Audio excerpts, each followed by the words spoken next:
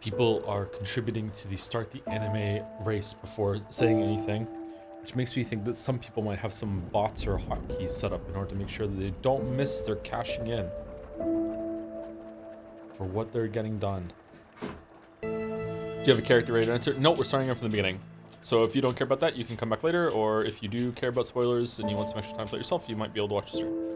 I'm not going to be fully explaining everything. I'm going to try and rush through as fast as possible. Thank you for coming over to the microphone and licking my face. Guess. Yep. Okay. Yep. What is it, boy? What is it? What is it? What's the matter? What's wrong? Yep. Yeah. Hi. Yes. Hello. Okay. Don't lick my hand. Don't lick my. What are you doing? What are you doing? What are you doing? No. No. Don't lick my hand. No. No. See you later. No. Stop licking my face. Joe has a dog. Yeah. Of course I have a dog. I'm trying to find a picture of the dog. Can't find a picture of the dog. No, I can't find a picture of the dog. 24/7. I'm sorry, Nadja. I'm sorry. Tom Stiff, I won't stream Les P on Sunday, Anderson. Could it be that I lied? So, this was my game of the year, 2023. I think it was 2023. Let me tell you something I don't like about it that I just realized like yesterday when I booted it up for the first time in a while. I don't like that when I move the cursor up here, the line goes really far in front of the red flame thing, and it has to take a little while to catch up, and it looks kind of shit. It kind of resets the animation every time it moves down and moves up. I hate it. I hate it so much. Get rid of the fucking red flame, please. Anyway, new game. So, first change right away, there's now a difficulty mode. There's Butterfly's Guidance, there's Awakened Puppet, and there's Legendary Stalker. And Legendary Stalker is what normal difficulty was, so they added easier modes instead of like harder modes. There is technically a harder mode that you can get later into the game that we'll see when we get there. But there's like easy modes that you can go. So I think is really, really good. I think that's a really good thing. I think that pretty much every single game should have a difficulty mode. There are going to be some exceptions, but if your game doesn't have a difficulty mode, I would say that is probably a sign that you, as a game designer, do not understand how your game works. I know that may sound arrogant as fuck, but almost every single game can be tweaked in ways for different players of different skill levels. There are going to be some exceptions, but 99% of the time, every game, including Souls-likes, should have difficulty selections and modifiers, which is why Dark Souls and Elden Ring do have difficulty selection and modifiers. They already do have easier modes and harder modes. Those games already have them, so I'm not throwing shade at those games. It doesn't have to be like this. It doesn't have to be a difficulty select like this. It could just be organic difficulty that you change in those things. Like I'm not throwing shade at any of those games because they already have them. I'm talking about other hypothetical games that we're not talking about right now. Anyway, Legendary Stalker. Is the hardest difficulty similar to the game at launch? They patched it to make it easier, right? No, I think it's the same as it was like a week ago before the game came out. I'm skipping the cutscenes at the beginning. Sorry if that bothers you, but we're going through it. I've had boss rematch. Through the Stargazer and Hotel Cat, you can relive battles against the bosses in your memories. The specific boss can be selected and challenged in battle memories, or multiple bosses can be selected and challenged consecutively in Death March. I don't know if this shows up the first time you load the game now when you get it. I'm not sure. Anyway, I've gone through a lot of character development since we played this game, chat, and streamed it before. So I just wanted to say before we start that I think he's pretty hot. So there you are. Death March, Witcher 3 reference? I'm kidding, I'm still straight. Interact. Jiminy will restart soon. I see they got Jiminy too. My name is Jiminy. Please escort him to the hotel. Use belt. Okay, so this is not me playing the first time for a while. I already played the game a little bit yesterday, and I beat all the bosses again in the boss rush mode with my level 200 and something character. I'm still going to be pretty rusty though, so just bear with me. Rusty. But like, we'll see how it goes. Why did Sinjin start a new character? Because it's been a while since I played the game, and I just want to, I want to see when I can access the DLC and what level I should be and that sort of thing. And it's just nice to come back to the game.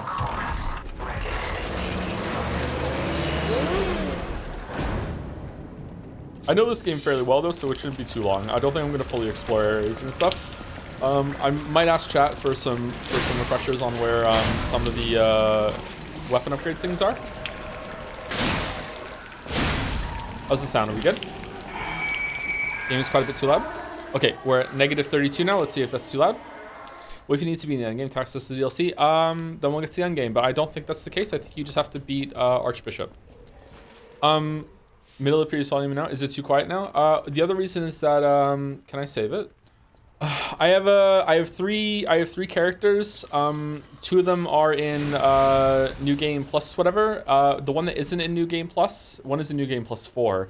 The one that is not in New Game Plus 4 is only level 80 something and was my rush through the game as fast as possible and just do dodge only, no parries. And that character like sucks. So I guess I could just like rebuild that character with some fucking soul thing, but I don't really want to do that. Oh shit.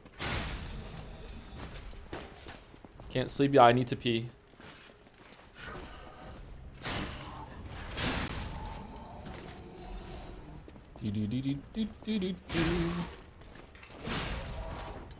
Begrudging +2. Sorry. Man, I love this game. I love this game. So doing all the bosses again, my favorite boss yesterday was the swamp monster. I really enjoyed finding the swamp monster. The second favorite boss that I had was surprisingly Scrapped Watchman. I think Scrapped Watchman is just an amazing fight. I like that it puts stuff on the ground that you have to like not know about in phase 2 in order to like dodge out of it, and you have to use like both the parry and the dodge. I really like Scrapped Watchman. Laxasia was the most difficult for me. After I died to Scrapped Watchman, no, I died to Parade Master on level 3 with my level 80 character because he was like one-shotting me, and I switched over to my New Game Plus 4 character, and I first tried every single boss easily except for Laxasia. Laxasia almost beat me. I had to use all my healing to beat Laxasia, and then I did Scrapped Watchman on level 4 and 5 on my like geared as hell out fucking level 200 something character. That might sound impressive. It's not. I had the P organ upgrade that meant that I could block red attacks, so whenever I fucked up the parry, it was fine, like I'm going to right now. Yep. Fucked up. Washed. Staggerable.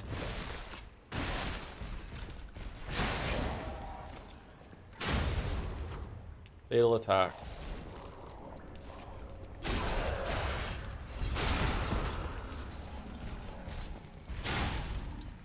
What weapon do you plan to use until the DLC? Probably the same weapon I'm going to stay throughout the DLC until we find an oh, what the fuck? What? What's that? Collab weapon. Free DLC items. Okay. I'm going to use this this blade, the greatsword greatsword blade, whatever the fuck it's called, on the salamander knife handle. That's my favorite weapon in the game for learning bosses. It's really fast, has a really fast charge start too. Pretty good block and parry thing on it. I'm going to use that probably until I find a better weapon in the DLC. Jody, do you know when you can access the DLC? I hope it is in the post game.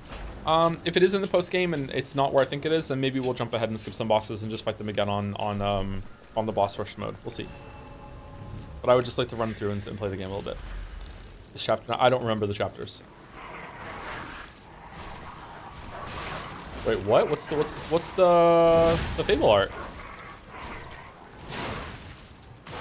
Special parry? Deflect counterattack. Storm slash for 3. Buddy, you really have to get on my face, Gatsby. I'm sorry. Like I don't really know what you want right now. I'm sorry. Hi, yeah, what is it? What's the matter? Let Gatsby live, man. I would, but he's coming over and he's like putting his whole entire weight onto my arm, and he's like a huge dog.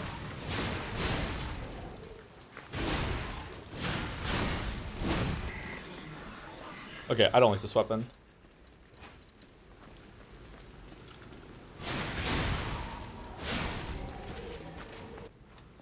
Change the settings for dash.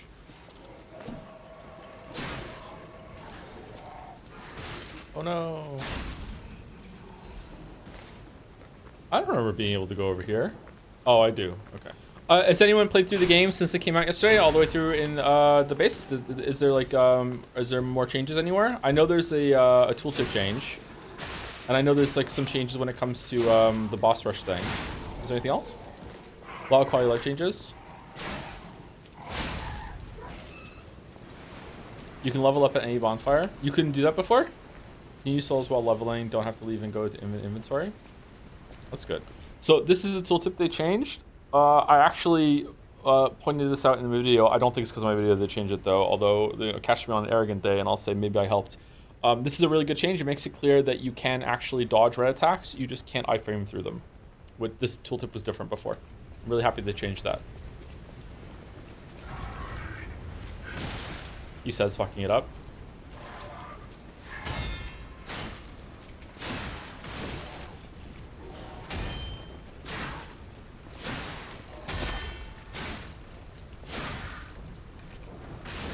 Oh no.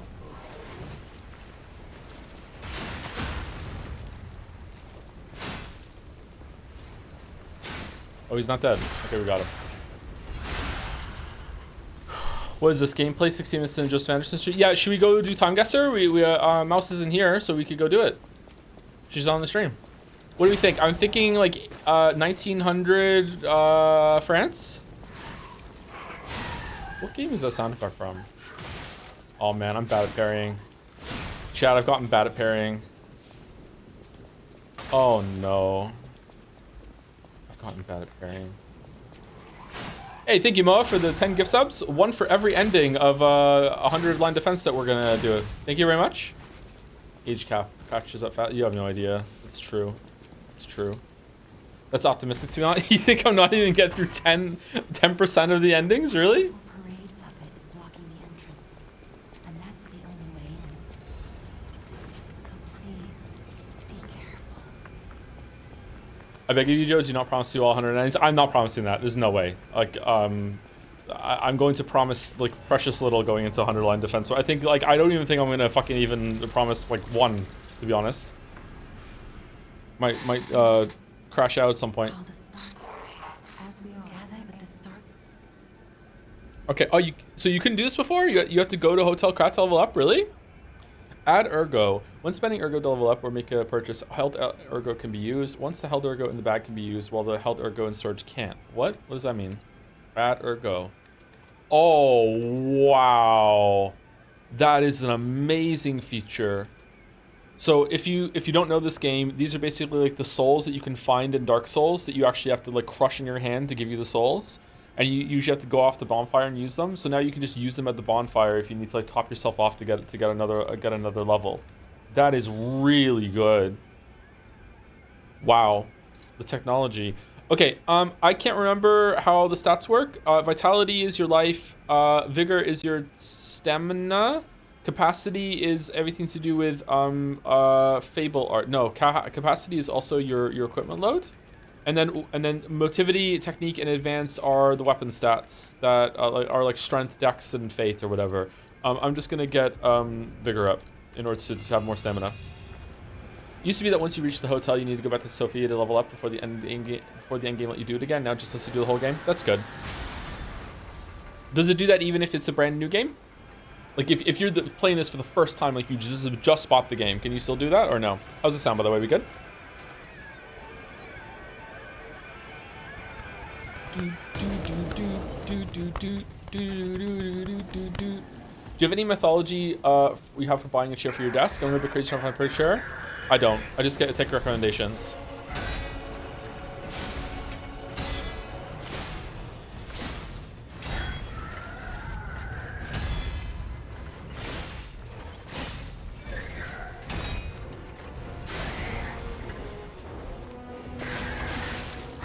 Oh no, I got hit.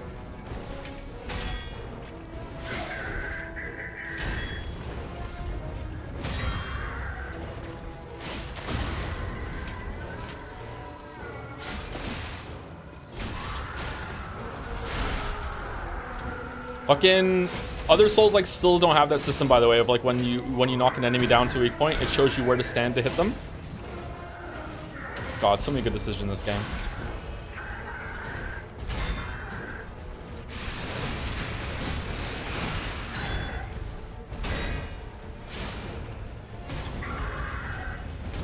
No.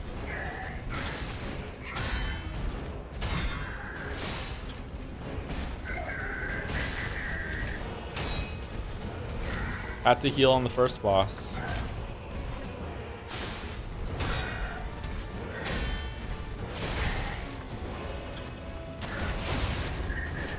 See the red circle? You stand in the red circle to trigger the thing.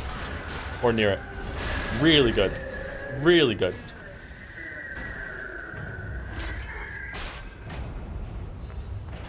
Eliminated. Got some quartz. Parade leaders. Ergo. You have to make up for one shot in the final boss. That, honestly, it was a fluke. Like, it really was a fluke. When I got back there, I think I said this in the video, didn't I? Or did I? No, I didn't say like I one shot in the video. I didn't want to come across as bragging anyway. I've said on stream before though, like when I replayed Liza P on my own time, on my second playthrough, I did not one shot Nameless Puppet again. I think it took me like 3 tries. So like it was definitely a fluke.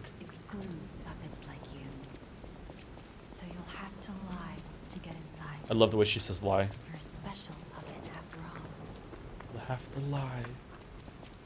Okay, there's like they like added like a weapon upgrade in this area, didn't they? Nameless Puppet is such a difficulty spike. I think that the 2 hardest bosses are Laxasia and Manus. For some reason, phase 2 Manus, I find it really difficult. I think that he's easier if you incorporate a lot of dodging instead of just parrying. There are bosses like that that are easier dealt with parrying and dodging. But yeah, I had trouble with Manus a lot.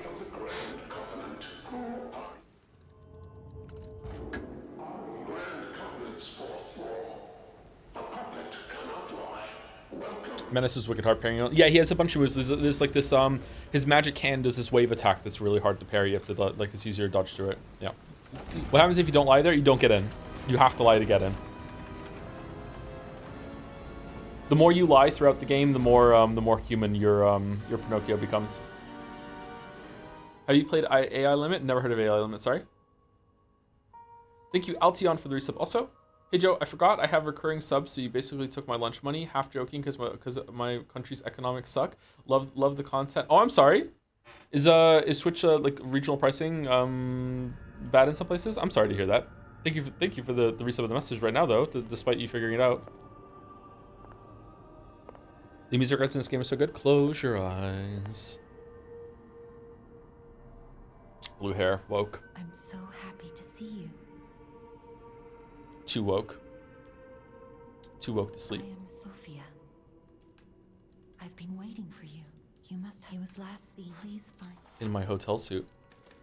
Look at Jenny. I'm wait. Be careful.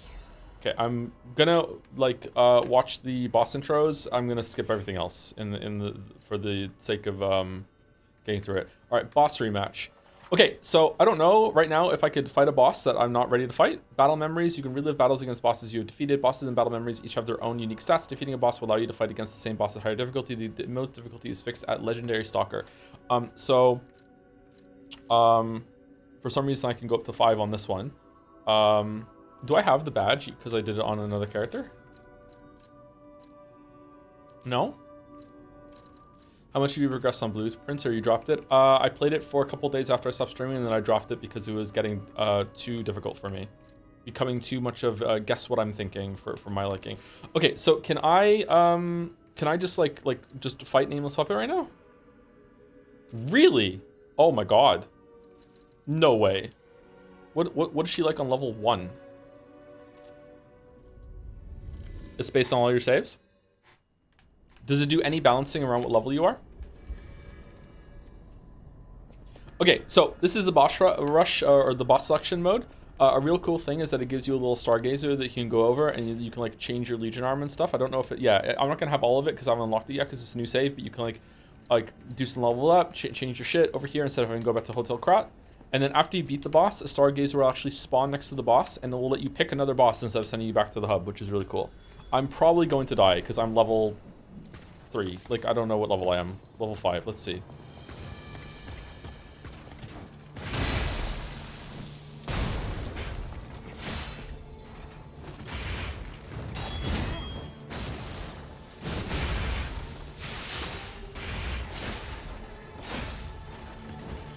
Uh-oh.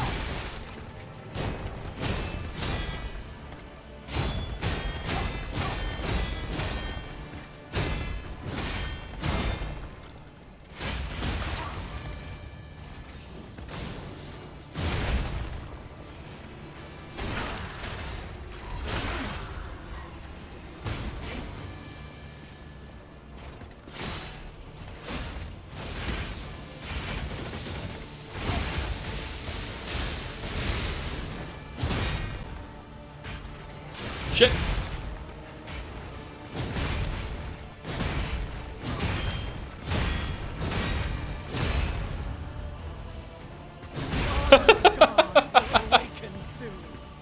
Honestly, doable? Yeah, probably doable, yeah, but not for me right now. All right, it sends you back here, right? I also don't think you lose your souls when you die in boss rush mode. Yeah, you don't. It's pretty cool. Late night gameplay heavy streams have good, really good vibes, by the way. Midnight Nine Souls streams bang. Don't know how sustainable they are for you though. Yeah, it's fun to just show up and just play a game instead of like doing story and fielding a lot of questions and stuff and just like talking to chat like just now and then between like hitting it hard. Hold B to dash. What do we need to do? We need to like upgrade some shit, right? I know my way around a weapon. The best Legion arm. I wonder if the DLC adds any more Legion arms. It's gonna add weapons for sure, right? Oh, okay. So let's talk expectations. I think this was about $40 Canadian. I don't know if it's USD 30 USD. So I don't know how long. I don't want to know how long it is. I don't want to know how many bosses there are. I don't want to know about the content. But I would be really happy if, like, really happy if the DLC had 5 really good bosses. If it has 5 bosses and like maybe 5 areas to go with each of the bosses, I'd be pretty happy with that. If it has way more than that, awesome, great value. If it has less than that, but it still has like 3 really good bosses and like 2 kind of whatever bosses, I'm like, okay, you know, it's still really good. But that's my expectations going in, depending on like from what the price is and everything like that. Oh, I forgot to introduce. I know my way. I know my way around a weapon. Okay, I'm going to upgrade this sword because I'm going to put this on a different handle when we get after past Scrapped Watchman. As your very handle, 1 good boss DLC. Yeah, that was a real shame, huh? Yeah. That was my first interaction with the From Slop defense force that will just slurp any slop up, you know, because apparently that was A-okay. There was nothing wrong with that, and I was really a bad person for thinking that was low value. Man, oh man. Ring City was really good. Hey, let's be more careful. It's the bunnies. The Black Rabbit Brotherhood. I hate these guys. Me too. Worst boss. Don't be alarmed. My name is Gemini. We'll talk later, where we're safe. Nihi? Have you listened to any of the original versions of the records? They're from a rhythm game they published called DJ Max and it's crazy. I have not. No, I did hear that though. I heard they were from a rhythm game. I think someone said that when we streamed it last time. I was so disappointed when I played Ashes at launch that I looked up and missed the entire area. Yeah. It was a regular rich people row. You wanted fancy boutiques and shops. No place better. This is a new save. But that was long ago. Before the puppet frenzy. I think Ashes Variando would have been acceptable to me if the wolf boss had been a boss on par with I can't remember her name. The Scythe Nun. If it had been on par with that one, then I would have been great. You know, that's fine. Like, the area was pretty big. Frida, thank you.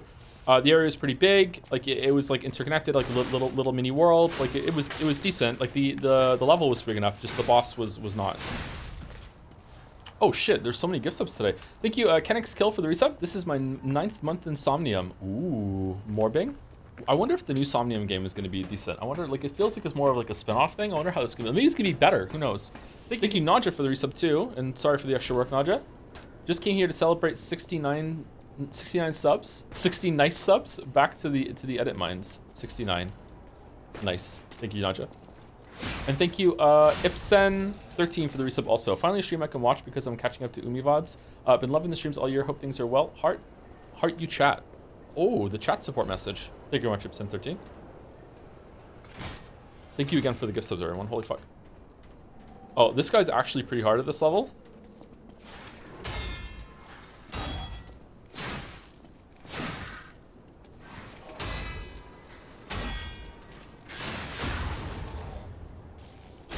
Not doing much damage to him.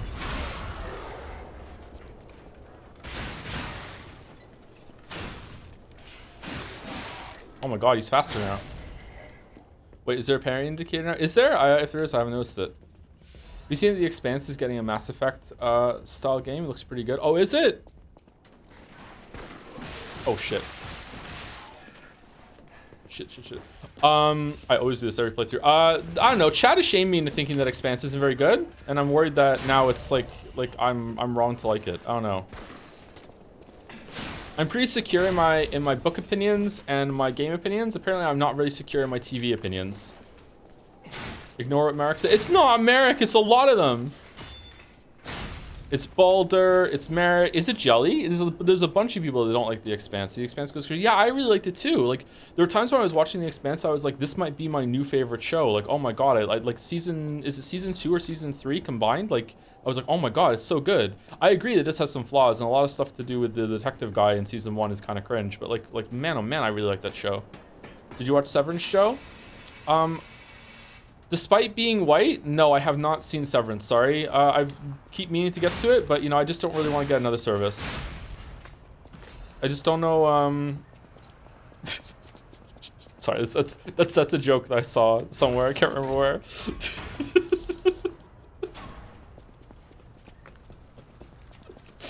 I heard it's really good, and from what I've seen in the trailers and everything, and I saw a clip online about, like, your Audi has watched the Persona 3 VODs 4 times. Like, you know, stuff like that. Like, it seems like my shit, but I haven't seen it yet, sorry. I just don't want to get, Apple TV. Usha. Your Audi understands the story of Signalis. Really? Is this what late night streams are like? Yeah. Just pirate it, Joe? I don't like pirating. Oh yeah, the weapon thing. Shit. I love it when he's done sawing his weapon that he kind of like just flings the sword down a little bit with this little flourish. Oh yeah, this part is actually pretty difficult because it's a long like gauntlet of enemies, and you might run out of healing.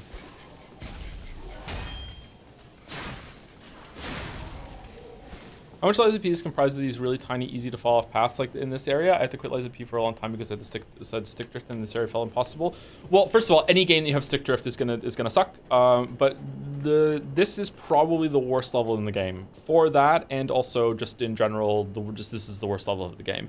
I remember getting to this level when we played it for the first time and being very much like, oh no, like there is a couple areas later on. Oh, there's the tower. Yeah, Chad's saying the clock tower. There's like a Sen's Fortress later on that's kind of like this a little bit. Have you thought about playing Kazan? Yeah, I don't know when, but like, yeah, any other game that's like this I would like to play. I liked when Holden was like, it's expanding time and expand all over whoever was the villain in Expanse. I haven't watched it. There is no villain. It's Witcher pilled. There is no bad guy. Just the lesser good guy. Okay, do we have balls? Do we run past and get the Stargazer, or do we fight him?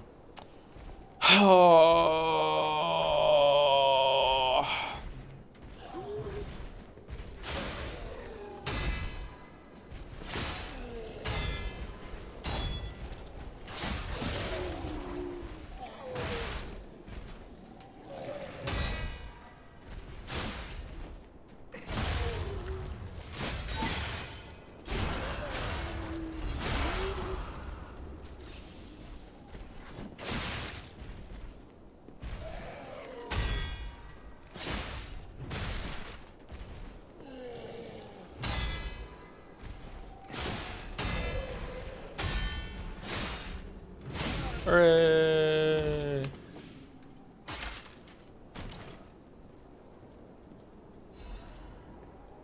Just unlock the DLC. Have fun in the nerdy and cringe base game, nerd. Aww, I'm a nerd twice. Is it good? I don't want to know. Is it good? I don't want to know. Don't tell me. Is it good though? Is it good? Is it got some good bosses? Don't tell me. Don't tell me. Don't tell me. But is it? Like really? No? Yeah? No? Good? Mario? Okay. I can't remember what my weapon scales with, so we're just gonna keep putting points into vigor and vitality until we get the weapon or get to 20 of each of them, and then we'll like make a decision. Haven't got to the boss yet, but I really like the first area. Wow, spoilers. Oh shit.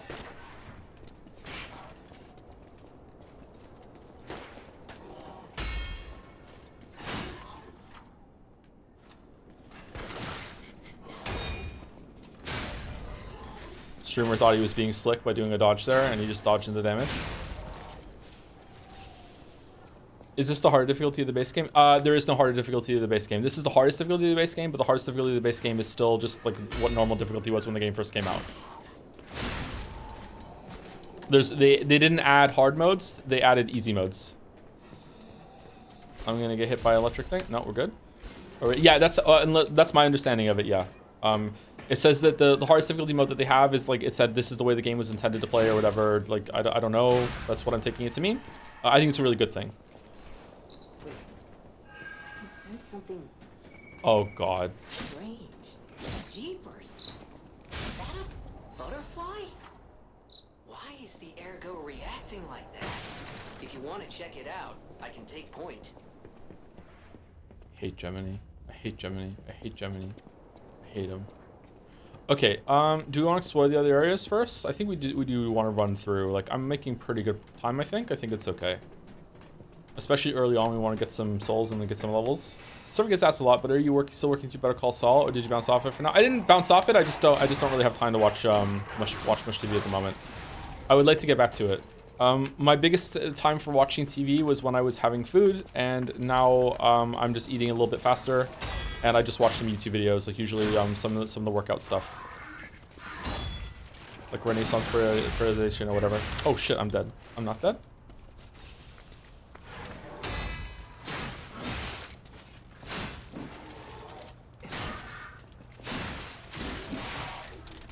Nope.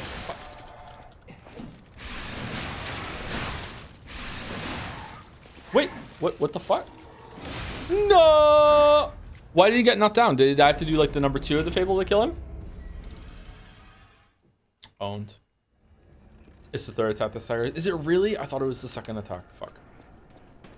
Joseph, I'd like to know what you think about whether or not the Shadow of the Earth Tree and the Overture with the Souls-like difficulty has reached critical mass and is really nowhere higher than they can go, and they have to make big combat changes. I'm gonna have to see what happens with this. Sorry, before I can answer. I thought, in terms of FromSoft, I thought we were already there with Elden Ring, and then Shadow of the Earth Tree proved me wrong. So, I don't know.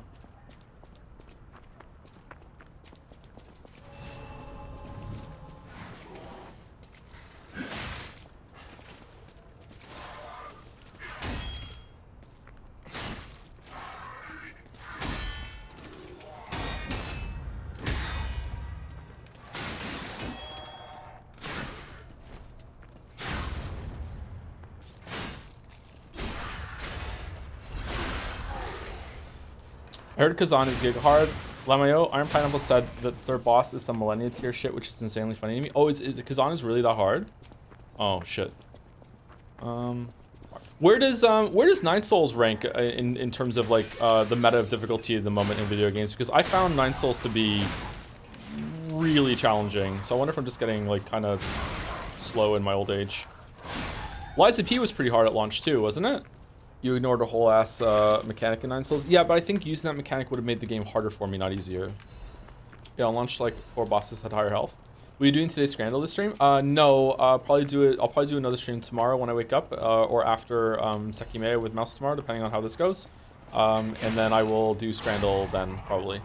I do like doing Scandal. I think I'm done with Time Guesser though, chat. I think it's taking up a little bit too much time at the beginning of streams.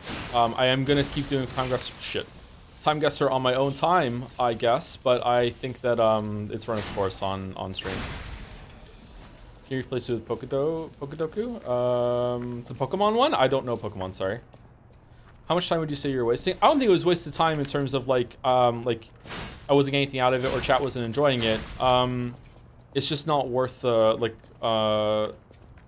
delaying getting into the game, and I don't know, weirdly I feel like people were just being so judgmental about it that like I feel like some people were like, wow, this guy's legitimately so stupid, I'm not watching his videos or his streams anymore. Like people are really unforgiving about this sort of thing. It's like, oh, I'm sorry. Like, yeah, I feel like it would also be the same if we did like is there like a math dull? I feel like a math dull would be the same thing. Be like, wow, Joe doesn't know a lot about math. It's like, I think I could do okay at math, and I want to stress like the okay, but like I feel like some people are really judgmental about that sort of thing. Nerdle, yes, it's great. Oh fuck. Okay, well, wish me luck. Do do do do do do do do do do do do do do. Shit. Well, good start.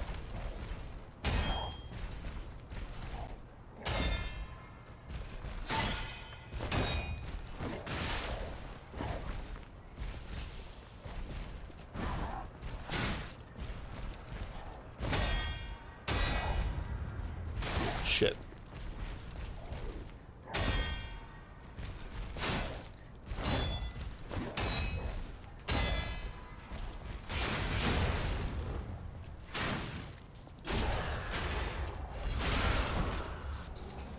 Oh no, wrong button, wrong button.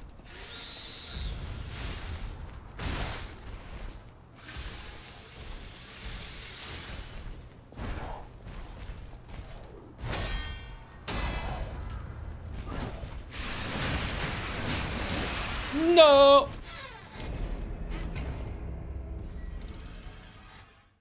I don't think you could smart the collective knowledge of hundreds of people. Yeah, probably. Well, not probably, absolutely. It's not that I can't outsmart them. It's that people are weirdly like, how could you possibly not know that? Like it's strange. People are really judgmental about things that other people don't know.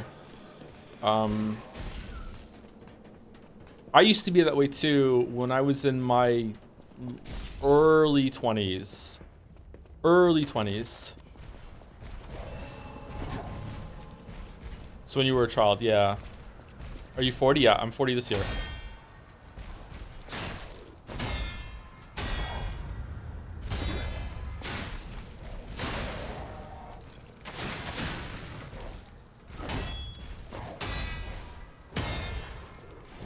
All right, we're getting better. We're getting better. We're getting better.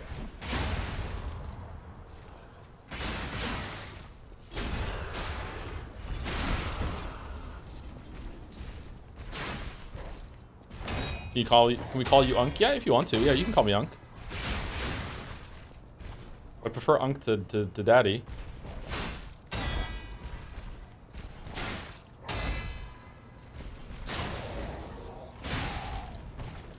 Alright, I did it. Okay. Just nervous I had no healing, I guess. Will there be an Xbox Game Fest watch along? If I am awake for it, yeah, we'll do it. When is that? That's a really good question. Is this the least used enemy in the game? This type of robot? It is, isn't it?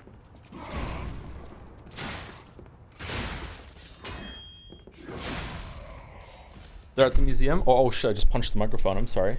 Lift the lever, P. Thank you, Pink Hair 3D, for the resub. Nothing like a satisfying late night piece. So true, so true. The older I get, sometimes I take more than one.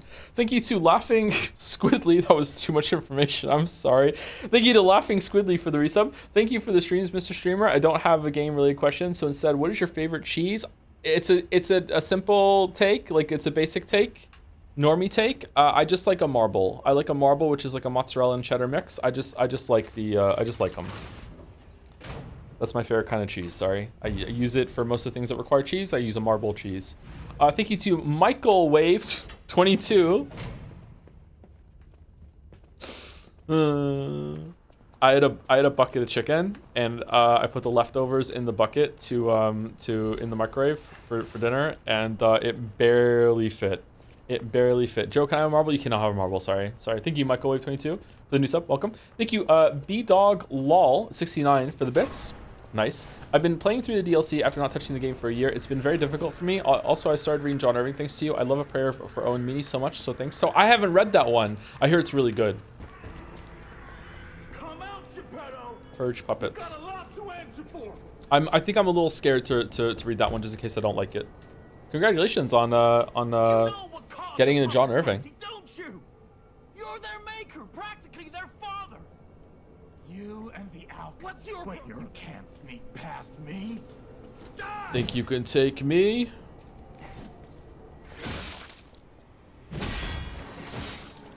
Are you a dream or a nightmare?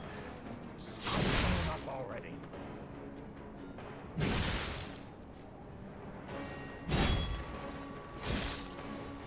Oh shit.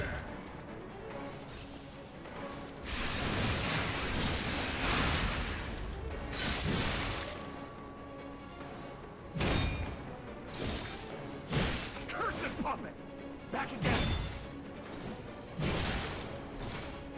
All right, I am washed, chat.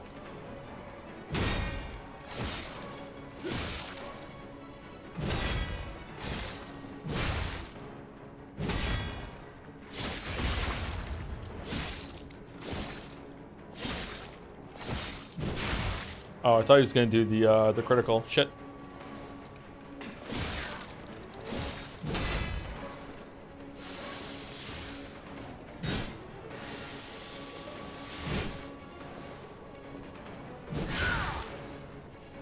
No. Are you a dream or a nightmare? Stop showing up already.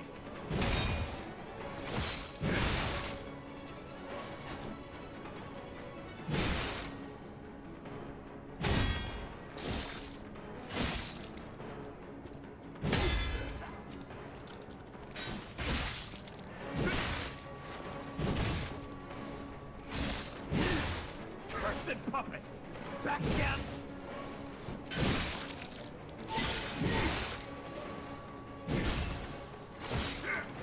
I don't remember this guy being so hard.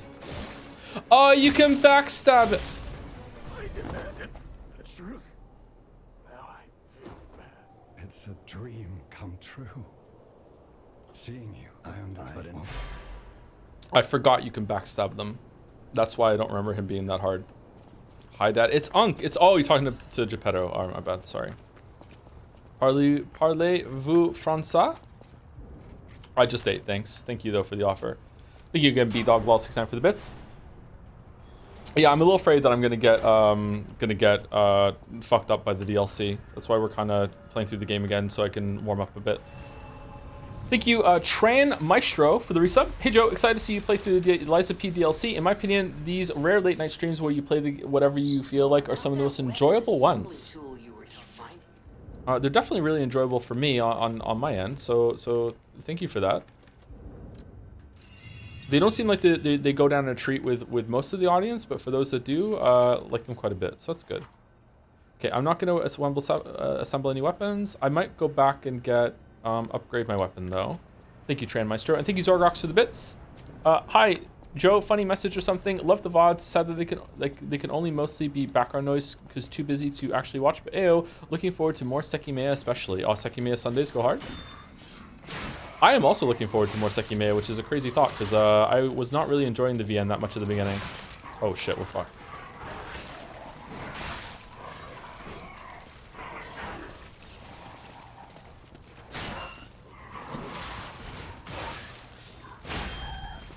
All right, the dog is dead.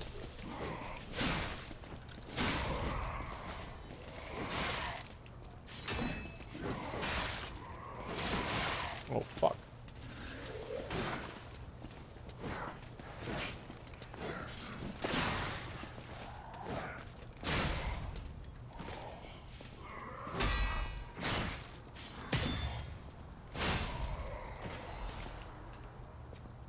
Sometimes these games can be like weirdly way more difficult at the beginning when your health is a bit low and your damage is a bit low. Makes me think that a lot of these games inherently let you over level a lot of the challenge just by not keeping up with it because players can do different things as the game goes on. I wonder if that's one of the reasons why Night Rain can be a little frustrating as it just resets all the time. It doesn't feel good to go into like a group of enemies and just be able to just die in like a couple hits. You know, when you're like meant to be the big hero, like going in on your fucking bird.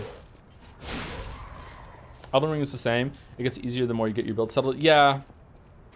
You can just kind of force the issue a bit more the more that you get going. Did you do a demo of the quality of life features you spoke about in the Umineko stream earlier? No need to repeat yourself for anything. I'll watch the VOD later. I did do some of them. Yeah, I might do like a recap of them a bit later. There was a couple I didn't even know that you can now level up at bonfires, and also you can use your ergo, like the souls that you don't lose on when you die, that you have to like crush in your hand. You can now use them at bonfires in the same menu without having to leave the bonfire UI, which is really cool.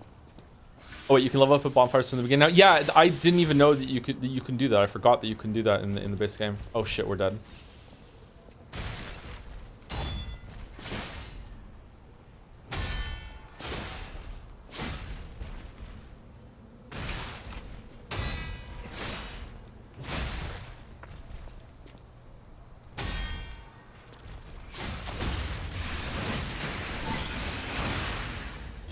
The greed paid off. Whoa. Have you been playing Night Rain? A little bit, not a lot. I've only killed one Night Lord. I fought a second one. I've only been playing it solo. I think I've done maybe 12 expeditions total, not sure. I think it's a really cool idea. It's really interesting. It was way too much money for what you got. If I was playing it with co-op, maybe I would say differently. So like I'm not thinking that my opinion is like really important or really like well-founded or anything like that. I'm playing it by myself. The game was clearly intended to be played with more than one person. I just wish that they had been more forthcoming and more honest about that in, you know, the marketing and didn't even have a solo feature that, you know what I mean? Puppet Destroyer's amulet. Oh yeah, the amulets. The people would be complaining there isn't a solo feature. Maybe, I don't know. I think being just straightforward and being like, yo, you could still have a solo feature and you could just basically have a message being like, look, this game isn't designed around solo play. Yeah, that's thinking that people are going to be smart about things. I don't know. Do you want to, I think I want to go back to Hotel and upgrade my weapon. How do I do that? Is there like a bag of return to fucking home or whatever? Homeward Bound? Xbox conference is at 10 PT 1 ET 1 Eastern time, 10 a.m. Pacific time, so it's 2 p.m. my time. All right, well, that's gonna be a hard one. Speaking of quality of life stuff, I still can't believe the From Stuff still thinks it's a good idea to have you pick up your wallet where you died in the boss room when literally every other Souls-like since Neo 1 just puts your wallet outside the door or in front of the door or it's auto picked up upon entering. Yeah.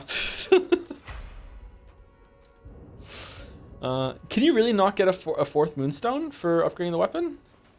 Wait, hold on. Does Jeeves sell one? I kind of like the scramble of having to go over and get one, but at the same time, it is kind of annoying that you have to start the fight off with like this mad dash to get your souls back, and if you mess up on the way there, that you might just lose all that stuff. Given how the Remembrance matchmaking barely works, playing solo is like the only way to do the character quests. Oh, is it? Are they hard? Are they balanced around 3 players? Is this a whole replay? I'm not sure yet. We're gonna play the game until we can get into the DLC. If it's really later on after I like do some warm up, I might switch to a different character. I don't know if I have a good character for this, but I'm enjoying rushing through the game right now, and we'll see how it goes. When did I get 4 heals? I don't remember getting a 4th heal. Was it in this area? Pedo gives you one. Oh, does he? Okay. All right. So this is the boss that made me start to fall in love with the game. I wasn't all the way in until this boss, and after this boss, I remember being on stream. I remember chat being like kind of iffy on the game too. And after this boss, I was like, this is one of the best Souls-like bosses I have ever fought. And I just remember just being like just what the fucking after it was done. Like this boss is amazing. Like in terms of like all the bosses and all of Souls-likes, like it's not like the most difficult thing in the world or anything like. But I like it being this early on, this boss is really good.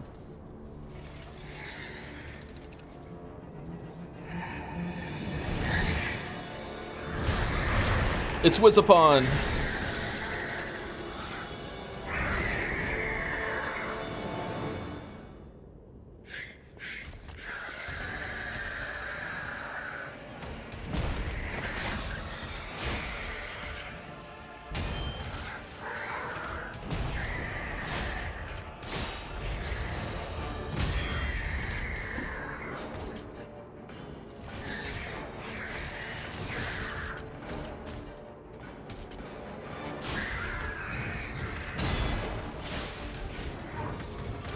We will rock you.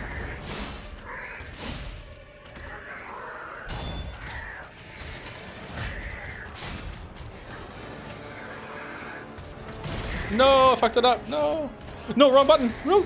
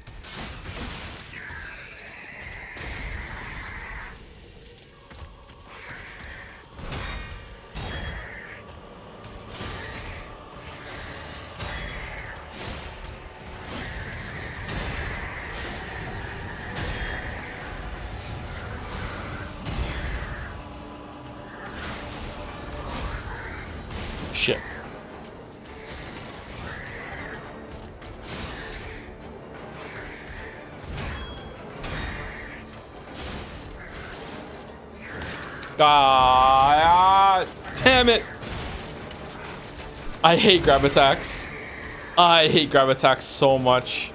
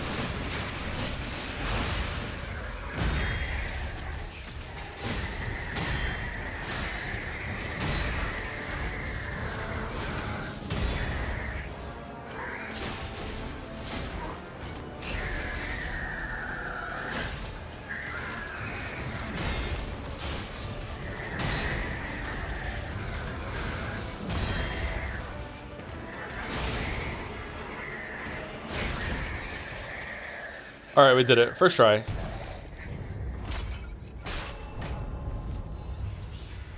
Overcharged storage battery, broken heroes, ergo, core, quartz. Okay, so just in full disclosure, like I fought this boss a bunch yesterday on different modes and everything like that. So like this is not like me coming back to the game like fresh and one-shotting this boss, okay? Yeah, this boss is kind of easy. It feels like I think this boss is actually pretty hard. Like I was struggling there at this level, man.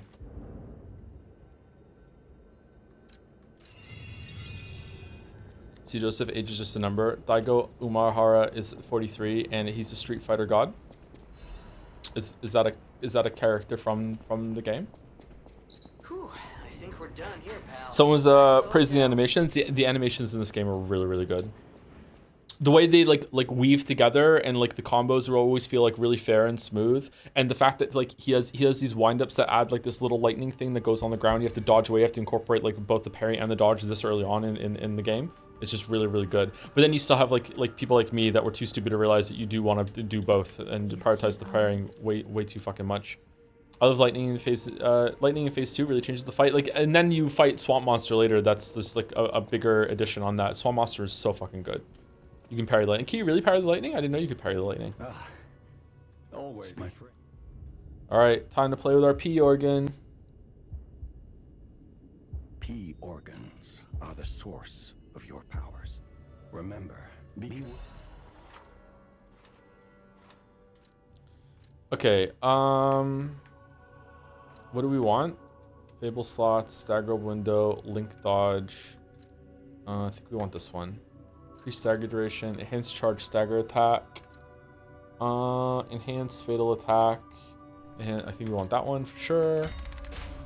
And then can we put another one in? We can't. Do we need another quartz for that or what? I can't remember. How do we get these? You can only put one of each type in? Something like that? Yeah, one of each type. Okay. Survival type guard, enhanced guard, regain recovery, low damage. Some of these are really good, aren't they? Perfect guard, fable charge enhance, weaponry ability, recovery speed, increases ergo upon eliminating enemy. That might be pretty good in order to get our level up as fast as we can. And that's the quartz. Oh, could I have gotten another one over here instead of spending my quartz there? Whoops. Can you give me ideas for a writing prompt I have? Probably not. You can give it to me and I can see if I see it and I can riff off the cuff like while I'm playing the game. Sure, I can try, but I can't promise anything, sorry.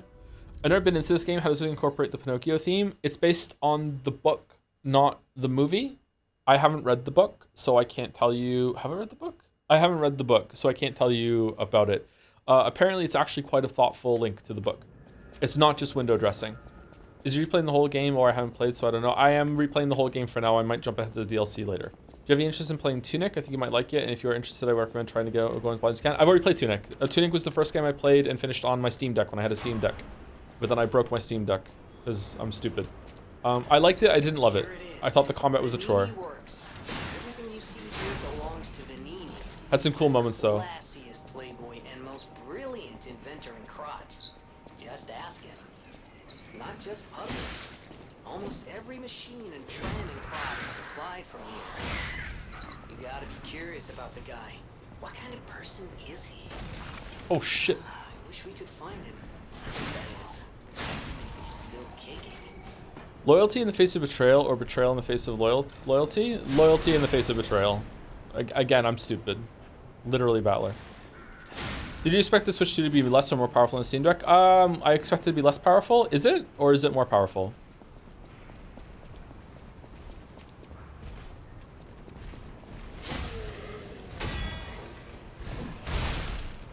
Oh, shit.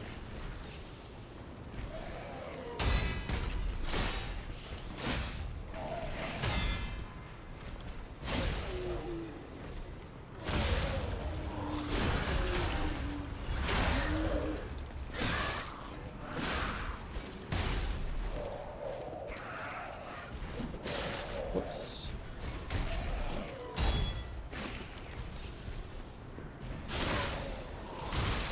Oh no. What?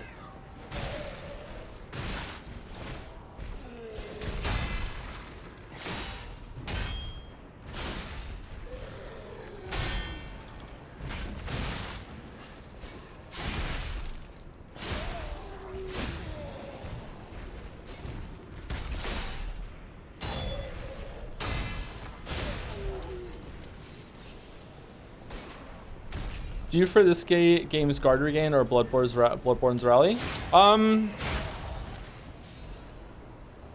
Oh man. Okay, so I love Bloodborne very much. Bloodborne is a really good game. The only thing I like about Bloodborne over this game is, in terms of gameplay, are the trick weapons. The only thing I love about Bloodborne over this game, in another way, is like the visuals, the atmosphere, the style, and everything like that. In every other way, Lies of P clears Bloodborne. I didn't think I would feel that way until I went back and tried to play Bloodborne, and oh man, like the frame rate, just a lot of things like that, man. Like even level design. I would say level design is probably around even.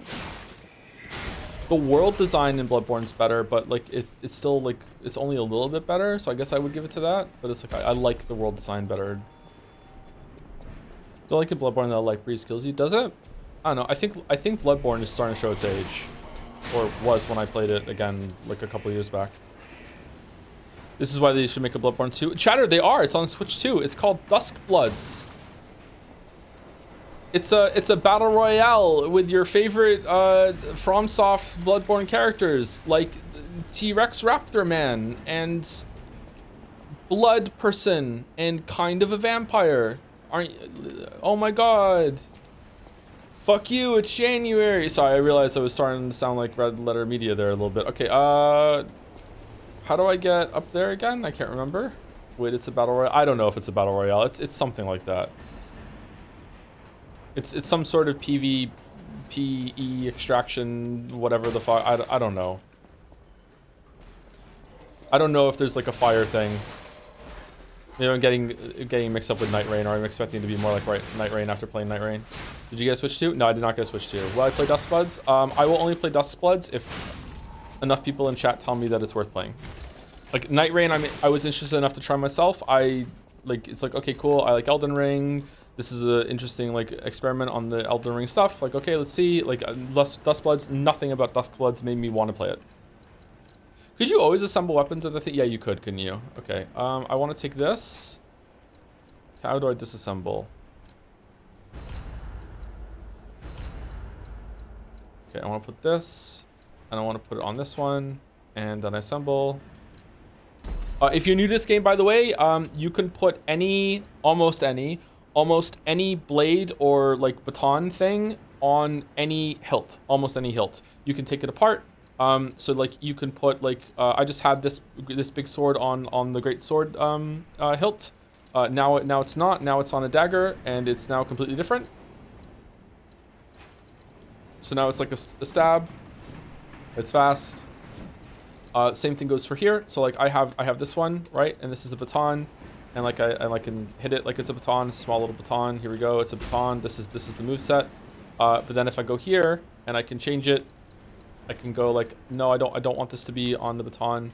I want it to be on the great sword handle that I was just using with the weapon I just had, and I can do that. And then I can be like, now it's a whole new weapon. I'm holding it like that, And now it's got the great sword moveset, because the hilt gives you the moveset, and the blade part gives you like the reach and everything. It's really, really good. It's a really, really cool system.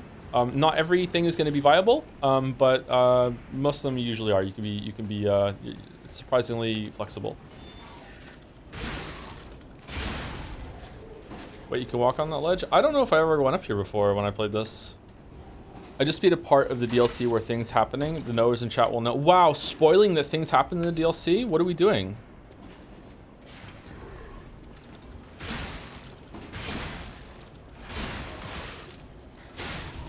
I hate these guys. They don't stagger very well. You can now bind sprint and dodge separate buttons, so the sprint can be left stick and dodge can be still be B. Amazing quality of life. What? How can you do that? How? How can you do that?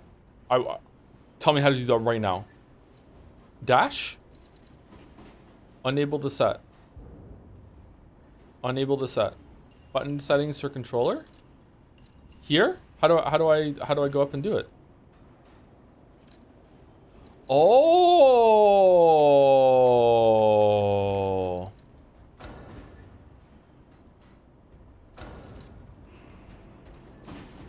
I didn't lock it in. I didn't lock it in. I didn't lock it in. I didn't lock it in.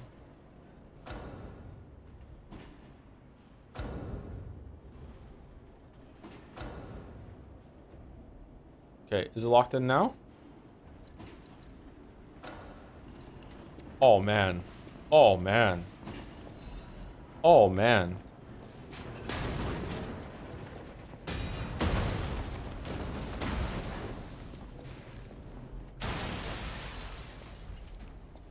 How do I jump now, though? Oh, you still just hit the button. Oh, fuck.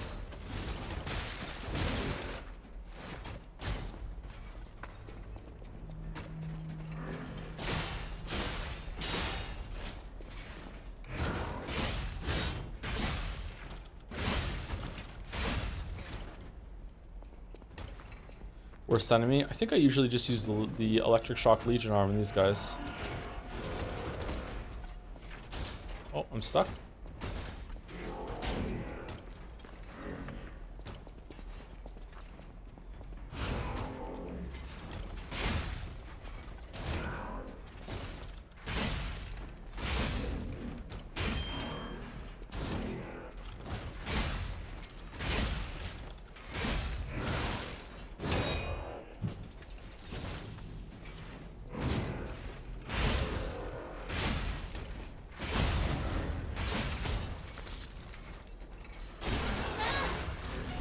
My damage being higher at this point in the game.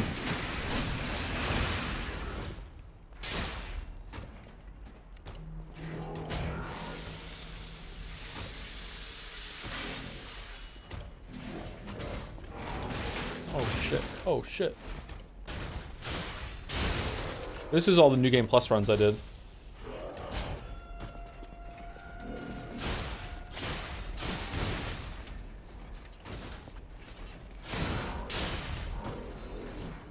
Got him. That was actually pretty hard.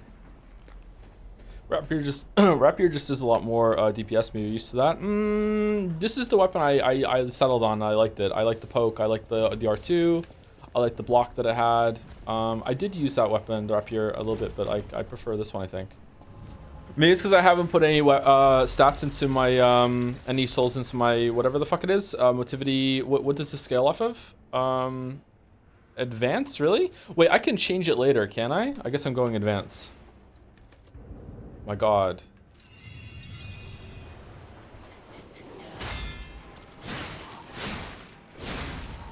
Getting used to L2, L1 being the sprint. It's gonna take a little while. Dagger Hilt made it scale a technique more than motivity, so your damage went down when you swapped it. Oh, I know that. I mean, I knew it was going to change a little bit, but I'm talking about when I played the game before with this weapon. I remember just having a little bit more damage. Probably just misremembering. It's probably fine.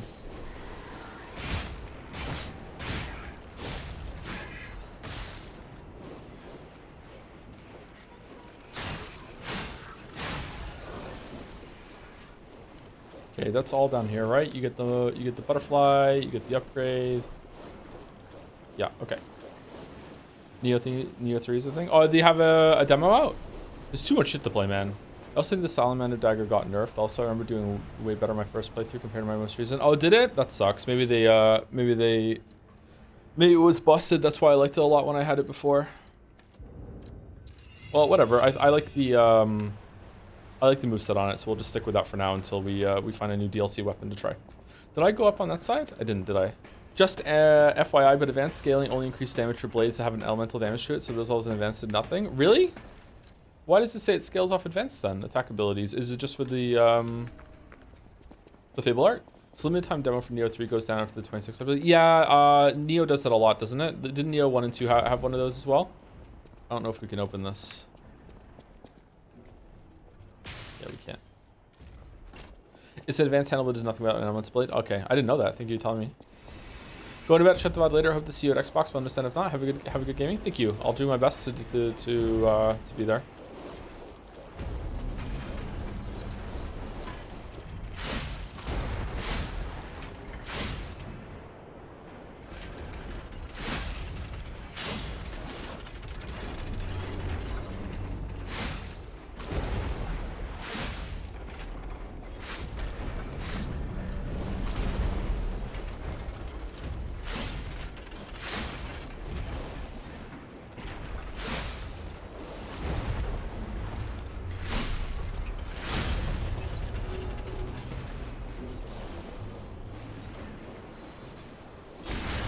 Now this is pod racing, not the best boss in the game. If it's even a boss. Shit. Oh shit.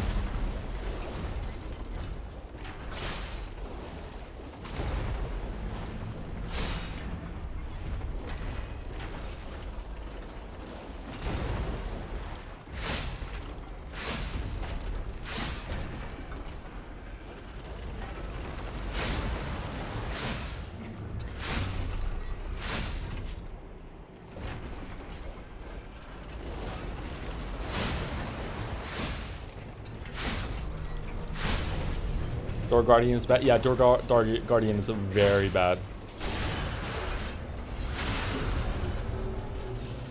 Probably the lowest point of the game. For combat, at least.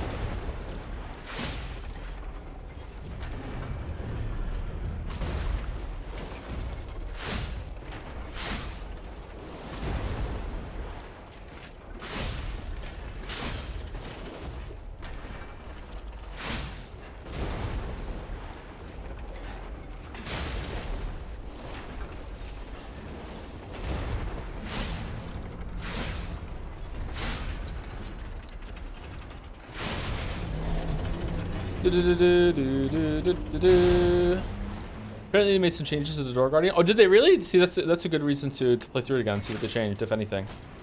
If Silksong Shadow drops tomorrow, lol, will it get normal stream hours or late night like this? I don't know. If Silksong Shadow drops tomorrow, I think we might get like an unintended Darth Vader impression at the end of fucking Attack of the Clowns or whatever. Like, we're into this. I'm gonna die. I'm gonna die. Can we get this before we die?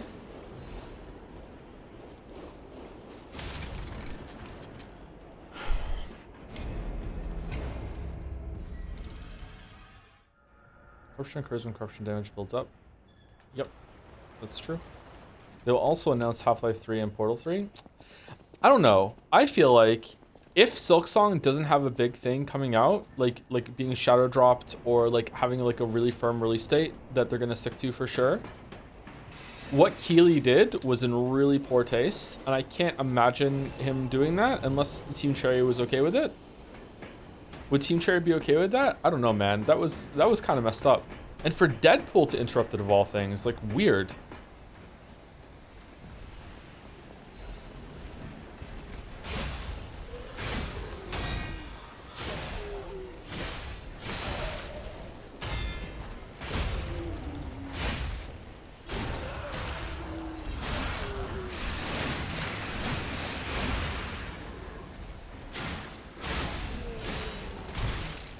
Whoops.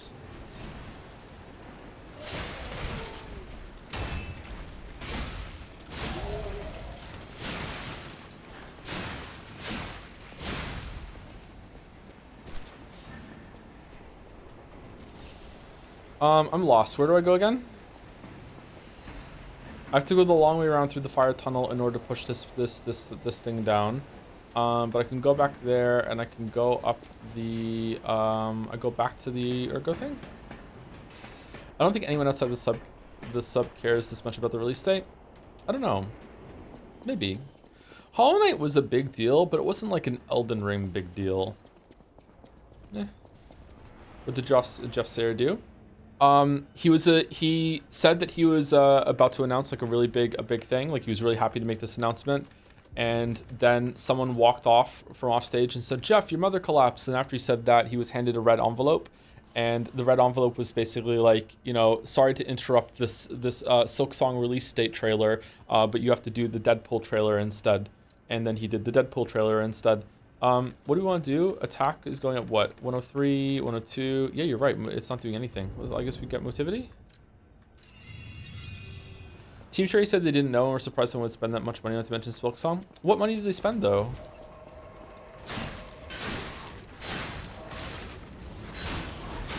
I don't think it cost them anything to mention Silksong if they didn't know about it, right? They didn't pay for it. You could just be playing along or selling the bit. Maybe that's gonna come out. To be honest, it's really easy to say this when it's not in front of me, so maybe I would change my tune. I'm not really that excited for it anymore. And the reason for that is not because it's taken too long. It's like I'm fine being patient. It's just that I just can't imagine it's going to be better than Nine Souls combat. And I really like the combat in those games. I'm going to enjoy it, but it's not going to be like, oh my god, you know, like best like fucking time with the combat with a 2D Metroidvania, like, which is what I was expecting from Silksong after Hollow Knight, because I really like Hollow Knight. Nine Souls was entirely combat focused, to be fair. Yep, that's a good point. The exploration and movement is probably going to be better in Silksong. Although Nine Souls had a bit of that too. I just know, man. Like if I hit a button right now and I could release Silksong or 10 Souls, I would pick 10 Souls. Are you gonna switch over to the 2 Dragon Sword for the DLC? No, I feel like the 2 Dragon Sword changes the gameplay significantly and can trivialize some encounters. I don't want to use that. If it turns out the DLC is balanced around doing that and intended, I will switch over, but I don't want to like contaminate my first playthrough of the DLC for lack of a better word or lack of a better term. Ooh, admirers seem to follow me everywhere. I feel like the Trident trivializes stuff more. Really? You think the Trident's that good? Because of the long range poke? Or I really enjoyed the Trident when I played. Where's the shortcut? It's over there. Wait, this is a side. Let's just unlock the shortcut. The crit on the Trident is really strong. Is it? Oh yeah, it does have a plus crit rate, doesn't it? I think a game with combat 70% as good as Nine Souls, but with an improvement to Hollow Knight's excellent exploration, it would be an all-timer. Why not just? Why not both? The pipe fit like a glove. Maybe Silksong's gonna be that. Pipe that fit. Idioms, you know. Idioms. Let's go to work, Rip. Have a nice stream chat. See you later, RC11. Thank you for stopping by. Joe, could you do me a personal favor and use the fire axe, please? I don't like the fire axe, sorry.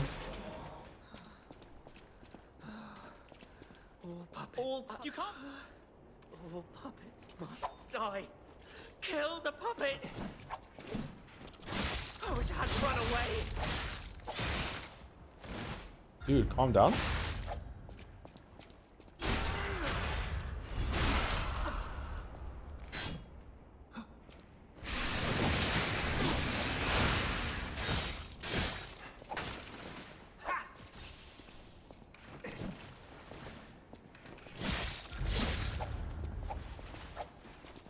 I just say I frame that.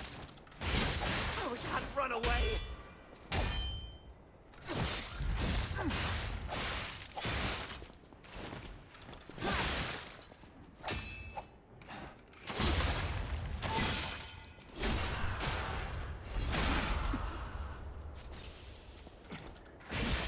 In theory, I like Hollow Knight Exploration, but found the rewards to be so poor that I had a hard time enjoying it. Ultimately gave up on game after 10 to 15 hours. I really liked the Exploration in Hollow Knight the first time. Obviously, that kind of game doesn't hold up the second time when it comes to exploration. But like second time through, it's like a laundry list of like of getting all the or shopping list of all the things that you want to get for getting around. Like, better go get the double jump before I start getting everywhere. Better go get the wall climb, that sort of thing. But the first time was like magical. So I disagree with you, Chatter. Sorry, I really liked the first time. Maybe you've played a lot more Metroidvanias than I have because like maybe that that wears off after a while. Unpopular opinion, I hated the compass drawing map mechanic. I liked the map mechanic. I didn't like having to spend a charm slot on being able to see where I am on the map. Cool idea what they're going for, but I don't really like it. So I hope that's gone in the next one. Just feels kind of shit. Fully off topic of the SpongeBob comment from the summer show was in the reference to the leak containing Minecraft Steve and Miku for Sonic Crossroads, also including SpongeBob as playable in the game. Is SpongeBob playable in that game? Has it been haunting you that it was set out of context? Sorry, Chatter. Time for a flourish when it's done. Woof. Yeah.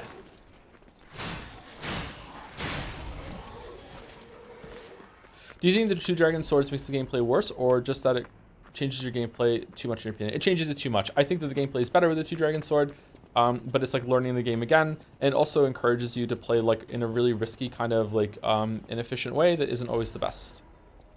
But like Nine Souls proves that it can be incorporated. Nine Souls has like a has the same system on its like charge parries, and it worked really well. But the game is based around that. There's a lot of attacks that you cannot do without that. Whereas this is not the same.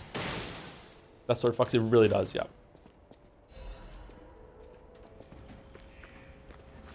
Oh fuck. Okay. Well, wish me luck, chat.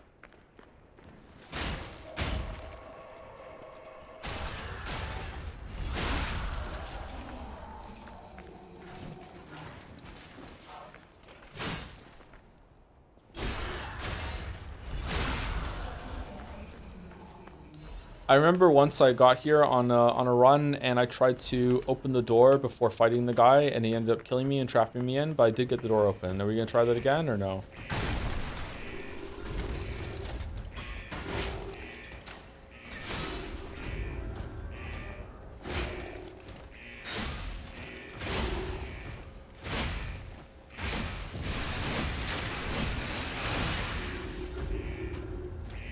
Shit.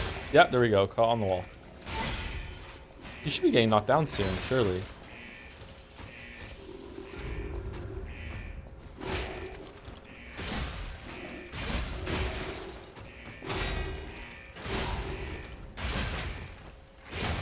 There we go.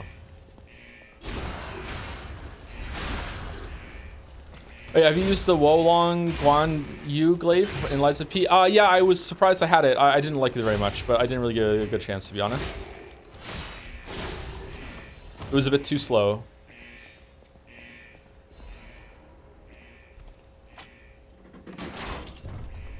What does that do? I can't remember what that does. What does that do? Does that get the poison away from the... Oh, it drains the poison. Fuck, okay, we didn't even need to fight the guy. The poison for Cusco. Cusco is poison. How do I get back to the beginning again? Down here, okay. Wulong, the game was kind of bad, was it? It looked pretty good to me, but I don't know. Not like fantastic. I would have played it otherwise if I thought it looked fantastic. Curious about the Kazan game. It's the Italian guy.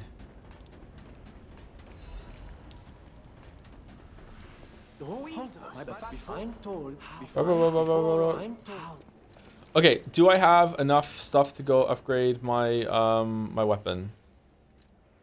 I do. Okay, and I have some quartz too. What playthrough number is this?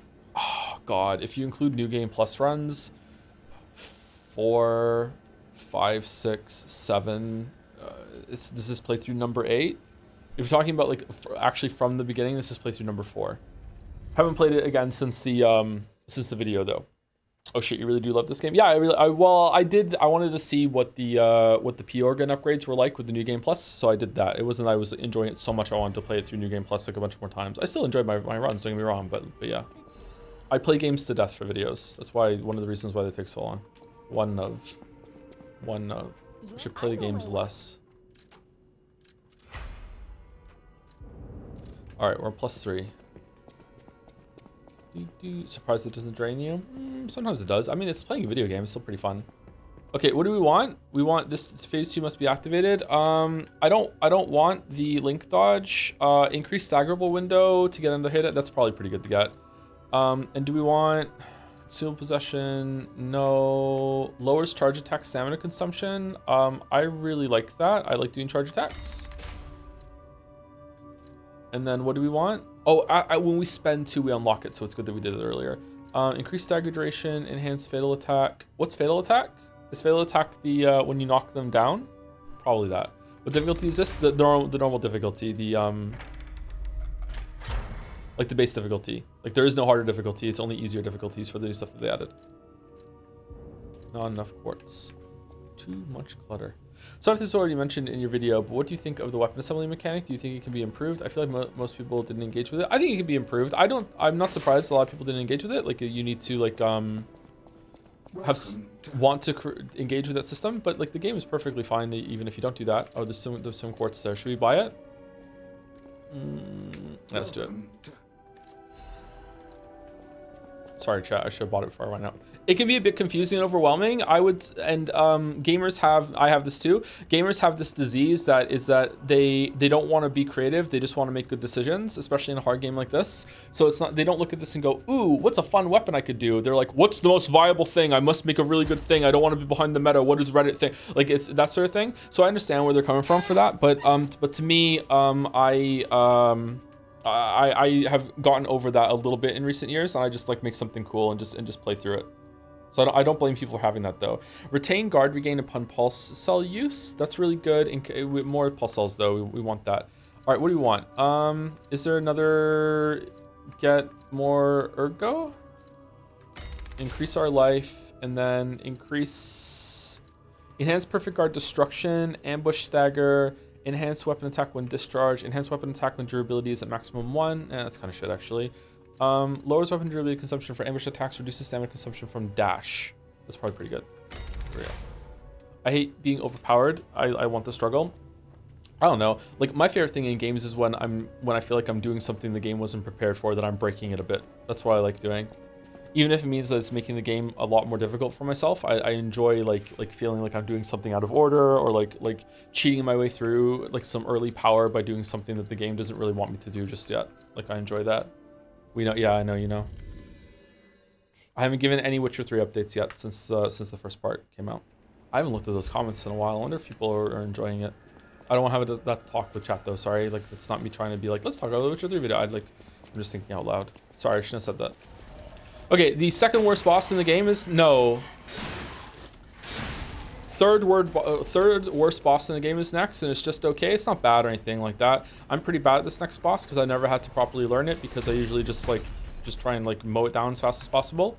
Fuoco, yeah, Fuoco. I don't really like Fuoco all that much. The worst boss in the game, in my opinion, is if you're counting him the Door Guardian. But if it's not the Door Guardian, it's definitely the Bunny Bros. I don't like the Bunny Bros. What about White Lady? If White Lady counts, then White Lady's up there, because White Lady has can just parry you whenever she wants. I don't know if there's a tell for that. If there is, I never found it. I think I spoke about that in the video. But that's more of a mini boss to me. The Door Guardian is also more of a mini boss to me too. So I don't know if that should really count as a boss. I like the first fight with the Bunny Bros. Yeah, that one's all right. It's the second one that's kind of bad. It's still a pretty good version of a gank fight. It's still better than most gank fights in these kinds of games, but it's not like my favorite still. Any idea how long the stream is gonna run for? Whenever I start to get tired, I'm gonna probably stop. At some point, if it goes on long enough, I will have to walk the dog. I'm gonna have to eat again. I might make a coffee. I don't know.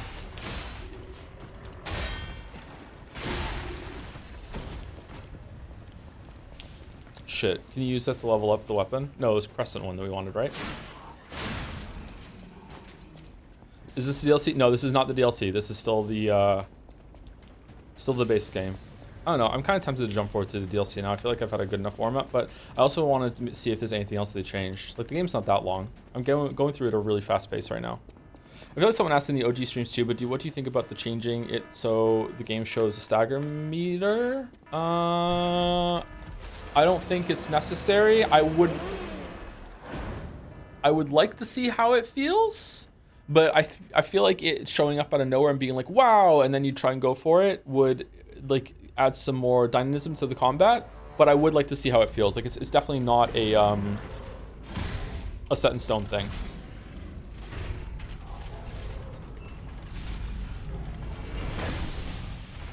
But it feels more, I feel like I can intuitively feel when they're going to go down for a stagger, unlike in Elden Ring, where sometimes I feel like the boss doesn't take stagger damage for a long time during certain combos, and it's just fuck you.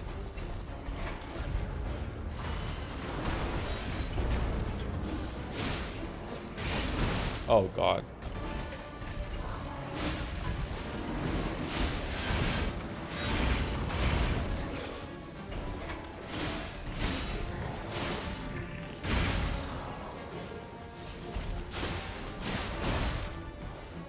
Fucking hell, Joe. Parry. That was a block, not a parry.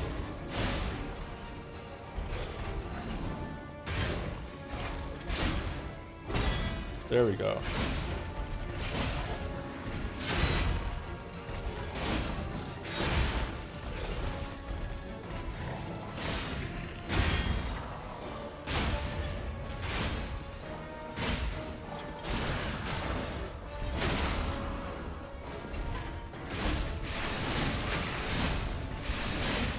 Oh shit. Oh shit.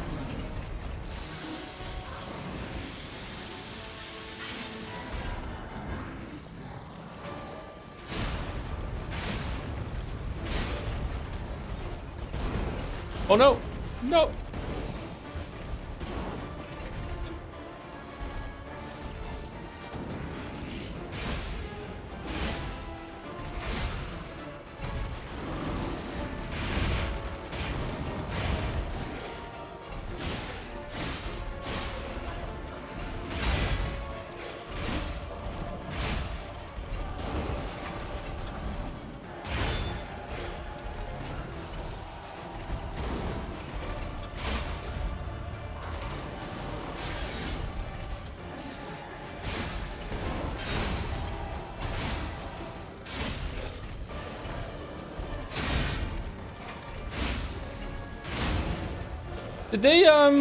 Did they update this boss? That felt a lot more fun than I remember it being.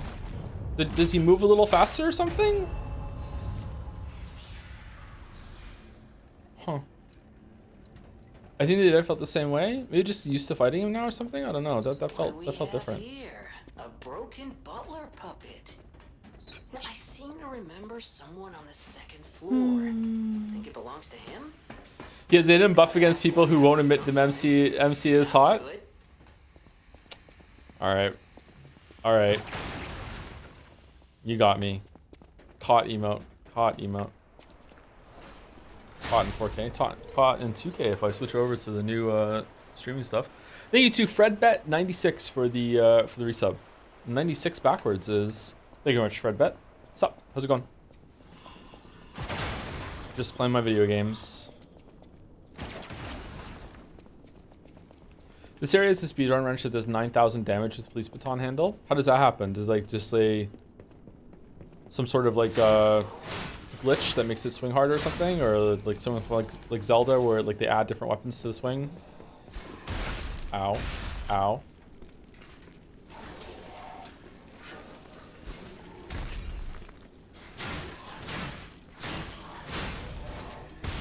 Ow.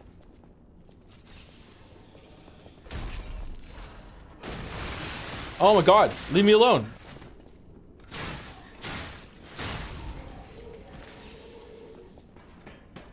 Your video game? Oh, how's your game development journey going? It's on pause at the moment, unfortunately. I don't know when that's going to be resuming. Hopefully sooner rather than later, but like, yeah. I still need to talk to some people about that, actually. Fuck. Oh, sorry, my life is really bad right now. Fucking chaos. Try not to talk about it. Mr. Anderson? Mr. Anderson. Big pipe wrench. It's comically big, isn't it? Has a huge handle, doesn't it?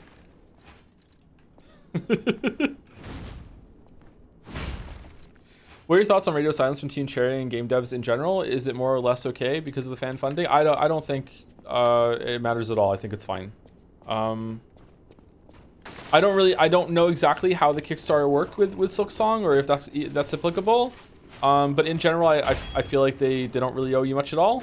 But in some certain cases it does. It depends. Shit. Shovel Knight disagrees. Silksong was kickstarted. Hollow Knight was kickstarted.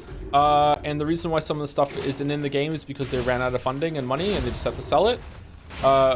That's a lot of people theorize that kept Team Cherry on like scope and on track and everything and released the game. Whereas with Silksong, they have like presumably infinity money. They don't, but like more freedom to do whatever they want. How do you like? Oh, I have to upgrade it in order to do the shit to be pulled in.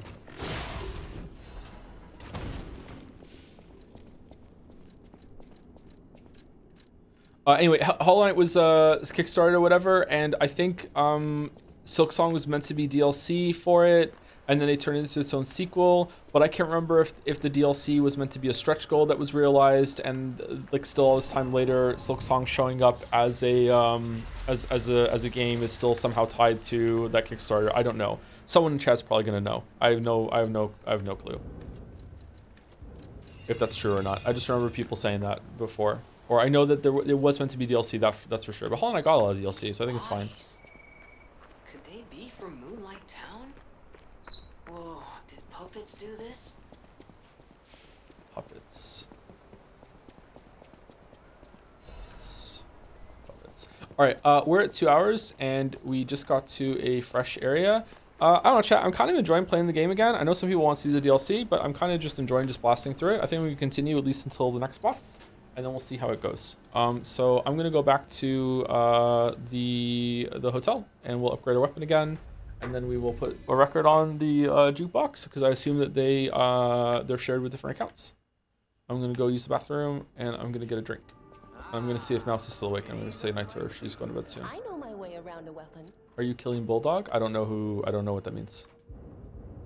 Oh, I don't have a Crescent Moonstone. What the fuck did I pick up then? This way you can be serious that the DLC as early as the devs feel players will be able to do the content. Yeah, that's part of it too. I want to see exactly what it's expecting me to have when I go in there. What was I gonna do? Weapon? I didn't get it? Yeah, it's okay. Alright. Is there... Oh! What? Alright, sorry. Okay, we're back in about 5 minutes, chat. I'm gonna use the bathroom and I'm gonna get a cold drink because I'm sweating like crazy. It's so hot here in Moncton for some reason. All right, we're back. Do we want to use our souls?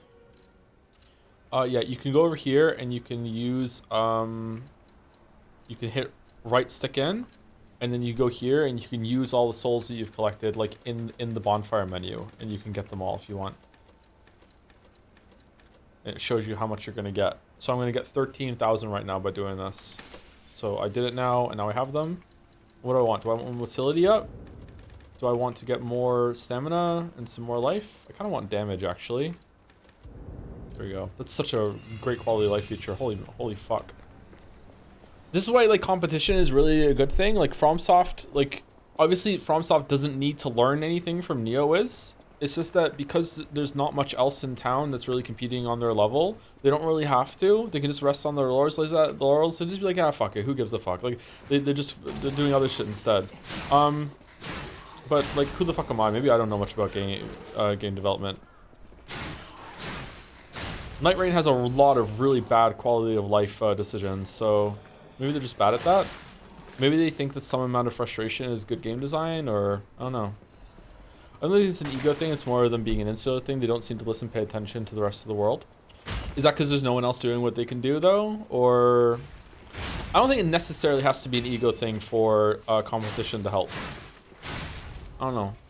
There are some times, this is a very, very bad thing to say about, like, arguably the best developer in the world right now. There are a lot of times where I'm playing FromSoft games, and I just get the distinct impression that a lot of the successes they have are just purely fucking accidental. Because some of the shit that they get wrong is crazy. Oh, what are we doing? Exploding?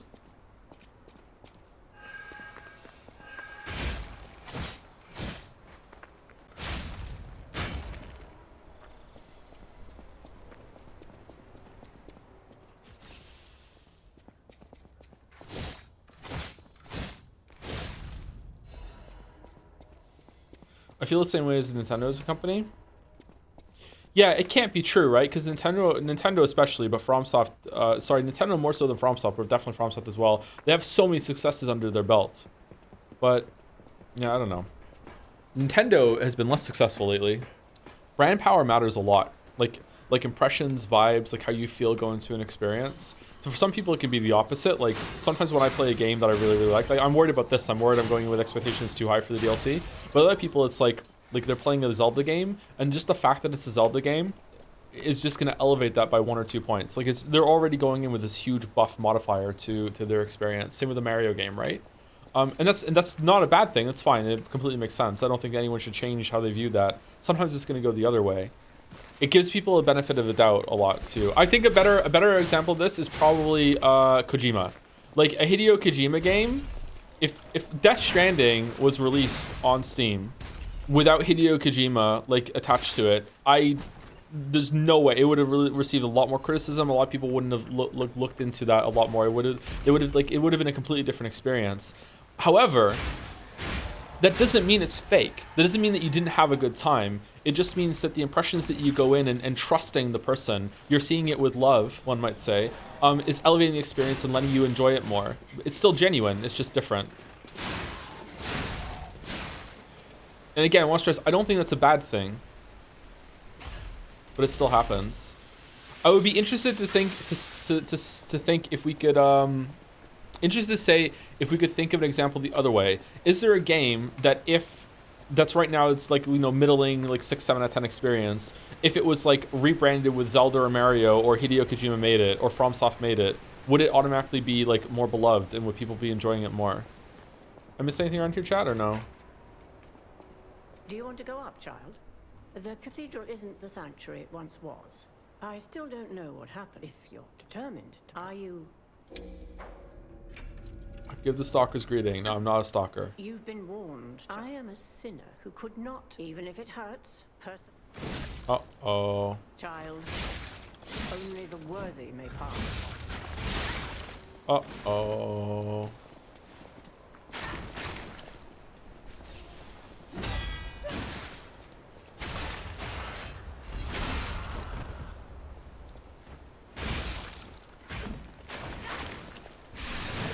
Starfield. I think Starfield would have been received better if it wasn't a Bethesda game. Oh man.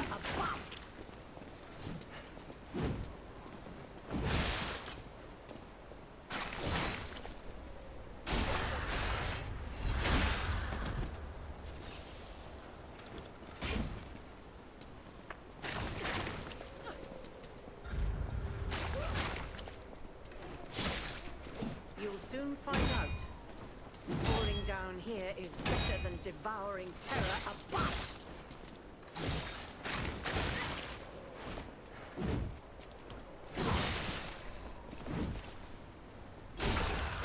There's so many factory RPG slop games on Steam that got a pass. Like, what do you mean? Like you build a factory? Or factory-made RPGs? Like factory chicken kind of thing? Like it just like they just churn them out, the RPGs, stuff like that? How much of that would you say is wanting to see a creative evolve with their works, knowing what the work Kojima did with Metal Gear Solid, I think adds something to the Dark Souls experience, or is that fake? No, that's definitely real. Yeah, for sure. The Pilgrim's Cable Railway.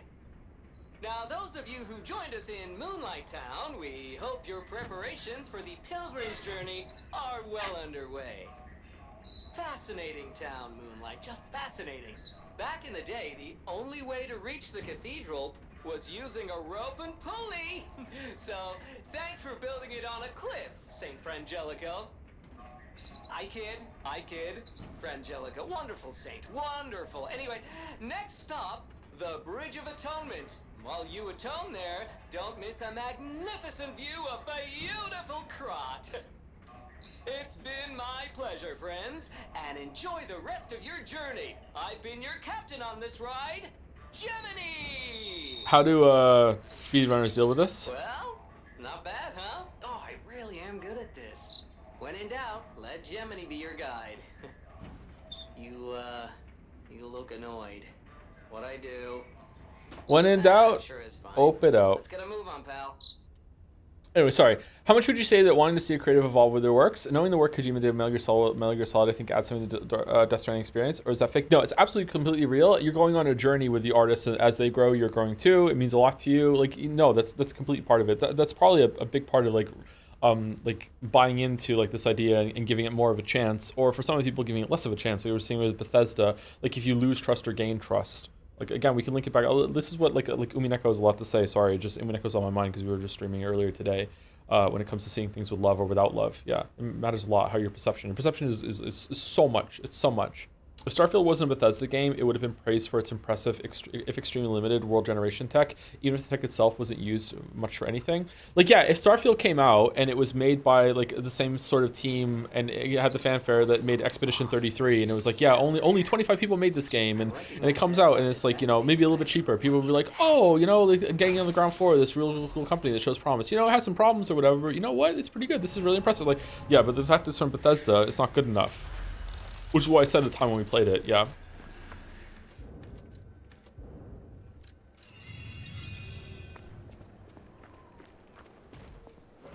It's time for zombies.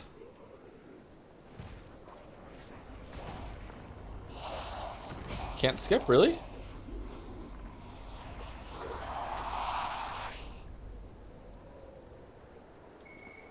Probably people would have given a shit about Starfield if it wasn't from Bethesda. There are some people that are still really big Bethesda heads. That's true. But I think overall, for people who discuss games and are really into gaming, you have to remember the fact that you're watching me stream like this right now and like you take part in online discussions means that you are in like the top echelon of people who engage with gaming as a hobby. Like most people do not do this sort of thing that play games. Okay. So most people who are like discuss games, Bethesda is a debuff. For most people who play games in general, I don't think it's a debuff, so I guess it doesn't matter for sales, but that's a whole other like thing, right? So maybe it doesn't matter what we're talking about right now. Like, ironically, the people who discuss games, maybe it doesn't even fucking matter anymore. Or never did to begin with. My grandmother has 6,000 hours on Elder Scrolls Online, and she only bought Starfield because of the name Bethesda. I don't think she knows what a subscription is for ESO. She doesn't know what a subscription is for ESO. But she still just pays for it? Like she just has it? That's a cool grandmother. Or is Elder Scrolls Online not subscription based? You only do it for extra stuff or whatever, like that. ESO doesn't have subs. That's kind of a cool format. I said I wasn't going to fully explore the areas, and I still am. Shit. Maybe I'm just like going into like a zone of exploration. What's their problem? Wait, their bodies are strangely altered. I don't know what's going Really? on, but keep those eyes of yours open.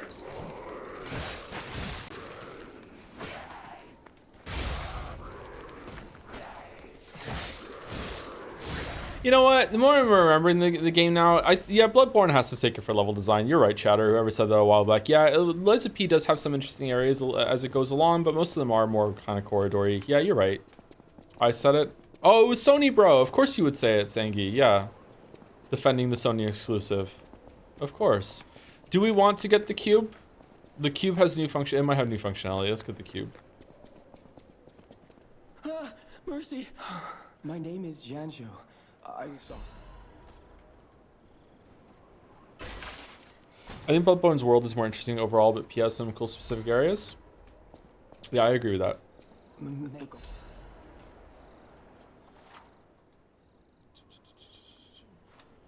The people if you seems there's about the cube. I'm playing it on PC right now. Ah, wink wink, nudge nudge, wink wink. It's the cube from the Summer Game Fest. Am I wrong in thinking that that game looks pretty good? I was like, huh, that's kind of interesting. I kind of want to try that out. Like the big moving landscape, if that plays well. Which game? The cube, Atomic Fall or whatever. How is it an MMO? Like again, what does that even mean anymore? Like who knows?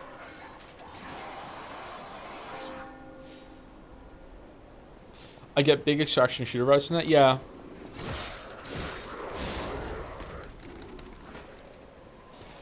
Let's go, dude.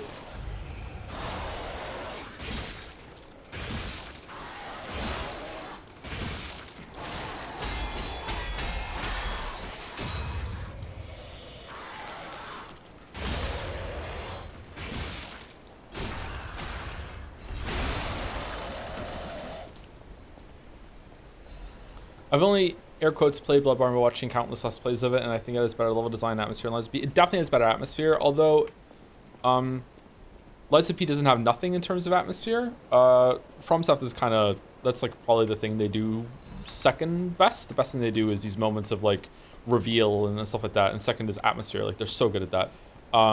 They're really great at other things too. Like, so that's not me like putting everything else on a lower tier. They're really good at those things. They're definitely purposeful, and nothing is an accident there when it comes to that sort of thing. Level design, yeah, I think I have to give it. I have to give it a Bloodborne again. Yeah. I don't know. This area is pretty good in here. Atomic Heart's success is credited to a 16-second YouTube video call of a still robot with tits. I played it for a stream. I didn't think it was that bad, but I don't know. I didn't keep playing it. Isn't there some weird kind of like, I don't know. It's hard to know what's real when it comes to feedback of that game, because wasn't there some weird like Russian connection with it that some people said that it's like funded by Russian or Russian connection and they didn't like it, or they felt like it was supporting like some Russian company or whatever. Like, I don't know. Like, and maybe that's right. I don't know. Is he here? He's here. The boss. Rare late night toe. Yep. We're really towing the line of our stream time, huh? I don't know if we should stop soon. I'm not really tired, so I'm not going to go to bed for another hour or so at least. This game feels designed in a vat to be smooth and playable. I like the coarseness of FromSoft games better. All right. You know what? I'll take that take in good faith. I think you're being honest, although someone else might use that as a joke or be like false like flagging a FromSoft fan. I think I can see where you come from a little bit, but like even FromSoft has smoothened their games as they've gone on. Like Dark Souls 1 is fucking hella rough. Elden Ring is decently smooth. I don't know. I would be interested in an argument about whether or not From is even doing that on purpose, or if it's just they just don't know how to do any different. Can I make this jump? How do I get over there? Well, okay. You drop from above, do you? That's what I thought, but then it looked like, oh shit, I hit the microphone again. I thought I could make the jump maybe. Does this area have one of the best bosses? Yes, it does. The boss in this area is where I really, really fell in love with the game. Oh, here we go.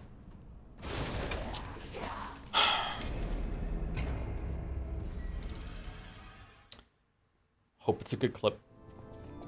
Crackly. Really? A Crackly event? It's been so long since we've had a Crackly event. No Crackly? Okay. I don't really like the stat appointment systems in games. It's always a toss-up between maxing, putting equal points to everything, and being the most effective way to use it. Yeah, I know where you're coming from. Yeah, I don't really like it either all that much. It's nice to have some choices, but I don't know. Sometimes I just feel like I would rather just like, just get stronger. Kind of like what Night Rain does. It's a nice way of having a difficulty system in your games though. So like if you want to, you can just grind out some stats, you can reallocate your stats, you can do some work in that regard. So I think that it's overall net positive, but I do agree it can be like some boring busy work sometimes. Ah, for fuck's sake. Is that worth it to get? What if it's like the upgrade that I want? Oh, it was some Ergo. Okay. It was some Ether from Final Fantasy. So you hate RPGs, got it? Kinda, yeah, a little bit.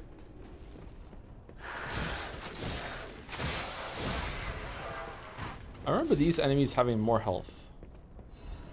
Imagine this, Mario Odyssey with Elden Ring combat. Whoa. Whoa.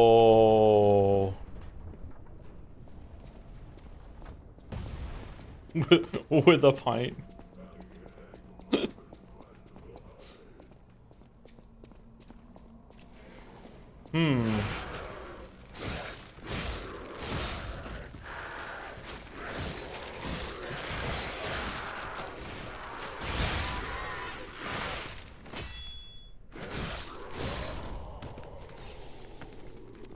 You ever think about how to make Sekiro's Dragon Route system not shitty?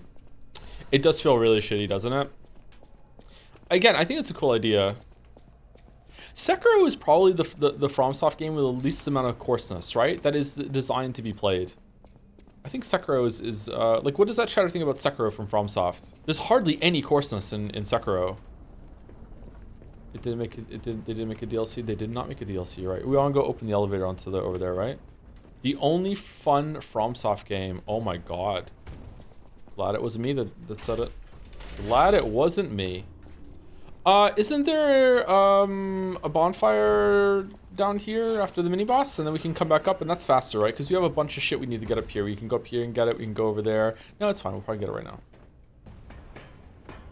Seafood just had hand-to-hand combat. Toad, just saying, Toe. No consumables, no RPG elements, no leveling up. Just you, your fists. Are we supposed to go down there? What's down there? Is that where we came from? Did we run around there? I think so, yeah. When I played this game on stream, I did not find this secret that we're about to do. It wasn't until later that we did it. I found this one, this other one. There are two here. Dead. Opinion on Mario Galaxy's focus on level designs and unique mechanics and limiting Mario's moveset to relative to 64, Sunshine, and Odyssey. People tend to hold Galaxy in immensely high regard, so I'm curious what you think. I have a whole video on that. Chatter? You haven't seen my my Odyssey video? That's like a central part of the Odyssey videos, comparing those kinds of games with the freeform ones. Yeah. It's been years since I've seen it. My bad. No, it's okay. I'm just surprised because like people don't usually like to hear me talk about that because they don't really agree. That wasn't a like fuck you. You should watch my videos, bitch. It was like a like I'm surprised that anyone cares about my opinion because I've said that and everyone hates that fucking video. Like yeah, I prefer the simpler moveset approach with a lot more enemy variety, encounter variety, that sort of thing. That's what I like. How did we miss this when we were here last time? That's what I like. Oh, we don't. We go up the elevator, don't we? And then that's how we do it. Do we drop down? But I think a better game could be made by combining the two of them and having like the moveset variety and the freedom of movement and chaining them together like we have in Odyssey, because Odyssey has the best movement of any of the 3D Mario games. So also has the best camera, but it has the worst level design and the worst things that you're doing with that movement system. So I would like to have both, because I'm greedy. And the example that I pointed to that did have both was the Yoshi's Island games when it comes to Mario. I don't think there is a 3D platformer game that's like that. Maybe Hat in Time is like that, but I didn't play enough Hat in Time. Yoshi's Island, my beloved. I love Yoshi's Island so much. It's one of my all-time favorite games. Okay, did I miss anything in your chat? I don't think so.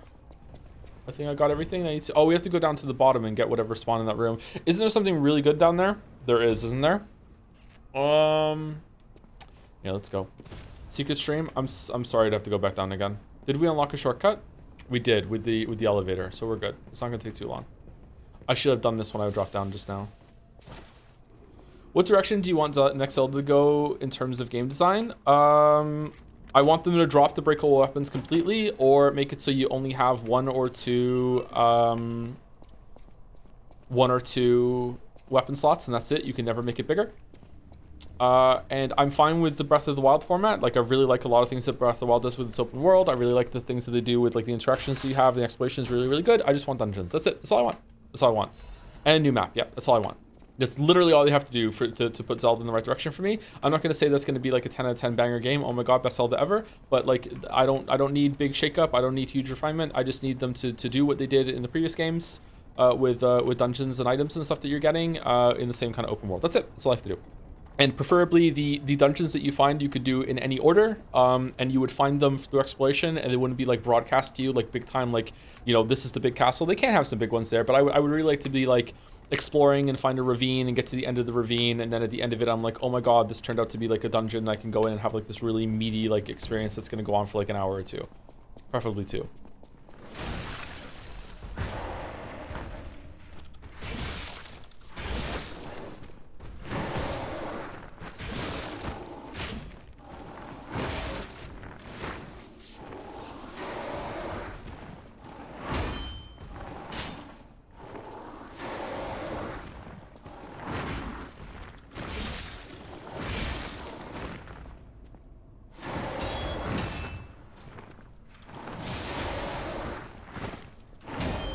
God, I'm washed.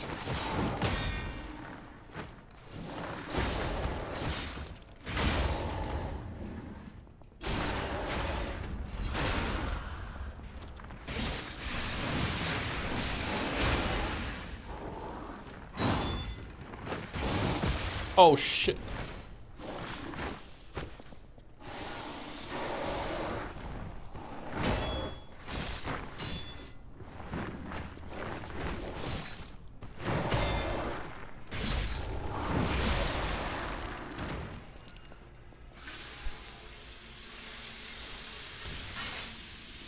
What, I remember you being stuck here for a while. Yeah, there was it took me a while to kill that enemy. It took me a while to kill the boss downstairs too. I think it took like 15 tries or something.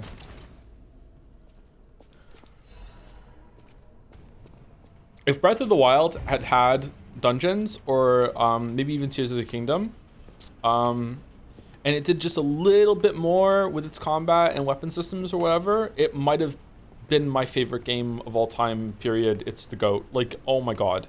I grew up with Zelda. I really like Zelda. I like a lot of things they did with the open world. I even like the art style, the graphics and everything. I really like the Zelda format of going to dungeons and finding items and stuff like that. It just might have just been straight up, this is the best game ever made for me.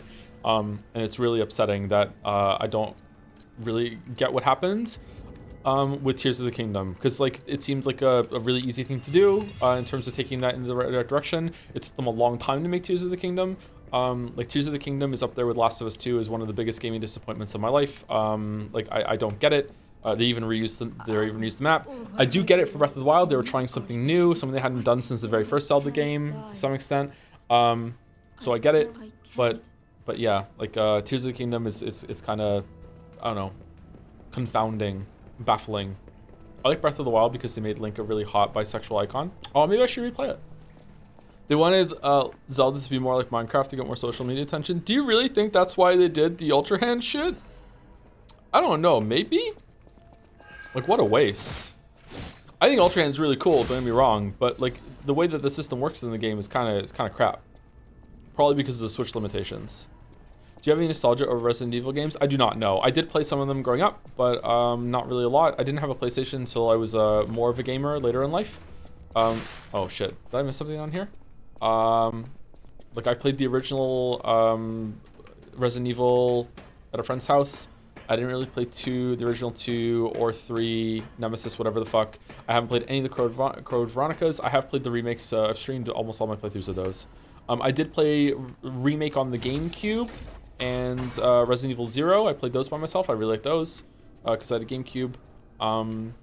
I like this series. I don't love it. I'm always surprised that it's so popular. I say that every single time we stream a Resident Evil game, but I really enjoyed those as streams. Like big time. I'm looking forward to Resident Evil 9. And we should do the 8 DLC at some point too. Besides Breath of the Wild was the best Zelda, in 2D and 3D if you hold them in different regards. Of the 2D top-down ones, the best one is definitely Link to the Past. I love Link to the Past.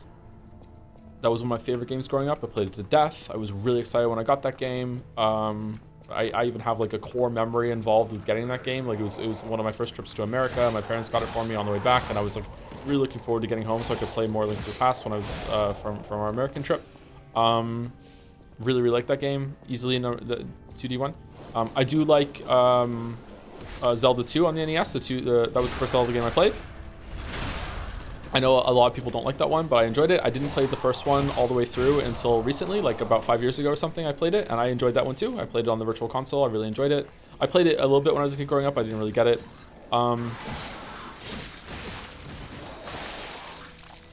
3D is probably going to be Majora's Mask, but I heard it doesn't really hold up all that well.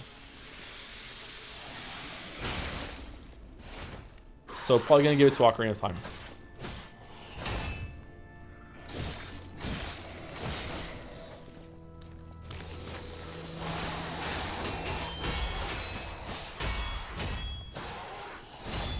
Oh my god. Joe, what are we doing?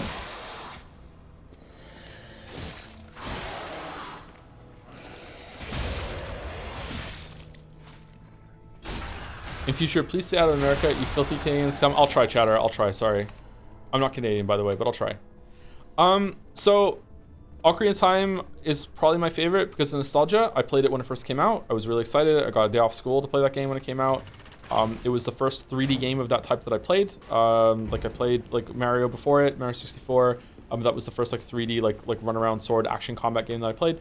That is definitely going to be like nostalgia. Like it probably even beats out Majora's Mask, but I really like Majora's Mask a lot. But I'm worried that it's not going to be good when you replay it. Yeah. Damn it! I can't find the way out. Ocarina of Time playing that at release was like an incredibly magic experience. Like oh my god, it was so good. But playing them now today, I don't know. It might be between one of the more recent 3D ones, Twilight Princess, maybe Breath of the Wild. I don't know. Sure, I don't need to know. I'm looking. You know. Oh, since you're so helpful. Okay, do we have anything to get from him? Enables dodging even with low stamina. Increases weapon attack in proportion number of Fable slots. Oh, that one's really good. Upon successful perfect guard, temporarily increased damage inflicted by weapon attack. Also really good. Do we want the Dancing One's amulet? Probably not. Is it heavier? Oh, it's really heavy. Now we're going to be slightly heavy if we put that on. Slightly heavy. What if we put Carrier's amulet on and then we can put one of these on? Yeah, we can. Which one do we want? Probably the Fable slot ones? Because I always forget to use my Fable slots.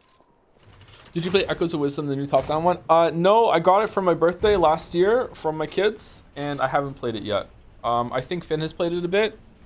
I think that he didn't really like it all that much. I didn't have time to play the present that my kids got me for my birthday because it's scumbag dad. Yeah, I should play it. It's mid, is it? It's my second favorite after Link's Awakening. So you've played 2 Zeldas, sorry. Link's Awakening is actually really good. I would like to play the remake of it. I have that too. I got it for the kids. I haven't played it yet. It doesn't run very well on the Switch, and that made me really annoyed. So maybe it's better to play on Switch too.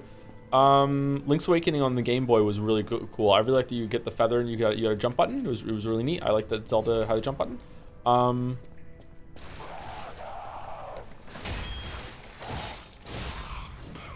Did you get a Switch 2 by the way? I did not know. But I'm sure I'll get one when a killer app comes out.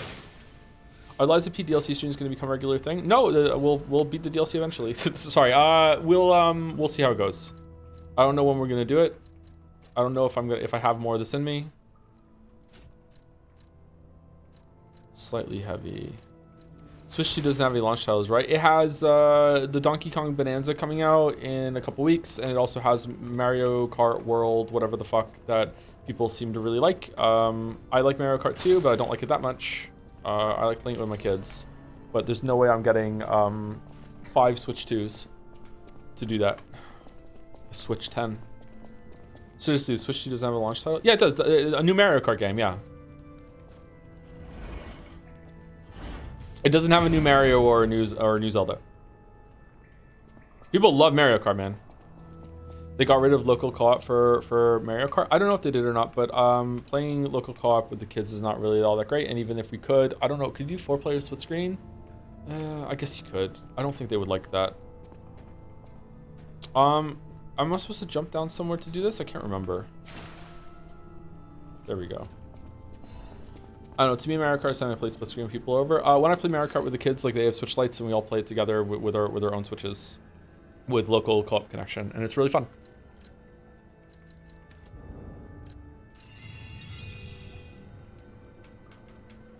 I just lost my controller for a second there. Did I miss something around here? No? Did I go over there? I think so. All right, I guess we just go fight the boss. All right, wish me luck, chat. I was stuck on this boss for a long time when we first got here. Why lie about Mario getting rid of local co-op? No one was lying, chatter. We were just talking about. We didn't know. I think the chatter was asking if that's the case after I said that I would have to get Switch 2s in order to play it with the kids, and then I clarified. This boss kicked my ass. It kicked my ass too. Yeah. Remember that time you said Nintendo fans get too harsh, and then a dude lightly criticizing Tears of the Kingdom was told he was born premature? Yep. Yep.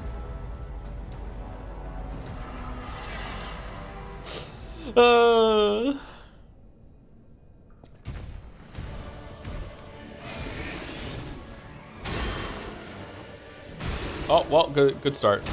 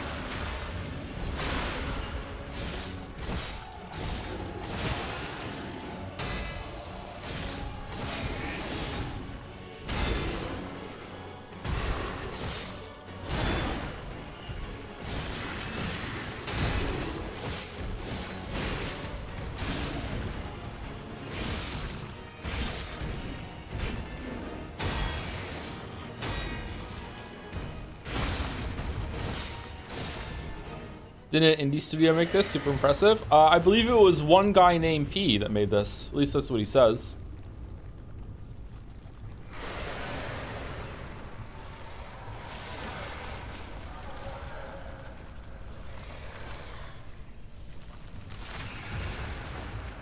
Is the combat as basically Sekiro meets Dark Souls? Yes, without a jump button. Yeah, it's you can dodge. I'm focusing on parrying, but you can dodge, and dodging is just as viable and in some ways better than parrying. I just prefer to parry because that's what I'm used to in these games, but there are some attacks that I dodge. Part of the difficulty and the fun of this game is working out what bosses have strings that and attacks that you need to dodge or parry or just avoid from, that sort of thing. It is a very good combat system. It feels really good.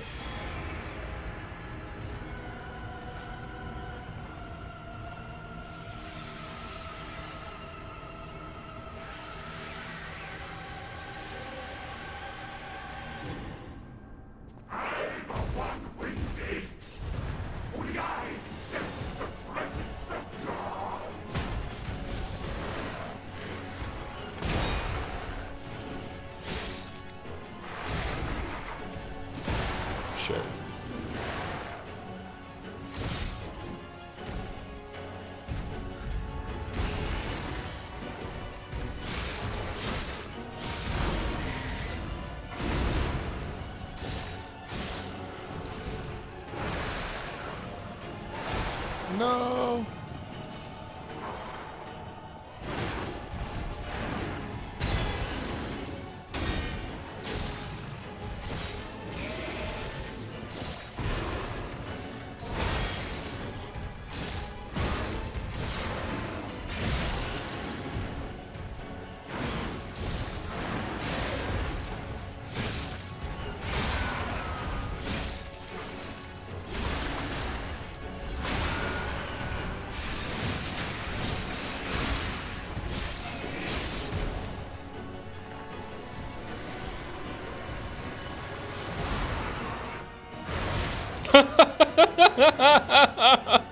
I learned no lessons all those fucking 3 years later still. Fuck.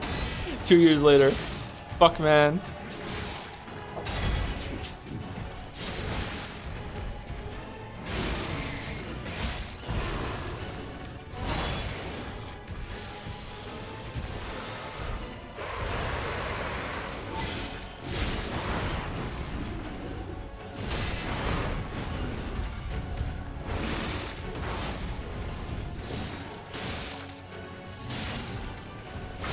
Alright, first try. Sloppy as fuck, but first try.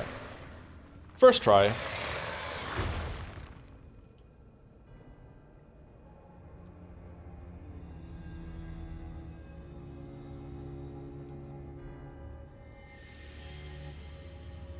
Not wash. Again, full disclosure, I played all the bosses again last night as a boss rush one at a time on my kitted out crazy character that could block red attacks. So, like, that's decent practice, a little bit of warm-up. It's not like I'm coming back like this, all right? So, like, that character was so powerful that it didn't matter, but, like, still.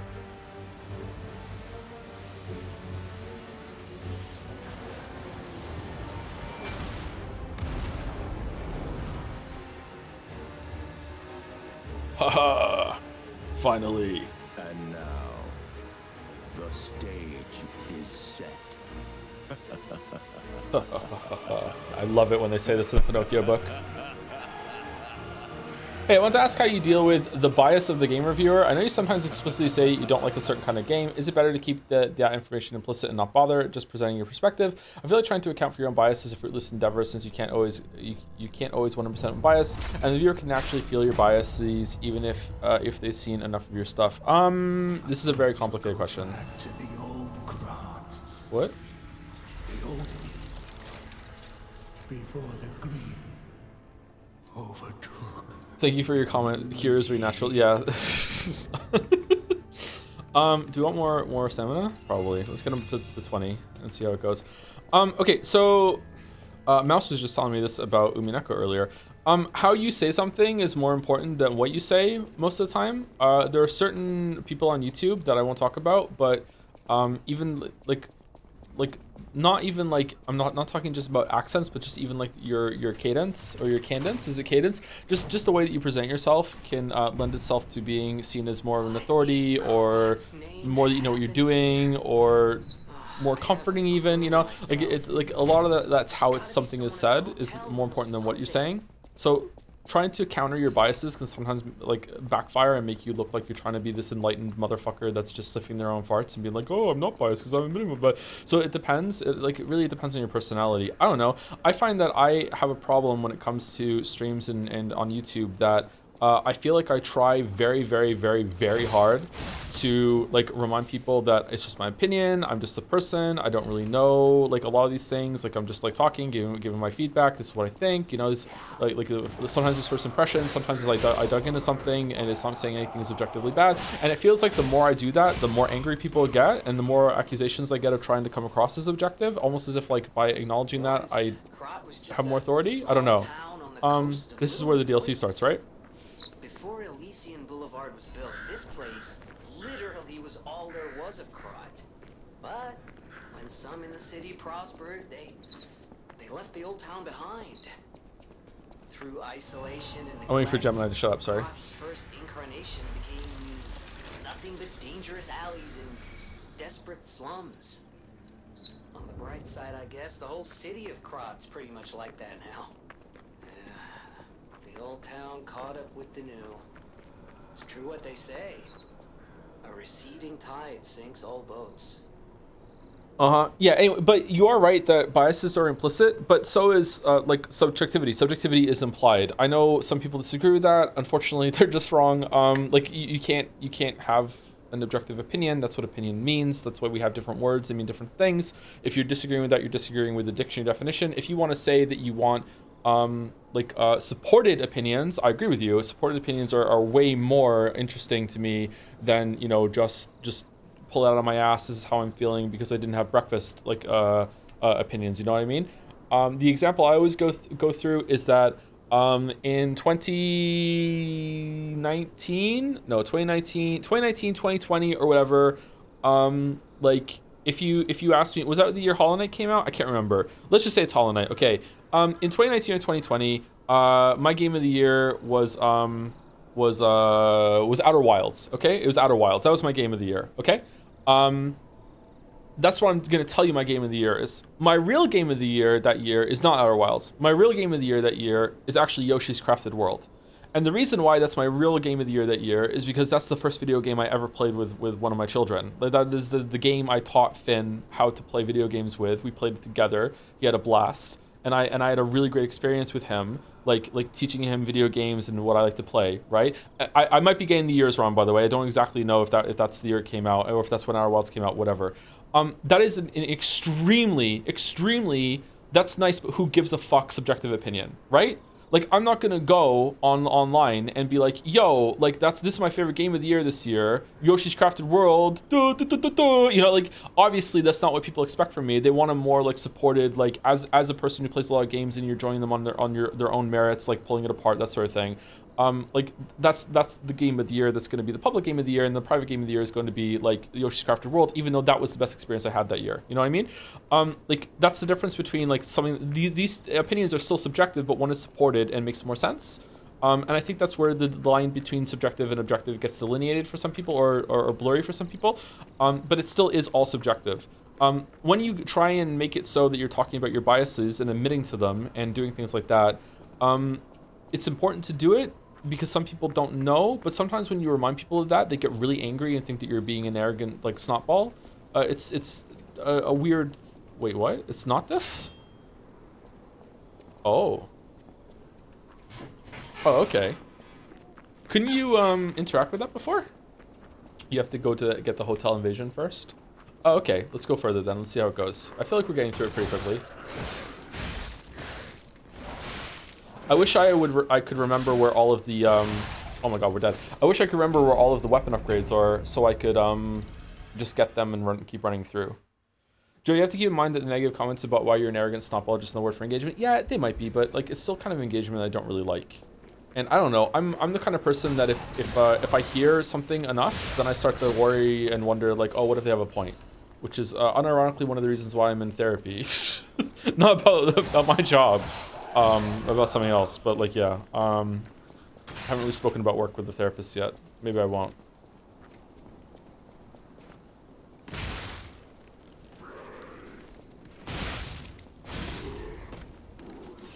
I think it's some kind of defensiveness. You saying it's my opinion and it's okay if you don't agree can bother people who are really passionate to the point where it annoys them when you don't agree. You really can't win against someone who just wants to argue their points. I never do that. I never do that. Yeah, maybe. Is this the little line at the top right there, the amount of souls we need to level up? Underneath the soul amount?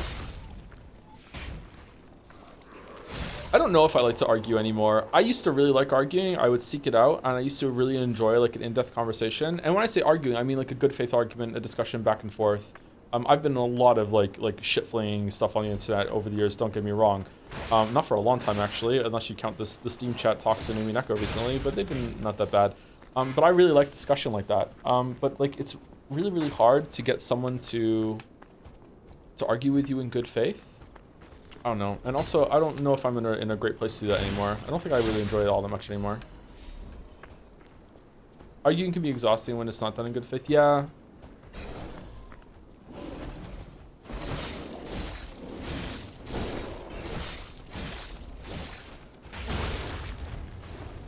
Oh man, this is going well. Bear Bro is usually difficult. The have a thick skin stuff makes a lot of sense logically, but it's really hard to put into practice. Thought I did when then someone called me the R word on Twitter and I realized that actually annoyed me. Okay. I don't think it's possible. There are gonna be some people that are content creators that are gonna swear up and down that this isn't the case. I don't want to call them liars, but maybe they're lying to themselves, or maybe they just don't understand how it affects them. I don't think there is anyone on the planet that can take even the status of a micro celeb without it affecting them in some way, and then into the point that someone will say they have a thin skin. I don't think humans are built for this shit. I've seen some content creators that have set up and down that doesn't bother them, and then later on, years down the line, they'll be like, yeah, it was bothering me the whole entire time, and it's become a real problem, and I just didn't want to admit it. Like it's a big thing. Like it's really, really, and I understand. I'm saying this from like a place of deep privilege, being like a fairly successful person online. You don't know what it's like to like sit there and take like fucking like this, I don't know, sometimes thousands, like in the case of some comment sections, like tens of thousands of lists, like over the years, obviously not like in the space of like a couple weeks, but like over the years, like it's been doing this for almost a decade now, like of just like relentlessly negative comments and personal insults and attacks and like whatever they can pull against you, and then like you respond once and it's like, you have a thin skin. It's like, you have no idea, motherfucker. Like it's really difficult, and not a lot of people are going to have a lot of sympathy for you, and they probably shouldn't. Like I said, like it's a really privileged position, and that's part of the problem, or part of the job, is like having to put up with this stuff. I do wonder sometimes though if it's really fair for like micro celebs, where they have to deal with a lot of public backlash sometimes, but they don't really have like the monetary rewards like a big celebrity does. Like someone who's an actor and is getting shat on tabloids can just pay to just go off to a fucking island somewhere and just ignore it and just like go into another movie. When it's something like micro celeb, like your job might be directly interacting with your audience in a way that you can't avoid it. So yeah, I don't know.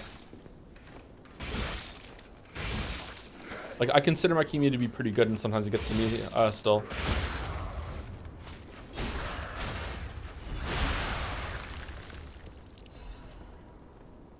That's why it's pretty annoying, and it's like it almost feels like friendly fire when you see two content creators sniping at each other. There's someone on YouTube. Fuck it, I'll just say who he is. I never interacted with this person ever. Keemstar, the movie's changed. It seems to be someone that goes after people and like just revels in this drama and everything like that. And it's like dude, like you know what this is like. Like what the fuck are you doing, man? Like it's just so like it's so petty and bullshit, and just like, yeah, the drama farmers. It's like it sucks. Like you know what it's like to be in this position, right? Do you prefer streaming or making videos? I don't know if I have a favorite anymore. For a long time, my favorite was making videos. Streaming is sometimes easier, sometimes it's not, depending on how my sleep disorder is making it so I can't sleep very well. Videos are definitely more fulfilling, but there have been some streams that have scratched that itch for sure. I really like interacting with my audience. I really like talking. It's also a social thing for me, which is why sometimes when I get some backlash from chat, sometimes I feel like it hits me a little harder than it should. So yeah, I don't know. I think it's still probably videos. I wish I had more time to do it, but that's life at the moment.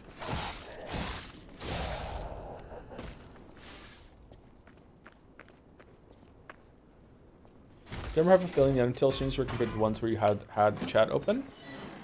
Chatless streams are usually like good to make like a playthrough that kind of stands the test of time. Usually when chat is off, chat has a pretty good read on this is going to be like a special game that deserves chat to be off. They're almost always right. I think those are usually the more popular ones and they stand the test of time. I hope you do Expedition 33 chatless. There's no fucking way, it's too long. And I wanna stare into chat's eyes when I criticize everything in that relentlessly over and over again and tell them that their beloved game of the year fucking sucks. And then after stream, I'm gonna go to Mouse and DMs and say, hey, why is everyone so mean to me? I don't understand. I'm the nicest person ever. Why does it happen to me? My life is so hard. No, I think I'm gonna really enjoy it. I think I'm gonna like it. Oh shit, Mouse is here.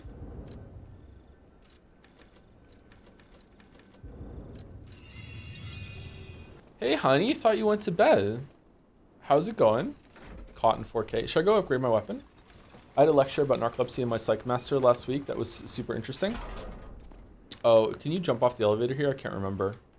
There have been some improvements or developments in narcolepsy that I think there's a new drug in trials that are in human trials that's meant to be really, really effective. I don't know how I'm gonna get my hands on that, but I really want to try it.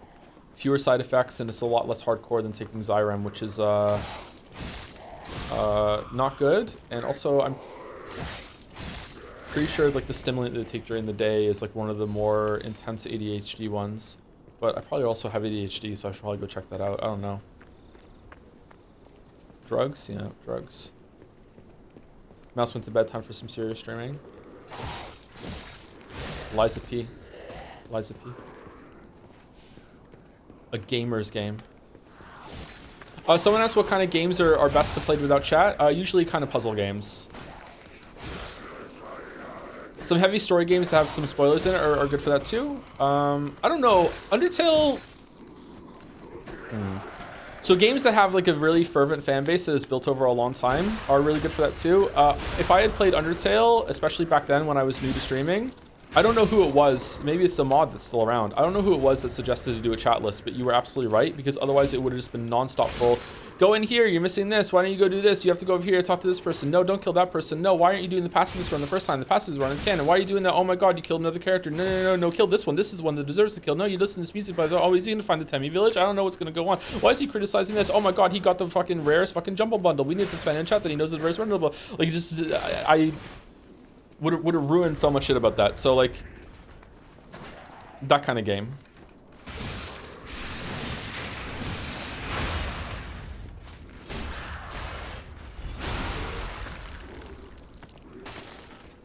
That's exactly why I want you to know chat with Expedition 33, but it hasn't had a fan base built up like for very long. It should be all right. Yeah, right. Ace Attorney time. Ace Attorney time. It is Ace Attorney time. Yep.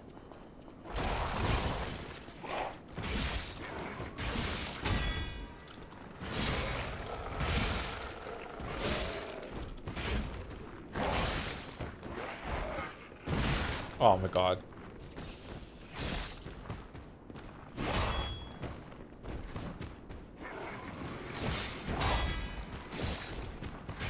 Nope. Ah. Wait, what? Where do I stand? Oh, it's not a boss, that's why.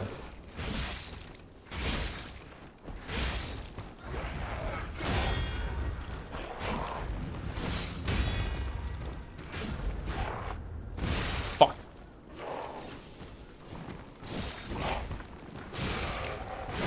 Are you still planning on doing the Xbox and PC showcase? Oh, now I'm doing the PC fucking showcase. I'm trying Escape Academy, and I'm happy to tell you that if we stream a co-op stream of the sequel, chat will definitely be entertained. Oh, is that good? All right. Should we, Mouse? Did I say it? Should we lock it in? That's a streamer's bond. If you say lock it in, it's locked in. Except if it's a weird anime game that you just set on a whim during one of the game showcases. About being trapped in the subway 3 years ago. Let's be clear. Now, I didn't say it's good. I said chat would be entertained. Let's be clear. Oh. All right. I'm picking up what you're putting down. Yeah, oh, you understood it was Eternites. Okay. Though amazingly, the worst stream for backseat criticism was absolutely the Monster Hunter World stream, despite it not having puzzles or a story that mattered. Yeah, Monster Hunter World was really bad. That was the worst chat experience ever, still to this day.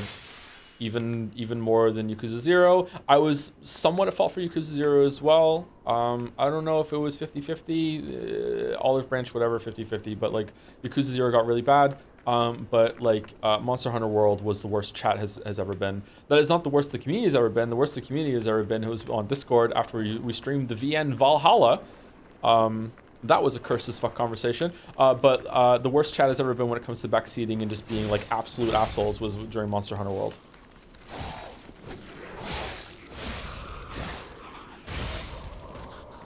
Yakuza 0 chat was absolutely out of pocket. I'm actually kind of afraid to go back and see what chat was like back then. I haven't watched that one back. Usually, eventually, I watch the streams back to see what it's like. Although I haven't done that with any of the streams I've done this season so far. Haven't had the time. What happened with Valhalla? There is a controversial character in Valhalla that the community liked.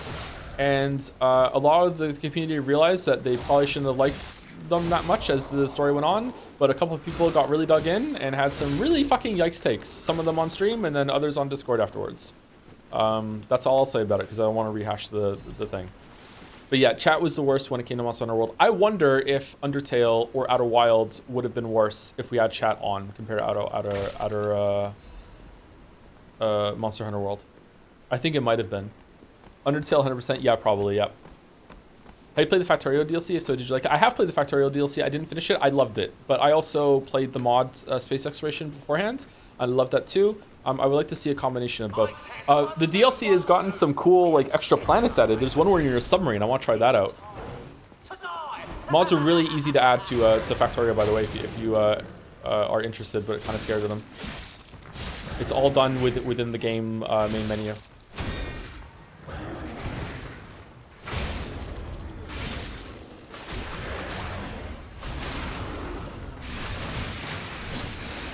Okay, this guy was nerfed. What the fuck?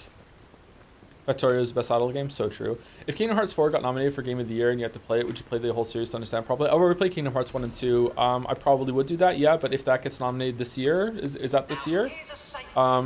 Is Kingdom Hearts 4 even out? Was it just 3 that they made? I wouldn't have time to do it.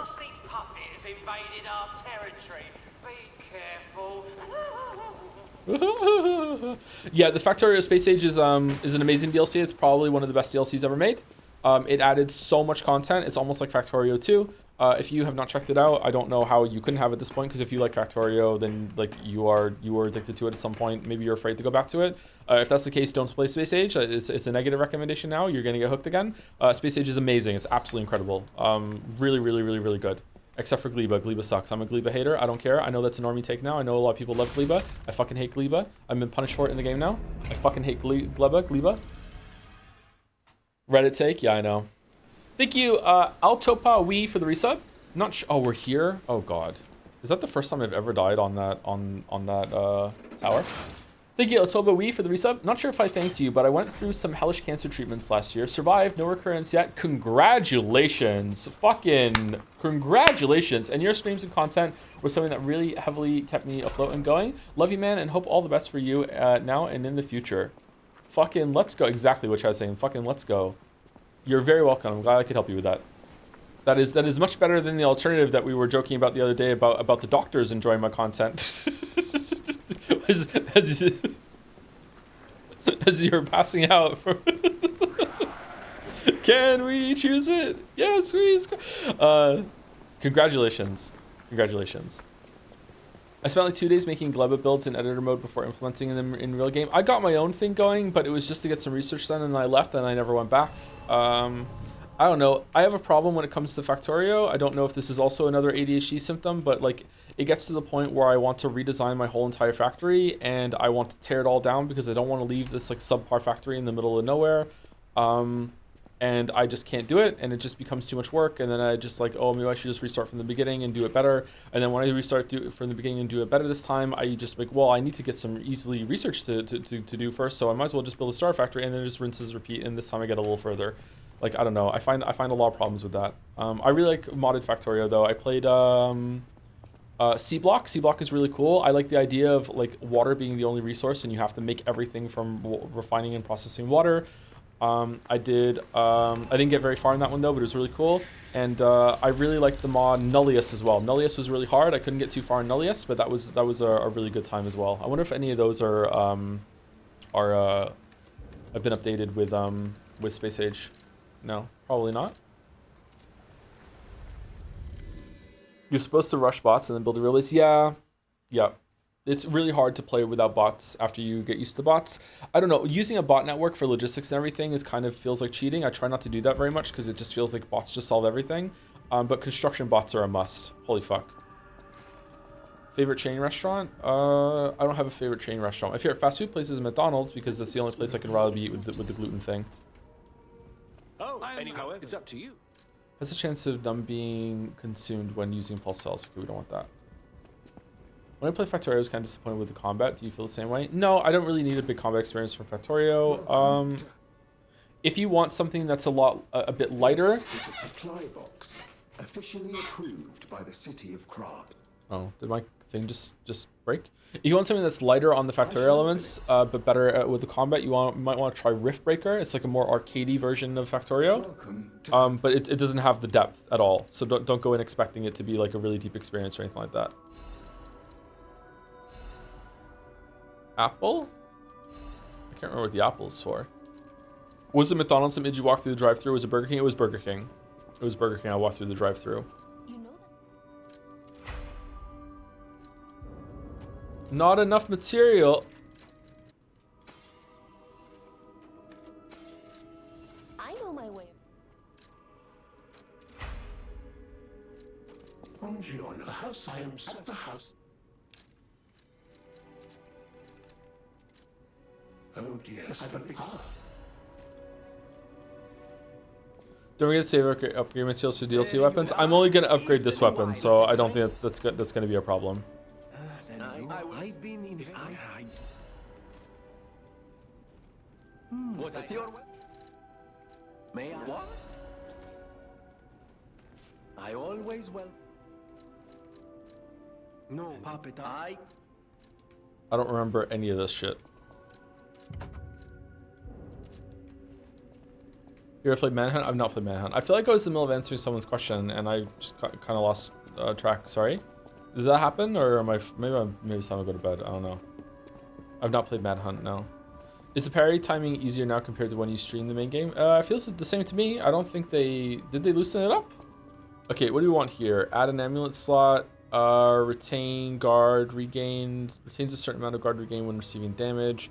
That's actually really good. We definitely want both of those. The extra amulet slot is just like, obviously we want that. So, lower star consumption when discharged. Lower weapons.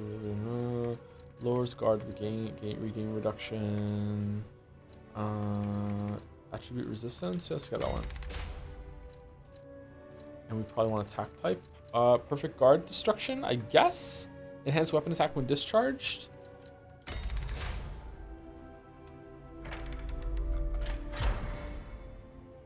You said you go over the quality of life once more. Yeah, it's mostly the boss stuff that I want to show in the boss rush thing. The rest of it you've seen most of it. When like using the souls when you're next to the bonfire, the updates to the UI, and like being able to remap so you can sprint on left stick now instead of holding down B. There was another one too. What was the other one? Oh, you can now level up at bonfires instead of having to like go here and talk to her. Maybe the penwar. I know. Gather more in the as you. and everything to do with the boss rush mode is really, really great. So like here, you can go here and you can just select which one you want to do, and then you can just go in and fight them again. And then you like you can select the difficulty mode. It goes above the base difficulty. It goes up to 4 and 5. I already beat it on 5 on another character. You can also make your own like gauntlet of bosses that you can do if you want to do that with limited resources. That's kind of cool. And when you go in, you have your own little bonfire in there to like change some things. You don't have to come back to the hotel to do it. And when you beat the boss, there's a bonfire that spawns that you can use to pick another boss instead of having to come back here, going through a load screen, going to this fountain, and then using it. You can just pick another boss right afterwards. It's pretty cool. I like it a lot. Are you into the DLC once you unlock it, or are you going to complete the base game first for the DLC? As soon as I unlock it, I'm going to go in and see what it's like and see if it's doable for me. By the way, you mentioned playing Yoshi's Craft the World with your son earlier. Would you ever consider doing a video on a more casual co-op oriented games like that? I feel like there's some design challenges with those that are not really discussed online very often. Maybe. I don't think I'm really all that equipped to do that, to be honest. I'm not sure. Damn. What's been really interesting is that I have 4 kids, and all of them play games now. Even Mila. Mila just got a Switch for her birthday last month. She got a Switch Lite. All 4 of them play games. The first game Mila ever played was Astrobot on the PlayStation 5. That's the game that she started with. An interesting thing about the kids learning how to play games is that like it's just really like laying a little foundation, and then they're just gone, and then they'll just learn themselves. It's like such a like self-perpetuating hobby. Like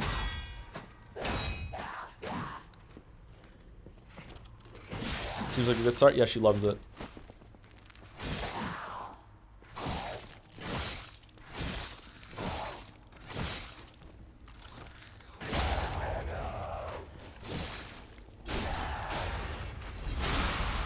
And that tastes really kick in really early. Finn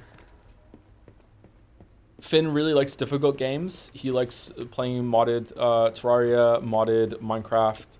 He's played through Dark Souls. He beat Ornstein and Smo when he was 7. He beat Ornstein and Smo 7. Yeah, right before his 8th birthday, I think he beat Ornstein and Smo. It was right before his 9th birthday. It was before his 8th birthday. He's beaten Hollow Knight. He's beaten Pure Vessel on gold medal, I think. He's beaten Radiance. I think he's beaten Absolute Radiance in the Gauntlet, but he hasn't not in the Statue Room, but he hasn't beaten the last Pantheon. Finn likes playing a lot of hard games. He really like gets into that sometimes. The other times he goes and just plays Minecraft and stuff, but it's mostly about like the progression of bosses and stuff. Leo is not like that at all. Leo likes to play those games, and he has gotten quite far in Hollow Knight as well. Like he's beaten, his highest achievement is that he's beaten Radiance. He has not beat Absolute Radiance. He beat Radiance. He's gotten to the Pantheon. I think he's beat Grim. He hasn't beat Nightmare King Grim yet. That sort of thing. But he doesn't really have that same kind of interest and drive in it. He just likes to be really, really creative. Like right now, he spent a lot of time recreating a bunch of the Among Us ships in Minecraft. Like, not one-to-one, but like pulling up references on the computer, watching what they are, making replacements of the tasks that are in there, like putting the fire on the back of the engine by making it symmetrical, like look like blue fire come from the engine, like that sort of thing. Like he really likes doing that compared to Finn, even though they had the same kind of start. And Kate doesn't like playing hard games at all. I've tried to get her to play Hollow Knight. She doesn't really like it all that much. She's good at it though. She took to it really, really fast. But she's not really interested in all that much. She likes Minecraft, but she doesn't play as much as the boys. She likes Mario Kart. She likes being involved, but she really likes browser games. And Astrobot. She also likes Astrobot. Like the girls are more into Astrobot for some reason than the boys are. Like the boys were just playing it because the girls were into it and they didn't want to feel left out.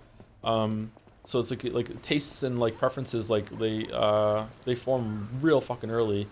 Go down with Cookie Clicker. They've all played Cookie Clicker a bunch, and that is like came and gone, thankfully. But yeah, I thought for a long time I would have to like sit down with them when they got a new game and teach them how to play it. But I can just sit down and just watch them, and they just do it. They just take to it. Oh, this room's really hard.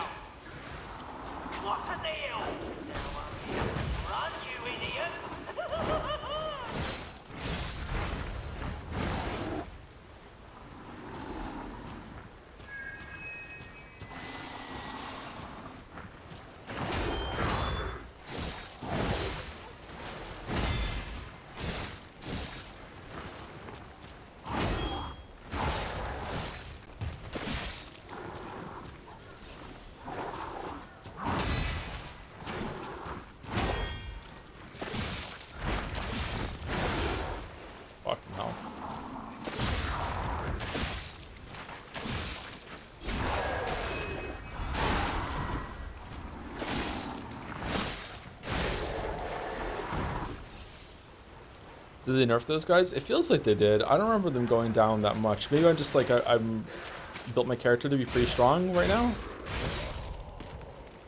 We also have another one of these right now. Do we want to put this one on? That's going to make us slightly heavy. Mom spaghetti. Okay, stamina recovery speed is always good to have. Lengthy ring is my favorite. Fuck.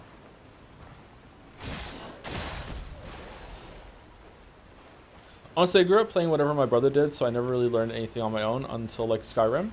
Yeah, I worry about that. I think that I've kind of made that okay for a while. Like Leo would follow his older brother. I don't know why I'm talking to the kids about the kids. I should probably stop it. But like for a while, he would follow what his older brother did a lot, and he would also defer to him a lot. And it's like it had to reinforce for a while, like consciously for a couple months there, being like you know, Leo, like Finn's your older brother. He's not your boss. Like you don't have to do what he says. Like if you don't want to play that game with him, you don't have to. Like if you do want to, that's great. But like you know, like and I think that's gotten a lot better. I'm not saying that's what happened to you, Chatter, but like he would defer to whatever Finn was playing, Leo would want to play too. So it's a similar mechanic, at least a little bit. Are there any games you got into that you would try to steer your kids away from? If I ever had kids, I'm terrified of getting them into WoW. There are some games like that, yeah, like an MMO sort of thing, yeah. I don't know. I try not to think about that too much because I don't know if it's a good thing to try to micromanage. I didn't play Minecraft. I've never really seriously played Minecraft, so that's a question mark to me. The kids have played it, they love it, they play it to death. It's their favorite game. Like they just play it over and over and over again. I don't want to sit there and be like, hey, you must play the classics that I played when I was a kid because you need to have the exact same childhood and re-experience those kind of things. It's like, okay, let's see what they do, and when they're ready to play some of those games that I really liked, if I put them in front of them, that's great. And if they don't like it, they don't like it. Yeah, I don't know, but maybe that's wrong. Maybe I should try and get them to broaden their horizons a little bit. I had lofty goals when I first became a father that I was going to like start them off on NES games and like move them up the tech tree, and like they were gonna like not be these kind of kids that would like really care about like modern graphics and everything, and then they were gonna play the old classics before they played the new games, and then it's like, no, that didn't happen. And also it wasn't necessary because they play games on the virtual console and they're fine with the NES games. They're like, yeah, it's fine. Like the graphics don't turn them off at all. So yeah. Joe, it's a bit cringe. Yeah, I know.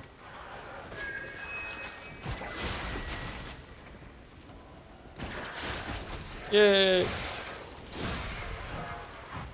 Before you play Fortnite. Oh, okay. So there are some experiences that I don't let them play. Sorry to answer it, and also I'll talk about my kids. I know it annoys some of you. I won't let them play Roblox. Because I think that it's like exploitative. And I don't know exactly like if it's safe at the same time too. I don't know a lot about Roblox, but I did watch something about like how it's not a good platform. I won't let them play Roblox, and they want to. Unfortunately, they've seen some people on YouTube play Roblox. So no, that's not really a point of contention because they're good kids and they listen. But I wonder if that's going to change as they get older. I also would not let them play Fortnite. I also don't like that they play anything that has a voice component, or that they're talking to people like, and they could talk to the same person over and over and over again. The only multiplayer thing that they do is Among Us, and they cheat. All right, I tried to pull up a map. Just there. That's crazy. All right, we done in here? Do they do online Minecraft? No, they do co-op Minecraft online, joining a server together. They do not play with other people. One time, someone joined their Minecraft thing on the Switch, and I had to like figure out how to turn it off. I thought it was already turned off, but no, it wasn't. But that was a really easy problem to fix. Maybe you can curate the Roblox worlds. They can be invested to probably. Yeah, maybe. I don't know. I don't know if it's worth it or not. Is Roblox really that cool? I guess it's not for me to decide. It's for them to decide. Fortnite is fine, to be honest. Yeah, but I don't want to see my kids do the stupid Fortnite dances.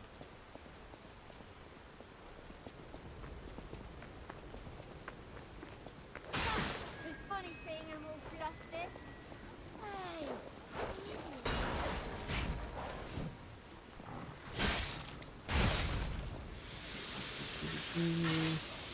Red Lobster Inn. Boomer take. It is probably a boomer take. Yeah, I'm sorry.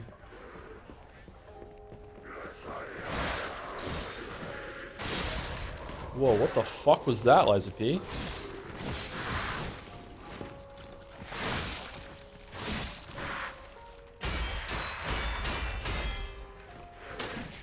Whoa, what the?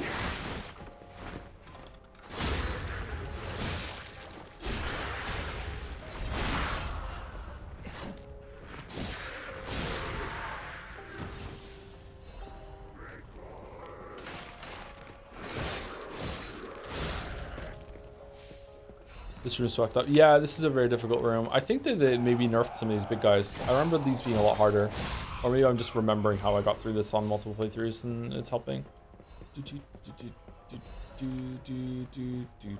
Have you read Cytine by C.J. Cherry? I've been thinking back on it in context of accidentally subconsciously influencing kids' taste recently. I've never heard of that book, sorry. Is it worth a read? I want to get back into reading. I've been reading a little bit more lately, just a little bit.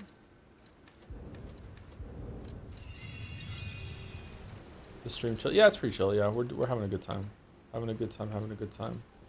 Chat, as a big FTL fan, I've been trying out this game called Void War, and it's pretty much just an FTL clone with great emphasis on crew combat, abilities, and consumables. I really recommend it if you're familiar with FTL. Has anyone else played it? Okay, so I saw this on my Steam list. I haven't played it yet. Saying that it's like FTL, anyone who likes FTL, I want you to go Google this game right now, Void War, and come back.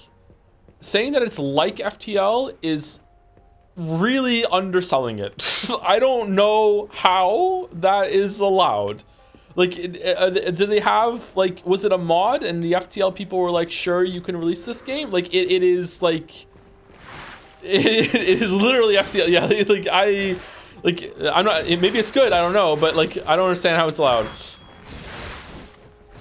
What's FTL stand for? Faster Than Light. It was one of the original roguelikes that came out a long time ago. Really, there are people in chat that don't know about FTL? Damn. That's a really good game if you want to try it. I only played a little bit on stream, and I've always wanted to get back to that game because I really enjoyed it.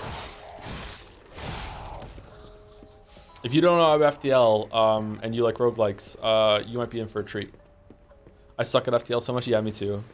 Scree. Ah, fuck. All right, well, here we go.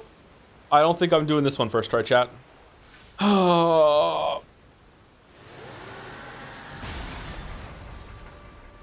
Thank you, Peepo TF 126 for the bits. I generally hope when your kids get older they read Steins Gate, not because you hate it, but it's better than Umineko. There, I said it.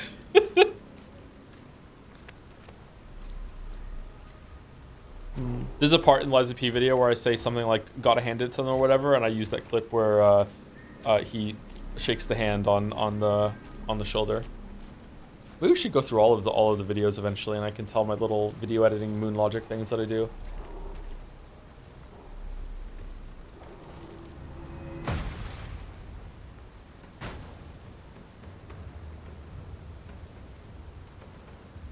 Liar.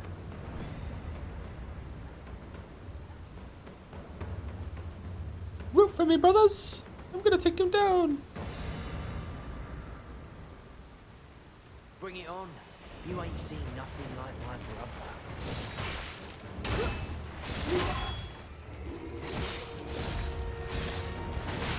brother. Uh-oh. Why are we in the rain when I'm already washed?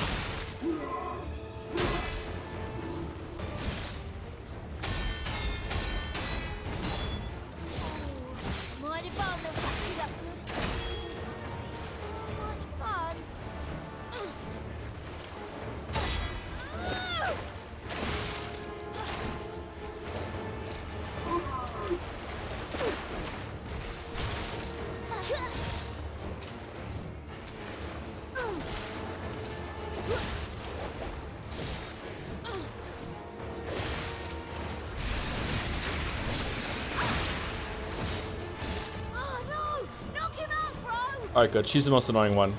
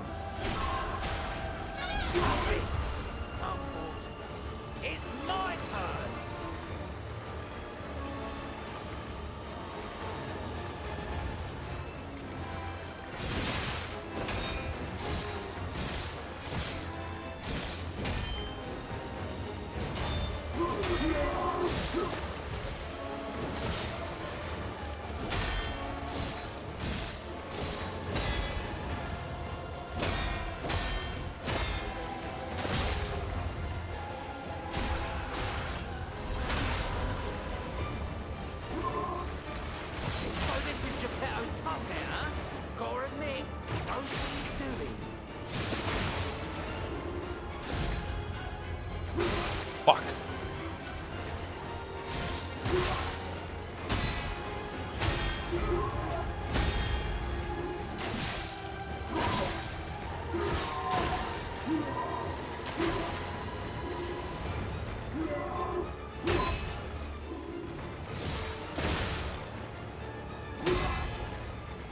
Don't get extra fighting fair. Survival win. That's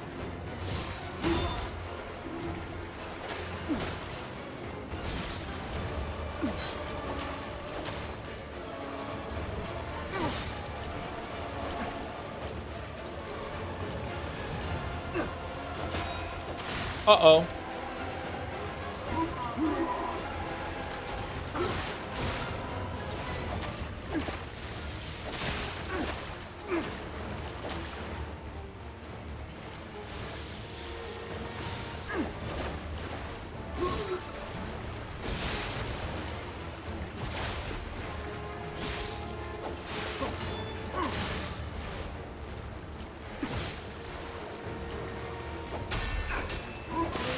No. All right, lost to a boss. Lost to a boss. Lost to a boss. Oh, so much to getting an extra heal. Now you played them all. What was your game of the year last year? I think my game of the year last year was Nine Souls, wasn't it? Didn't we like talk about that? That came out last year, didn't we? First death? It's not my first death to the run. It's my first death to a boss since we started. Yeah, this boss is pretty difficult. But I'm also playing pretty shittily. This boss is there's a multi-fight in a really good way. There's a lot of things that are into the player's advantage here. It's in the rain and water, so you can hear the footsteps behind you when someone is running off you off camera. The big guy goes a lot less aggressive when the other one is down. The first one that comes down is the most annoying one, so you get the most annoying one out of the way ahead of time. If you want to, you can sit there and break the big one's weapon, so he's nerfed throughout the rest of the fight. There's lots of options and a lot of cool things that you can do here. The attacks that they do kind of synergize well. Yeah, it's one of the best gang fights in these kind of games. I just don't like the rematch you do with them later. It's truly baffling how every gang fight in Elden Ring is so bad when the demons in Ring City were the best gang fight they ever made. Yeah, I don't get it either. He says fucking this up.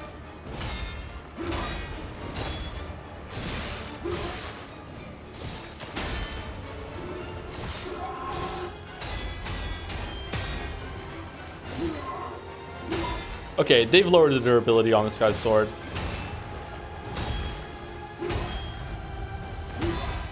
Or maybe it's because I have extra damage on perfect guards, maybe?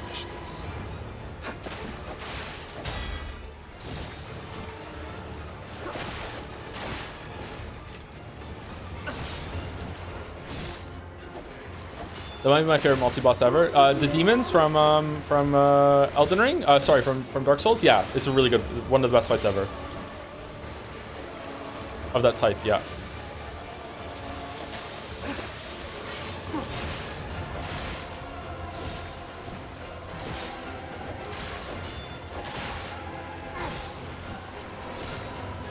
What is your experience with Souls like PvP? Non-existent.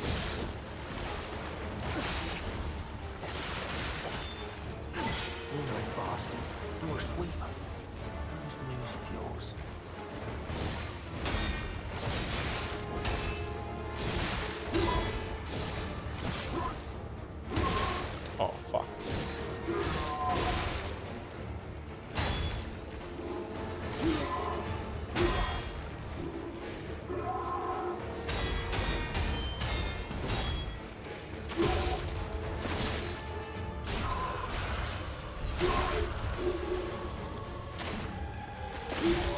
All right, we got him. We got him.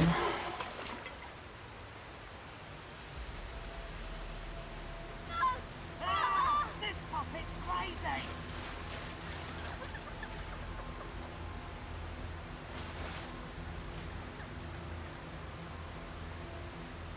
Grave Robbers from 2 or Black Rabbit Brotherhood 2? What are the Grave Robbers from 2, sorry? This puppet's crazy.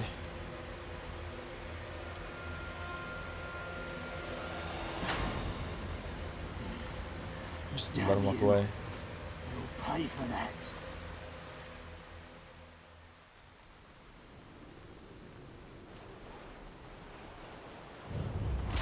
Grey Robbers are the gang squad from Dark Souls 2 DLC. Oh, that is one of the worst bosses in all of Souls-like history. Like, catch me on the right day, it's even worse than Beta Chaos. That is like unbelievably goddamn awful.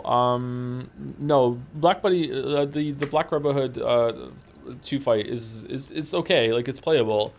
Like, whereas that the Grave Robbers is like fucking like wow. Yeah, it's not that bad.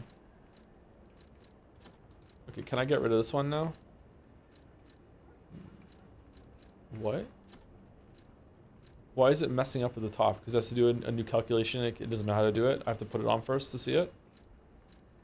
I guess so. Okay. Someone said Sisters of Battle is the best gang fight ever. Sisters of Battle is such a good multi-fight that it kind of pisses me off that you called it a gang fight. Like, I'm not mad at you. I'm just like mad at the world that would qualify as a gang fight, but it does, doesn't it? Because it's against more than one thing. But it's designed in such a way that their moves work together in like perfect harmony that it's just like one boss is attacking you, but it has like 2 weak points or then 3 weak points later. Like, yeah, just like one of the best multi-fights designs of all time. That's one of the reasons why the 2 demons in and Sister Frida, people are talking about phase 2, why those work so well is because they were designed in tandem. It's impressive in Sister Frida's case because like you can also fight Sister Frida by herself, and then they work together in a really cool way, and their attack sets aren't really that simple compared to something like Sisters of Battle. But even that, it's not done nearly as well as Hollow Knight did it. Hello. Alright, so here's the weirdest part of the game with this golden tree that you have to pick fruit on a timer or whatever.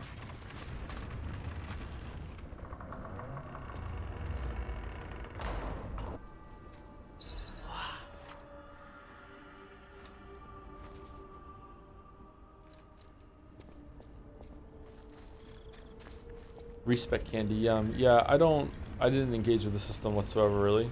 Godtamer wasn't half bad too. I think Team Sherry just has a real grasp of multi-fights. I think they understand that they're making encounters that that players are going to approach holistically, so they design them holistically. Sorry to drop the H word, but like, yeah, they get it.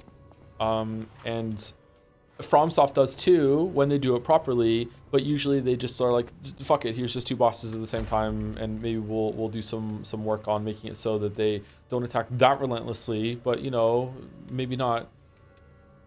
Okay, enhanced pulse and cube uses, belt slot, we don't need any of that. What do we get here? The belt slot one? If I buy these ones, does it push it down there? Because I think I would rather have retain guard regain. Oh, hold on 1 second. There's like, now we can get a level 3 one, and level 3 one might have more ergo. Reduces item prices, increase max gold coin fruit, increases, yeah, there we go. Increases ergo on getting enemy. And then we want extra something. You can enter the quartz from the cryptic vessel. Increases pulse cells, there we go. Do I have it? Like I go downstairs and do it, or what? I always... No, I don't have one. I think I already used it. The House of it. Welcome to the Grand First, Second, Third, Fourth Lord. I've told you about them. What do you think about the twin gargoyles in Elden Ring down in Nokron? If that's the one I'm thinking of, like it was. Every time I get there, I'm usually really powerful, so I can just tank the way through it. But like it's compared to, like, it's basically doing the Demon Prince again, only this time they just did it worse. So it's just kind of like just getting spat in the face. Like, I just, like, sorry to be hyperbolic. It's just like what the fuck are you doing from? Like, it's such an easy fix too. Like the poison trail that one does from off screen, just make it have like a little trail before it appears, so you can so you know to dodge. Like, yeah, beautiful arena though. Yeah, it is a very beautiful arena. Yeah, like the game is really pretty. Okay, I didn't get another quartz, unfortunately. Should we take a short break? Get up and walk around. Like short break, couple minutes. I'm gonna go get some water. Does that sound good? Have you tried the new Wukong collab glaive? Yeah, I tried it at the beginning. I didn't really like it all that much, but I don't know if it's better when you upgrade it or you get used to it. Cool that they had it though. Like, new weapons is fun. I think From adds these intentionally bullshit fights to try and counter how skilled players are compared to Dark Souls 1. Yeah, they definitely do that. That's how Millennia happened. So they do have a worry about that. Yeah, I think it's pretty much undeniable that they do that. Whether or not it's a good thing or not is a whole discussion. As I get older, sometimes I like a little bit of bullshit in some games, but it depends on the game and how it's done. So yeah, I think they definitely do that, and they just throw shit at the wall and see if it works. Yeah. Anyway, be back in about a couple minutes. I'm just gonna go get some water, walk around like maybe 2 minutes. Hello. The more stat checks BS fights in Elden Ring is why I think From's at their best in more focused experiences like Sekiro and Armored Core. Armored Core actually has a really interesting combat system. I like it a lot, but it's marred by like weapons being so unbalanced in a different way than stats are, that you don't really know what kind of experience you're gonna get, and it's very hard to like have a good smooth difficulty curve. I was struggling a lot in in Armored Core, and then I just like lucked into some like bullshit build, and then like I just steamrolled the whole entire game. But I think that if I understood that game more and knew how to make a balanced build, I think I would enjoy that a lot more. The hotel. I'm going to. People have. Thanks for. Who has the key? Wait, Joe's not drinking about streaming this? Fuck, I hadn't known this. I would not have gone to sleep last night in the first place. Damn. Don't lose sleep to watch the streams, my weeb. It's okay. The VODs are here. Any advice on how to introduce games to an older person? One of my older family members wanted me to help introduce him to the hobby because he read somewhere that it could have a positive impact on neural health and cognitive function in the long term. The problem is that he really struggled to manage movement and the camera at the same time, and that led him to pretty quickly lose interest. So there's some good games that help someone with no experience with gaming that make connection. So, weird first thought is that in my experience, older people that haven't played a lot of games usually take to MMOs. I know my way around. There have been a ton of people that I have met in World of Warcraft that that was their only game. They played it for, and it's the social aspect that gets them in, and they like playing with other people. And it's because it's like always a multiplayer kind of thing. It's usually not that difficult. They usually have some success with that. I don't know if that's a good idea or not, to be honest with you, but like I do know that is a phenomenon. Apart from that, where do I get this key from? I don't remember where I get the key from. Is it downstairs in the thing and I missed it? Do I get it from Geppetto? Do I have to go back and talk to the guy with the fruit? Stalker, please. Guess it's Geppetto. Someone in chat recommended Stardew. Stardew might be a good one to get, like a progression sort of game. I don't know.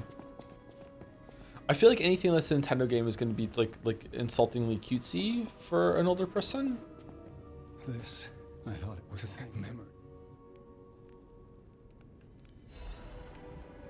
Top down Zelda, Mario, top down Zelda. Fuck it, Breath of the Wild. Let's go Breath of the Wild. Now do we talk to her and she gives the key, or is it, I'm thinking of later? Rosa is a bit. I feel. There we go. Did you hear about the old lady who played Final Fantasy 11 for decades and recently passed away? All the friends she made in the game were expressing their gratitude for her. No, I hadn't heard that. That's sad. It's also nice that she seems to have been in contact with a lot of people. Mad Clown Puppet Time? What a thing to say after saying that. Yep. Mad Clown Puppet Time. Depends if they already use the computers. Yeah, that's true too. Yeah. Like, yeah, what are their tastes? Like, someone who's really into like geography and history and stuff like that, their first game might benefit from like a Total War game or a Civilization sort of game, that sort of thing. If they're into board games, they never got into computer games, that also might be a good fit. Isabel Street, this looks different. Entertainment district. You might call it extravagant. Operas, operettas, street concerts, all running 24/7. Adelina Corday, the singer in the red dress. Oh, she was the most famous Hello, of them Gatsby. Hi. all. The legendary prima donna. Well, Gatsby, what is it? Yes, hello, hi. Yes, I'm happy to see you too, buddy. My parents have had dates in World of Warcraft back in the day. Is that how your parents met? Oh God. Don't. If the answer is yes, don't answer. For the love of God.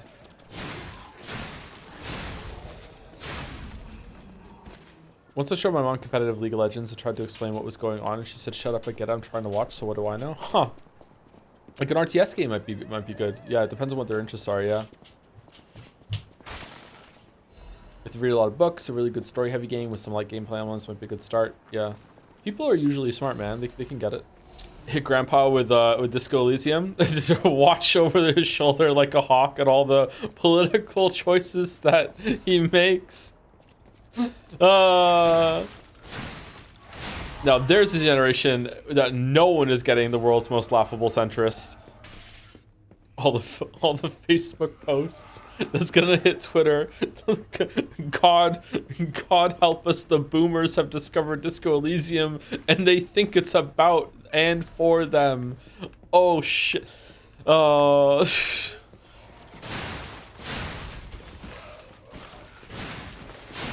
Never ask Eliza P devs the subtext behind why the baby puppets are the most resilient in all the land.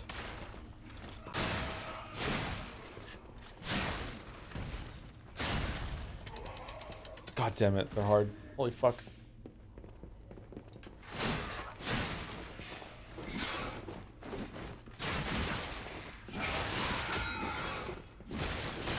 What the f— holy shit.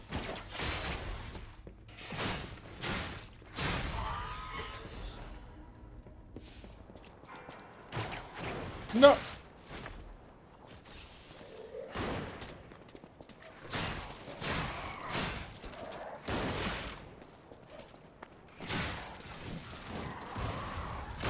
Oh my god. Oh my god.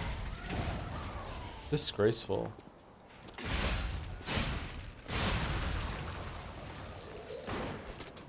Which disco character would get mischaracterized in boomer Facebook memes?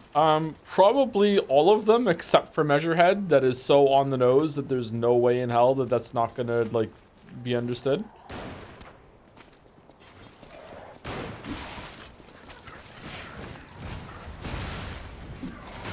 Oh my god. Oh my god. Oh my god. Holy shit. Oh yeah, you're not meant to go through here. You're meant to go around the back. This is a very difficult entrenchment.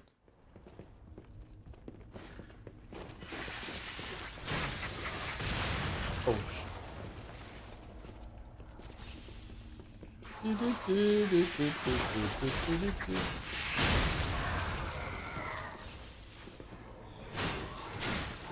Alright, it's going well. It's going well. Everything is fine. Everything is fine. There's nothing going wrong with this gameplay right now.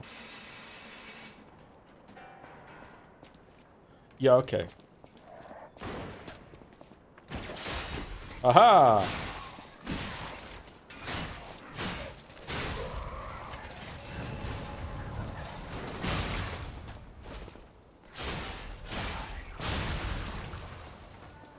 If you suddenly transformed into a toy, what toy would you want to be? I'm not answering that question. Oh, fuck.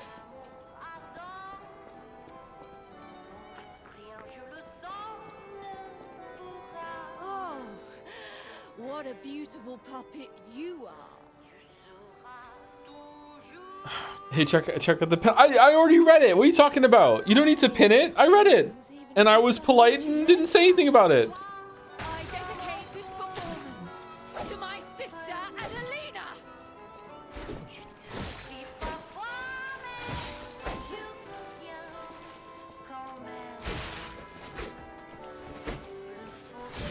So this is one of my least favorite bosses in the game because she can parry you with no real telegraph that I could discern.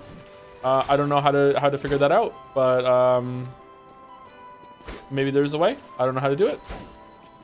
So we're just gonna backstab her.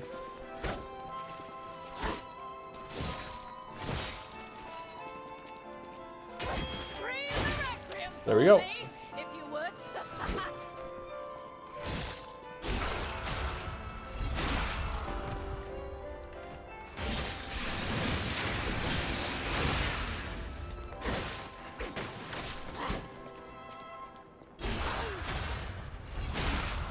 Can you parry the counter? If you can, I've never tried. It seems to be over really fast. Nope, couldn't do it. That time it looked like she entered a stance before it, but she doesn't always.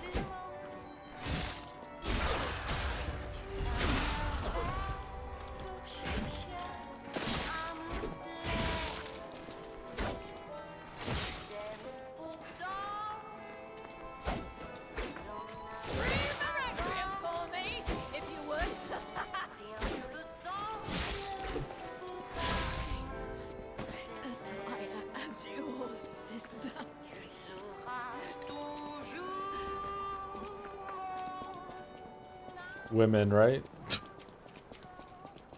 What was the stream I sent that on? And it was actually funny. But again, ZTD, I remember it was ZTD when fucking Akane said like the most crazy unhinged shit, and Junpei looked at Carlos like, or was it she walked through the wall? I can't remember what it was. Like she did something like insane. Can you put on our clothes for no reason at all? Can you? Do you get our clothes? Oh, we got the green one. I like the green one. We don't have her clothes. Oh, God.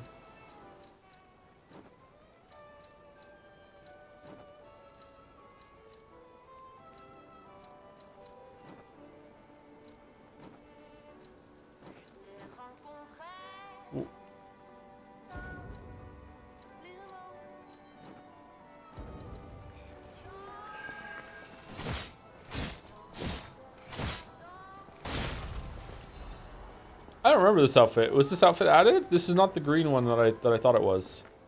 Top hat and glasses? No, no top hat and glasses. This is the Wukong outfit. It looks pretty good.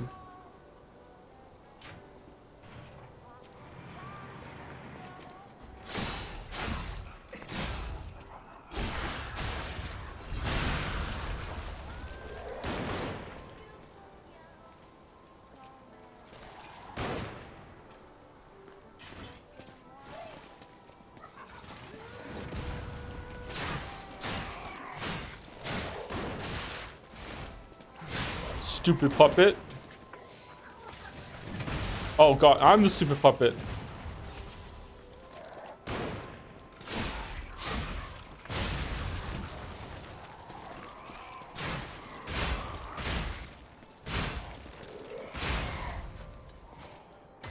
Mario Kart World stream tonight, King. I don't have a Switch 2.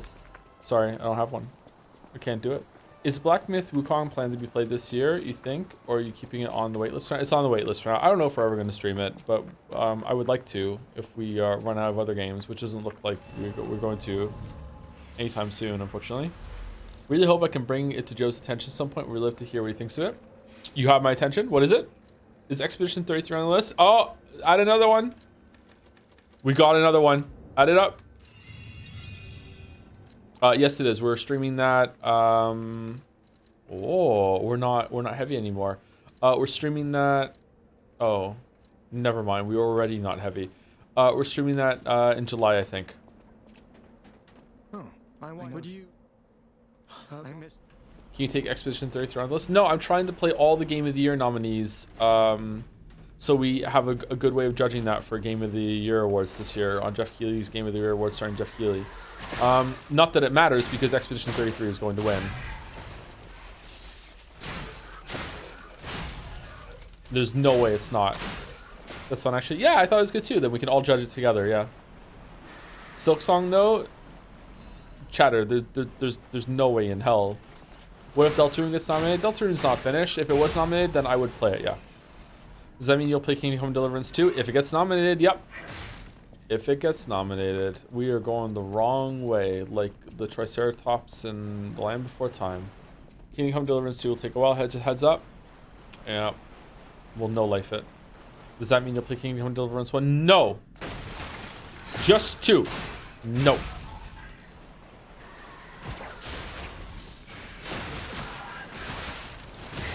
Oh, fuck. What? God damn.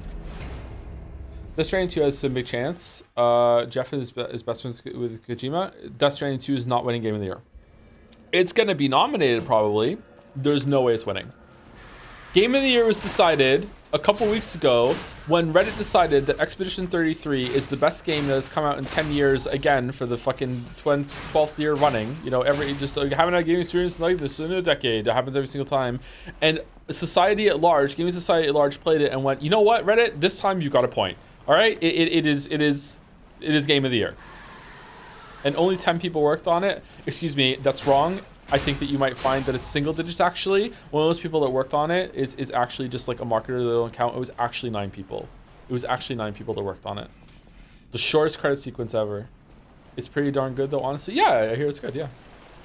Can't wait to give it the full Umineko treatment. Your joke about negative developers making game better made me cry laugh.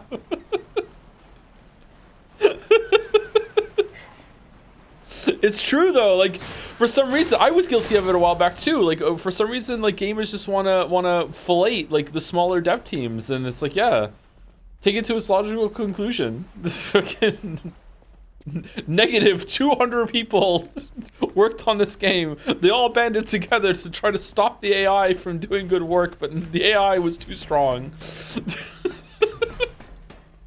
What a game.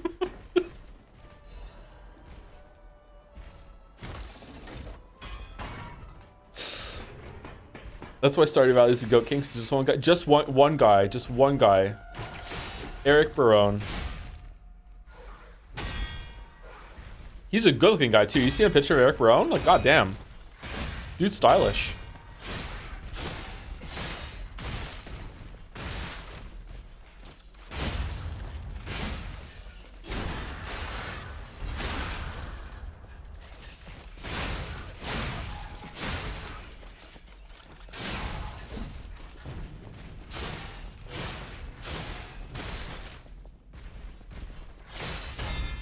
Did you enjoy Uni News last night? I very much enjoyed the people who called in that segment. Yep. Why are big credits a thing? Even in a game like Binding of Isaac and Rogue Legacy, where it's 2 people, they still had 4 minutes of credits showing the enemies and shit. The enemies? I quite like it when credits show like what the names of all of the enemies are if they don't have a compendium of it. They're always a weird ass names, like Pixie Doopsie and all this other shit. It's like, oh, okay, that's what they're called. Thanks, now I know. I think games have a lot of credits because all of the work that goes into localizing them and making them ready for different regions and translations and shit like that, and marketing is a big thing. So like, and they all get a turn in the credits. I think if you actually just also like if a company uses a program, then a lot of people that worked on that program get something in the credits as well, or maybe not a program like Havoc or whatever. Like, I don't know. I think you understand what I'm saying. I'm just not having a good example. I'd be curious to see if there's like a website that simplifies credits for games, and it's like these are the people that were like the core team that did like 90% of the work on the game. This is the real amount of people. It's not that the other people aren't doing like important work, but it's like, you know, if someone comes in and they do part of the marketing in the last month or whatever, that's really, really important, but it's not the same as the dev that, you know, designed the whole thing and worked on coding it nonstop for 5 years straight.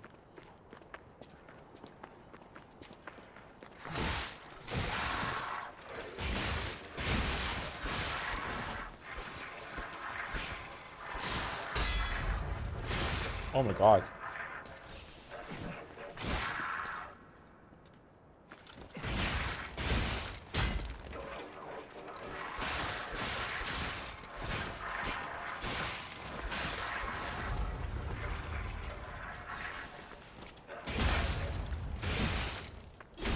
I forgot how tough some of the erratic robots can be in this game. Holy shit.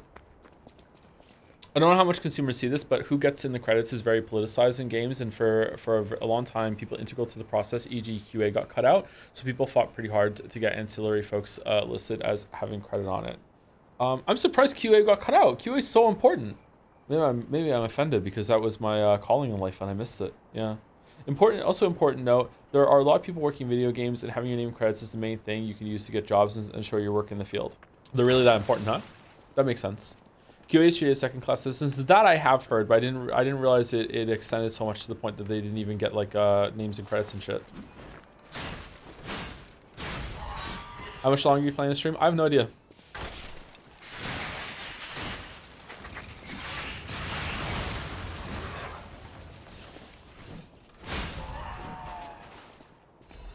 I'm kind of tempted to switch over to another character and just get a little preview of the DLC because I want to see it, because I don't think we're going to get there anytime soon unless I start just blitzing through content.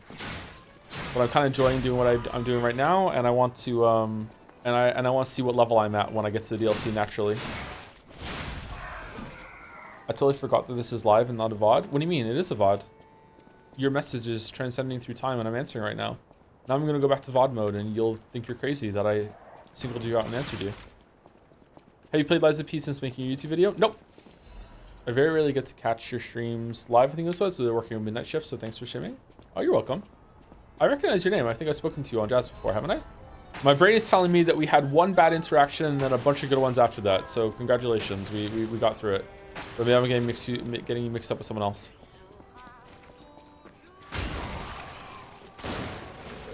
Oh, it's the baby. Oh, it's not. Are the babies in there?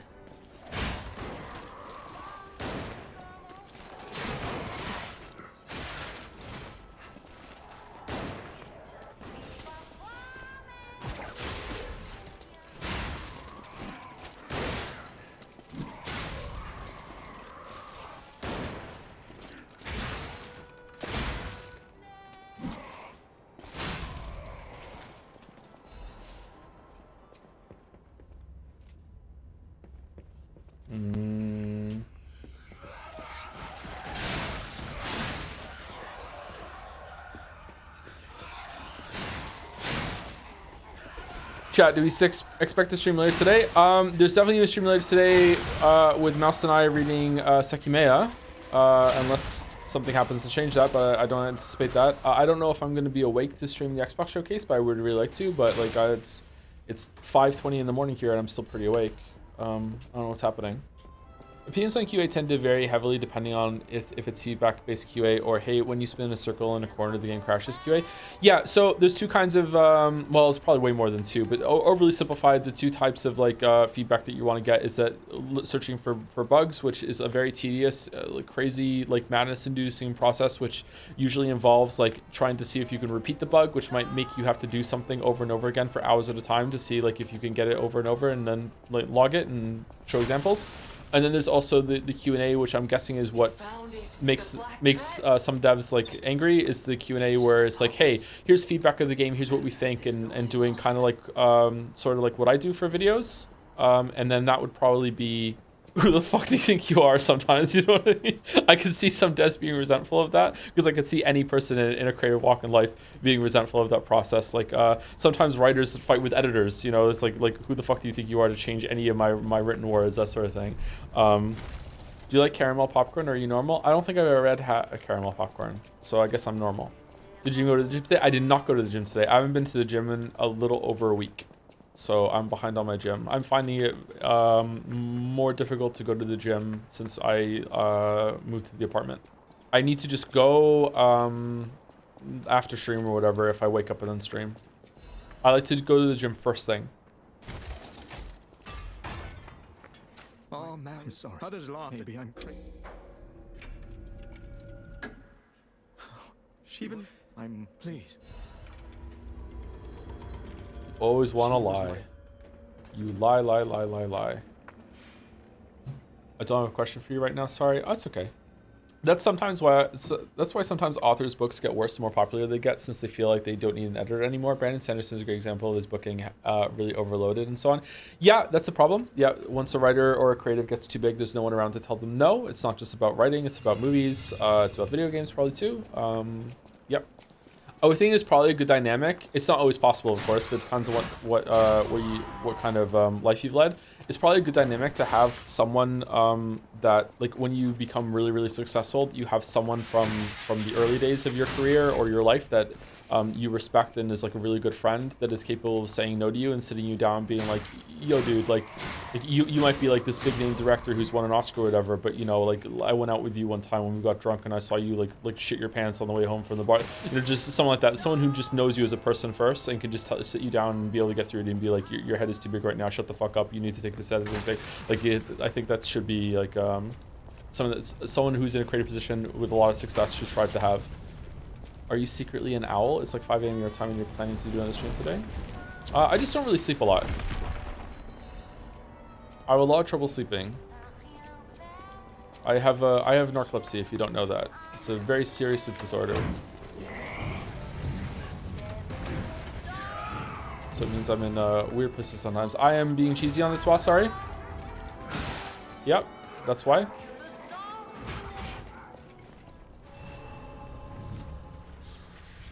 Love this boss. I also love this boss, but I have no illusions that I'm going to beat him first time.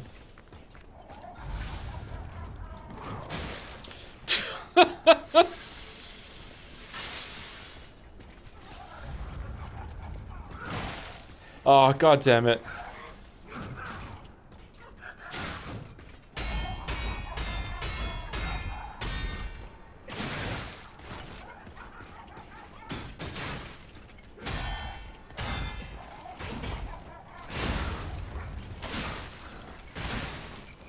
This is a mini boss, by the way, and it is better than most bosses, full-fledged bosses, in most Souls-likes that aren't made by FromSoft. Honestly, this is better than a couple of main bosses in FromSoft too.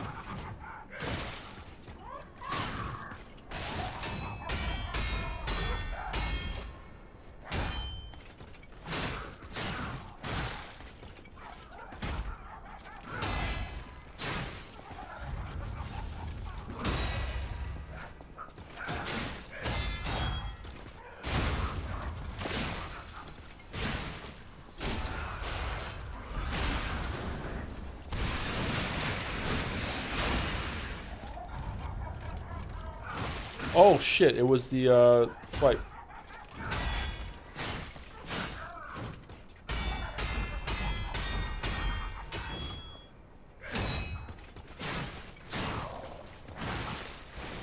No.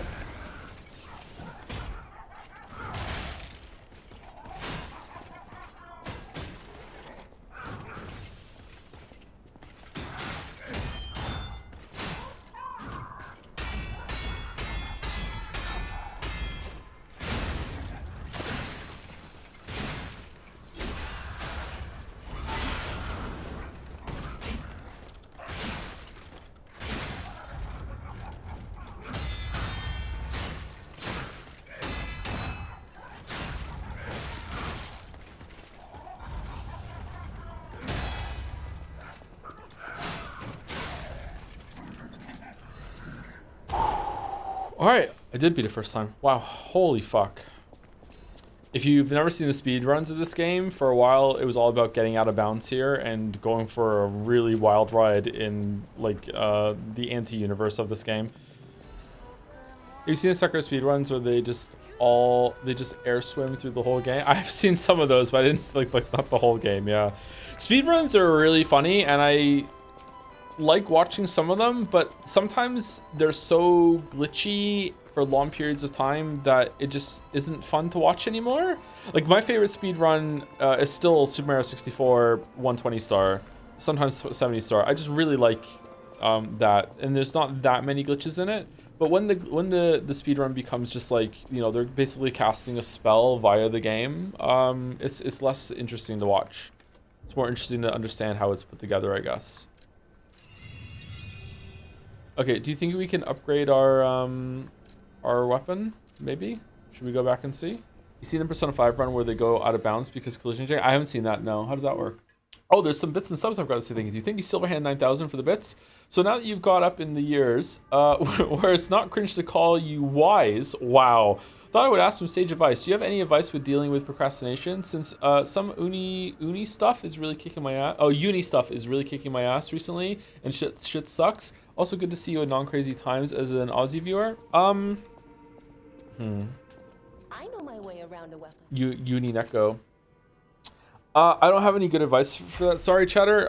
Like you just have to do it. Unfortunately, it's all about like building habits and like being disciplined and just doing it. I have some problems with some stuff. Believe it or not, despite the video, you know, having issues, I don't really have a problem with doing work. I do have some problems with like some household stuff, and some other adulting tasks that I don't really want to talk about. I don't mean adult in like a bad way. I mean adulting like some stuff like banking, stuff like that. You know, I have some hang-ups about that. That's one of the reasons why I think I might have undiagnosed ADHD, because I have like, it's called executive dysfunction. I've spoken to a couple people about this actually. If you have someone like that, it might be worth looking into to see if that's a problem. But if it's not, if it's just that you're just having like a mental block, then you might just have to just force yourself to do it. Discipline is a skill. Some people might like present that they just have it. I don't think that's really true. Maybe they got ingrained with them when they were younger and they're really, really lucky. But like, you just have to be disciplined. Just be like, no, this is what we're doing. I have to do it. You know, like set aside some time and like be good to yourself and reward yourself, but also like push yourself where it's necessary. But that comes with a lot of caveats. I don't really know for sure if this is good advice. I don't really know you or your situation. So, but that's all I can give. Hence charge, stagger, attack. I'm also the kind of person that doesn't believe in like supernatural blocks that are preventing you from doing something. If you are having trouble doing some work, there's probably a reason for it. It might not be a reason that you can solve right now, but there is a reason. And sometimes having the reason and knowing what the reason is can help you, if that makes sense. Do you want to use belt slots here? Do you want to get, probably want to go back to this one. I can't remember if this pushes it up or not. Do you think a clown is one of the most like iconic things in media? Yeah, probably. Not really a big fan of clowns. Like, they're okay.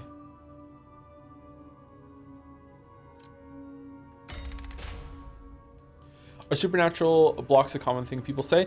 Maybe supernatural is not the right word. The big one I wanted to say, but I don't like bringing it up because usually it ends up with me having a fight with chat. A lot of writers like to say that they have writer's block, and they say it in like a way of like, oh my god, I'm such a writer that I have writer's block. Writer's block, it depends what you're saying. Writer's block can exist if you're having trouble writing, you're having trouble getting work done, whatever that is, the fuck that is. But writer's block is not like the flu that you catch. Do you understand the distinction there? Like, you have an emotional block or you just don't feel like working or whatever, then that's something. But a lot of writers feel like it's like, oh my god, I got a bad case of the writer's block. I must have caught it when I was at the store, you know, down the street. Like that doesn't exist. That's not a real thing. Yeah. So that's what I'm talking about. Writer's disease for the ultimate writer. How do you feel about this year's Crunchyroll Awards? I don't. Obviously, they're just a popularity contest, but do you think they still hold value? What do you think should have won anime of the year? Is there best butt fangs of the year? Because that's the only category that I give a fuck about. I don't know, chat. What do we think is going to be the best anime of the year? Crunchyroll, take me home. Orb is pretty good. Orb. New category for Jedsea. Thoughts on the House MD anime adaptation? Is that a real thing? I might watch that after the anime races. That's a real thing. That sounds fucking hilarious. I keep thinking they're gonna do a House revival. House is like continued to gain popularity since it ended. And if the fucking Dexter can be resurrected and start killing people in New York, then, you know, House can, you know, be fine. Somehow Wilson returned. Like, it'll be fine.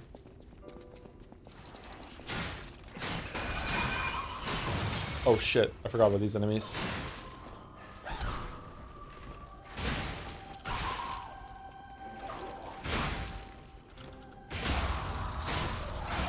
Wait, is Dexter back? Yeah, you didn't know? Yeah, Dexter Resurrection.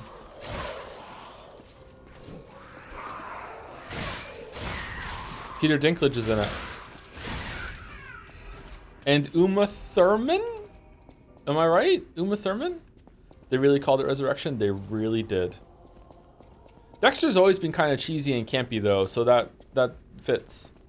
Speaking of medical shows, have you seen The Pit? It's great. I'm not really big into medical shows, but I think I've seen a trailer of that and it looked interesting. Thanks for this show in chat. Always good to hear different perspective and get out of one's own head. Yeah, that helps. Sorry we couldn't be more help. Maybe chat was more help than me. Favorite TV show? Certainly not The Expanse. My favorite TV show of all time is probably gonna be 6 Feet Under. Also with Michael C. Hall in it before Dexter. It's probably gonna be 6 Feet Under. I really like 6 Feet Under. I've seen it all the way through twice. Just a really good show. Favorite comedy show that I finished is probably Community. I don't know. I don't think a lot about these things, chat. Like usually when it's like favorite whatever, like it's hard for me to answer because I have to like do a recall of everything I've ever seen, watched, or whatever. Yeah. Oh, I'm part, but I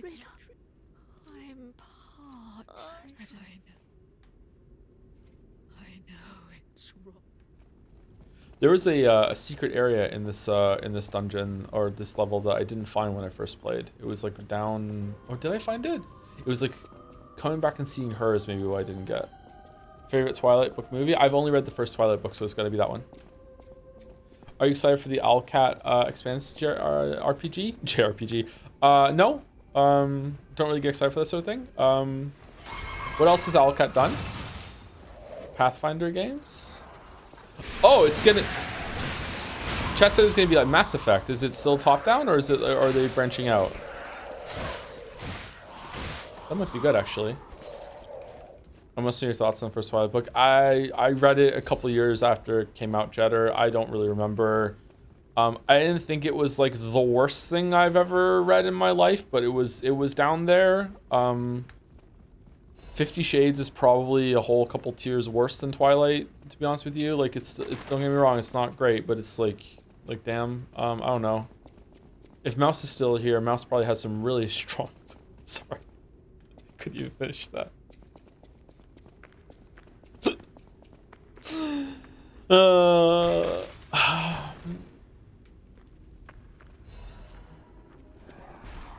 Worst book you ever read? Worst book I ever read is probably I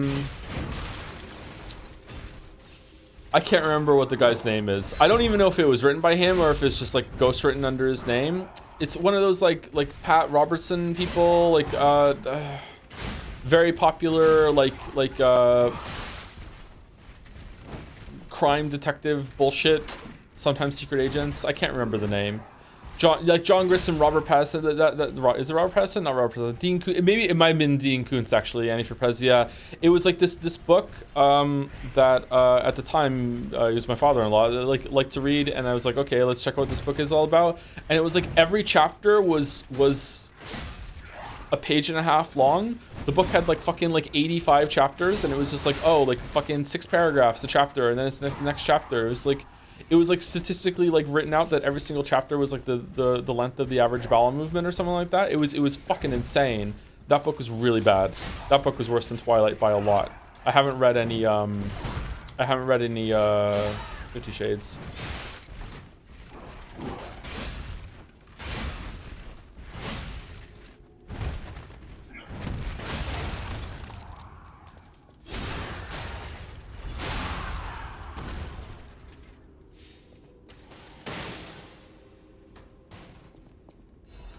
Designed to be right on toilet. Yeah, I wonder if phones have killed that market. Are you reading Norse mythology books like Magnus Chase or Percy Jackson? No, I haven't. The only Norse-related thing that I've read was Redacted's book on Norse mythology. I read that for the God of War video. Thoughts on Philip K. Dick novels? I don't think I've read have I read a Philip K. Dick novel? Is that the Android's Dream of Electric Sheep one? Right? I don't think I've read that. Do writers get approached by idea people, or do those go to the app and game devs? I have never been a successful enough writer to do that. I have been approached sometimes for video ideas, but very rarely.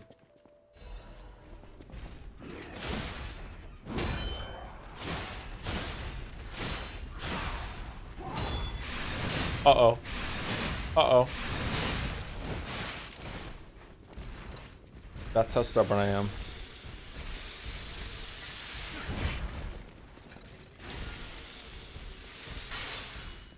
Can you separate art from the artist? Depends. Try very hard. Depends on what they've done. Depends on who they are. Depends if they're dead or not. Depends how long ago it was.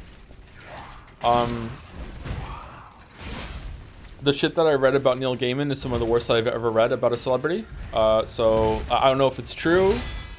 Let me do that caveat right away. So it's very hard for me to separate the art and the artist when it comes to him. It's not the worst, but it's among the worst. So yeah. What about Kanye? I don't really know what Kanye's done.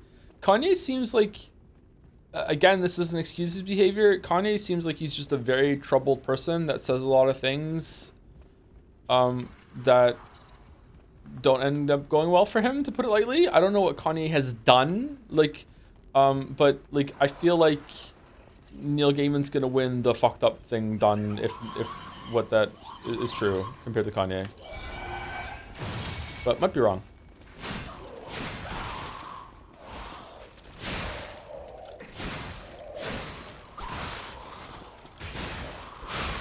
Oh, we're dead.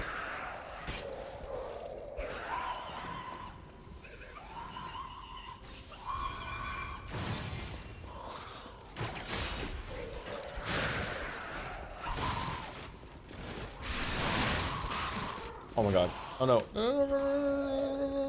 Run away, run away. Bravely run away. Bravely run away. I don't know. I should talk about this stuff. I'm not really in tune with a lot of stuff, so I don't know. I'm talking on my ass. Sorry. Disrespectful for a lot of people involved.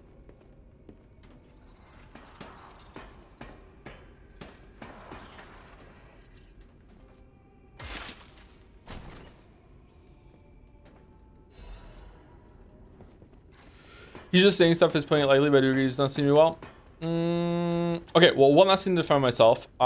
Maybe you don't know what Gaiman is reported to have done. Let's put it that way. And now I'm going to shut the fuck up. Yeah. See how indie games are getting more spotlight? Like Expedition 33, Balatro, Repo, and Schedule 1. I think we're at a point of rise of new IPs, or will the AAA market... Or will the AAA market still hold the mainstream even with price raises and inconsistency or performances during launch? I think that... Okay, I think that it's probably going to push us more into a AAA space, because in order to stand out, they're going to be the only ones that can afford to do it. There are a shit ton of indie games being made at the moment. Like, I didn't realize just how many there were. And as that just keeps increasing and increasing and increasing, they're going to require bigger and bigger budgets to stand out. So I think the AAA is going to be more powerful than ever, really, because they will have the power to do that. But maybe I'm wrong. I have no idea. That's just my guess. Do you like Russian literature? I'm not into that yet. Maybe one day I will be. I would like to one day be into that. Whoa, who the fuck is buffing you? Upstairs? I think E3, Expedition 33 is AA based on price. Yeah, the rule of thumb for me, I don't know if this is the rule everyone should follow, but the rule of thumb for me is that whether something is AA or AAA or single A, I don't know if that just counts as indie, is the price. Indie is not based on price though. Indie is more about how it's published, although even that is probably going toward price now. Either way, I don't know. I'm getting a bit tired, chat, sorry. Is this New Game Plus or a fresh file? It's a fresh file. We're getting to the DLC and we're gonna see what level we are when we get there by just playing through the game normally. Non sequitur, but have you checked out Evolve Idol since the last update? The last update was the one that added the challenge that gives you the bonuses from Evil Dimension, right? For late stage hell. I haven't checked it out. No, I haven't done a run or anything like that. Last time I did a run of Evolve Idol was when they first introduced the is it T6? The Eden stuff. I did a couple runs with that and got like one of the hybrid races, and then I stopped playing. It seemed pretty interesting to me, but I don't know. I would like to. The developer of Evolve stopped working on it for a while, and I like to make sure that that game's gonna be like get more on it before I like devote more time to it, because it's a little bit of a mind worm or a brain worm, whatever you want to call it. Minor Night Rain loot spoilers. There's a drop you can get where whenever you roll, you spawn a lightning storm around you. I got that one. Do you think FromSoft should include things like that, or maybe some other roll upgrades to spice up the formula? No, I think it only works for a game like that. I feel like if there was a game built around it, that might be cool, but just to get that out of nowhere, I mean, you could make a build around it, maybe. Like, I guess so. It's kind of clunky. It barely works in Night Rain. I got a wild one that was whenever I was walking, not running, walking, I would spawn a cloud above myself that would shoot out magic missiles at people, and it fucking sucked, let me tell you.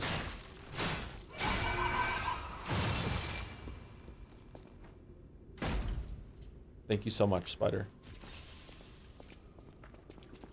All right, I think we explored everything in here. Sucked why? It didn't work properly. It would just rain stuff in the wrong direction. Maybe it was targeting something else. I don't know. I had it for one of the Night Lords. All right, should we go and see if we can one-shot Romeo? And if we can't, we'll probably end the stream because I don't think I'm going to be able to get to the DLC today. There's an upgrade where your flask takes longer to fill your HP. Yeah, it makes it a slow thing. It heals for more, but it dishes out slowly. Kind of a downgrade, but you can use it to run through the storm and stay there for a while so you can get some cheeky upgrades. Personally, I think it kind of sucks, especially for solo. Do I like Night Rain? I think it's okay. Thank you, Shalebchu, for the resub. Shalebchu for the resub. Thank you very much for the joms. And thank you, Hydrar, for the resub too. Hey Joe, thank you for being you. Been listening to your Baldur's Gate 3 VODs at work, and that helps the time fly by like gale through the sky. Thank you very much, Hydra. So this is the biggest difficulty spike in the game, in my opinion. So this is the hardest boss in the game when you first play the game. It's not the hardest boss in the game now, but it is when you first play.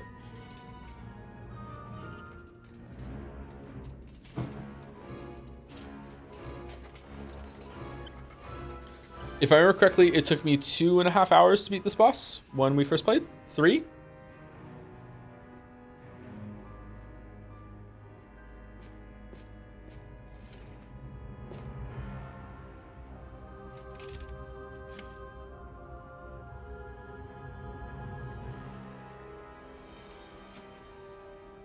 I spent double time on Green Monster and Triple Laxasia. Those bosses are definitely harder than Romeo, but I think that by the time you get there, you're more prepared. You know what's going on. Your build has become more online. This is just a huge spike. Here we go.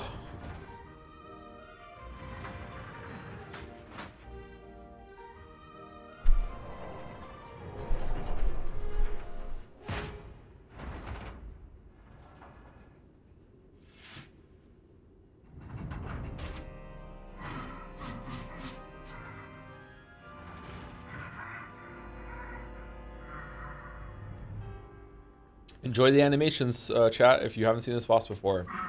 Because goddamn.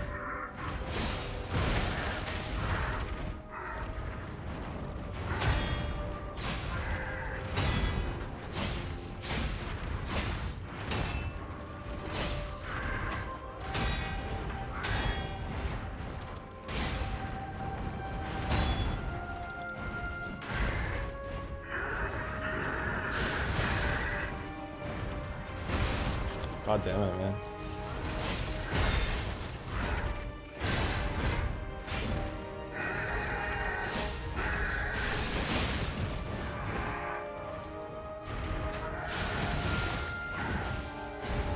It's not going well.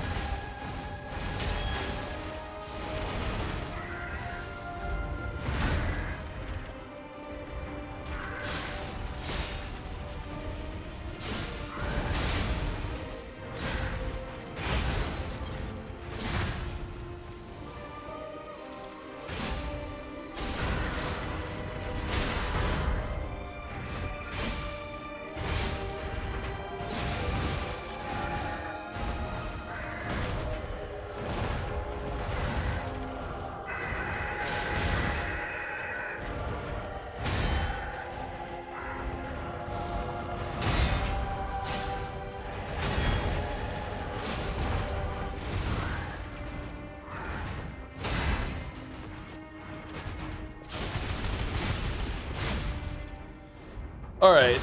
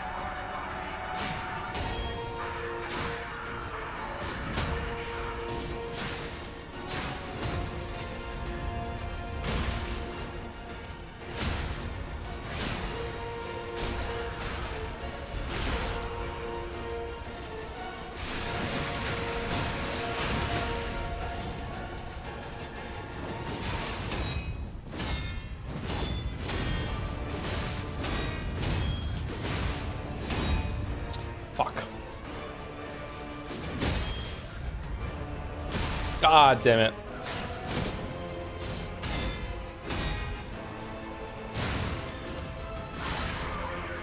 Oh.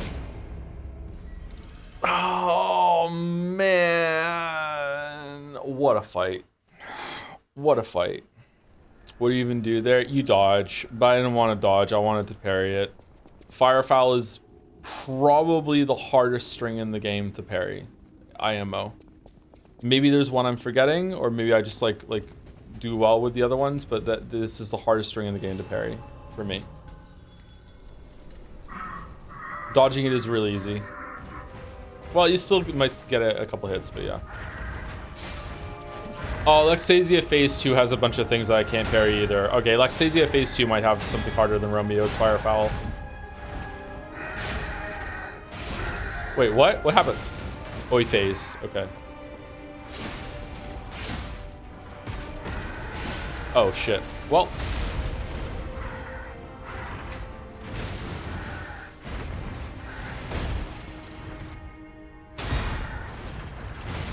I cannot believe I parried that.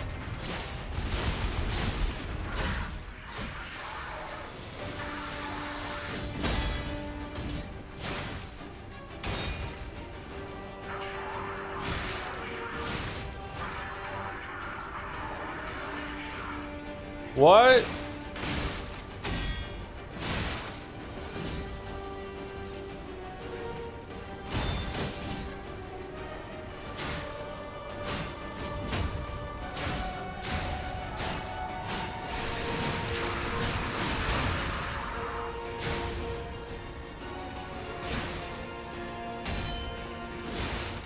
Fuck.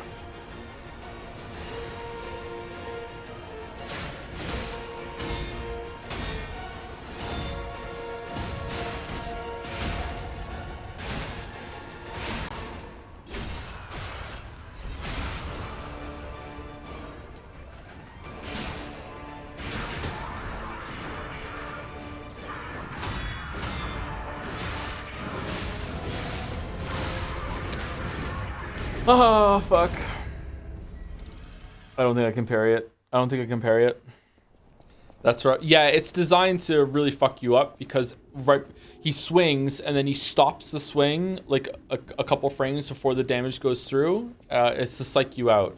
So like you have to respond to like this second swing that you have to just intuitively feel afterwards. Once you get it, it's not too bad. I think I had it down at one point, but it's gone now.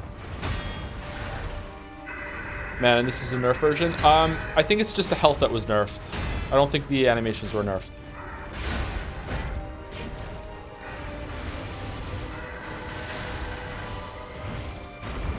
Oh my god, let me hit you.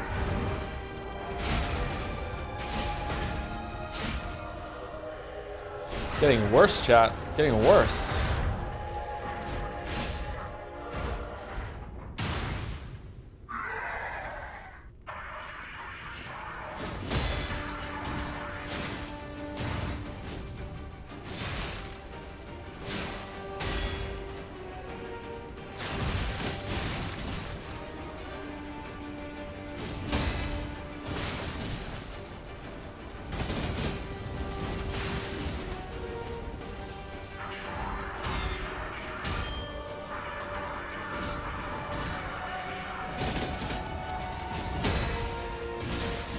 Oh, fucking hell. The fucking, like, ground follow-up.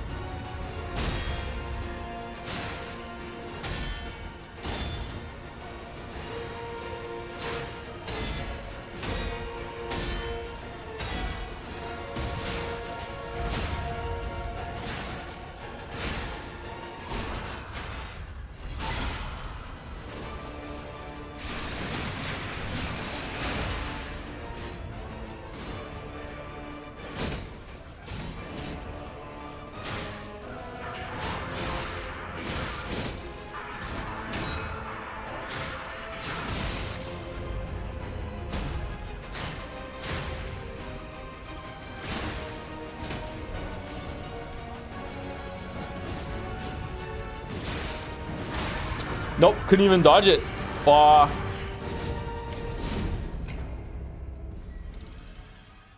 Fuck. I need to get to phase 2 with more health. I've grown to dislike multiple health bar fights. I prefer one big health bar and a phase change rather than 2 per second. I'm fine with it. I think it's functionally the same thing. I understand the psychological effect that if he keeps going over and over and over again. I think that it's worse when it's 2 different fights that are put back to back like this one. In this case, I think it's fine because it's a big moment in the story, but other times it can be a little irritating, yeah.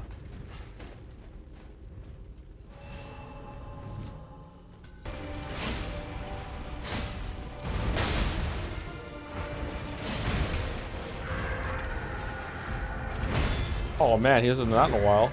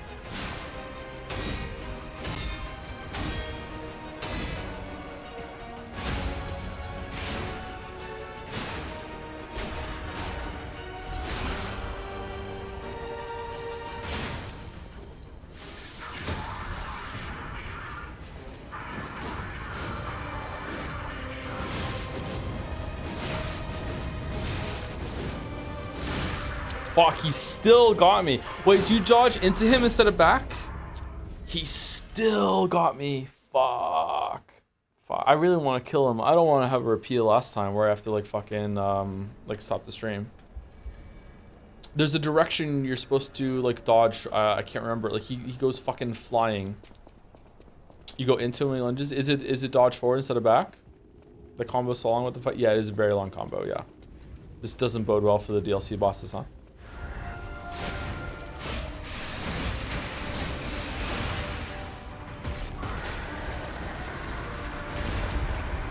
No, that would have been cool.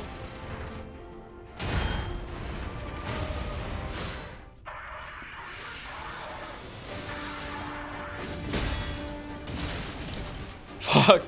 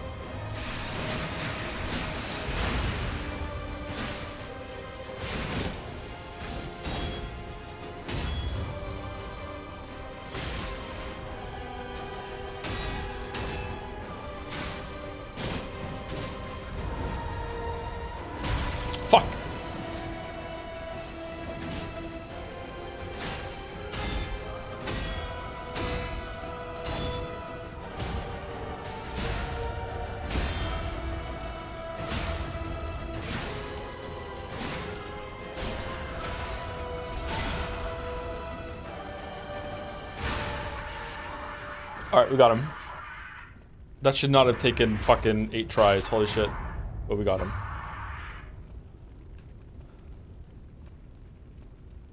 Incredible! You defeated the king! I gotta think the puppets will have changed too, right? There's only one way to find out. Let's go backstage. What a goddamn amazing boss fight. Holy shit. It really is good, isn't it? Streamer is washed. Streamer is washed. All right, so I think that's the end of the stream, everybody. But before we do that, okay. Before we do that, I just want to see what the first area looks like. Okay, so let's do that because of the DLC. I can't like not do that. So what do we want to do? Do you want to go to like this character is in the wrong, these are in the wrong places. These are at the very beginning of the game. This one looks like it's hypocrites there. So this one level 86. What level are we right now? Level 60? I got all the way to Nameless Puppet at level 86. Holy shit. Just ran through everything. All right, so how do I access the DLC? Do I just go there now, or do I have to talk to somebody, or what? Hey Joe, how are you finding the finding so far? I haven't done the DLC. We've just been replaying the game. I just want to see what the first area looks like, and if there's a boss, then we might like see what the boss looks like, and that'll be the end of it. We've just been replaying the base game to see when we can get to the DLC.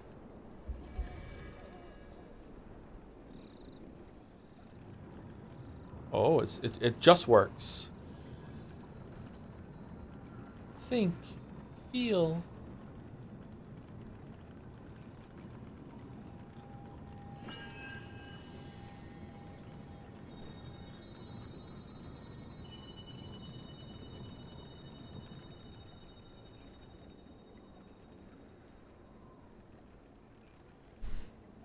It feels like they're trying to guide us somewhere.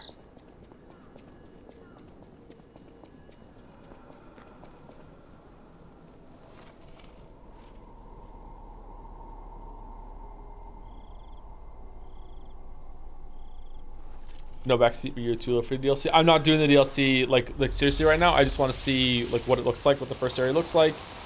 Sometimes these DLCs start with a boss right away. Like maybe you'll see a boss. Like we're gonna end the stream in about 5-10 minutes. Loud.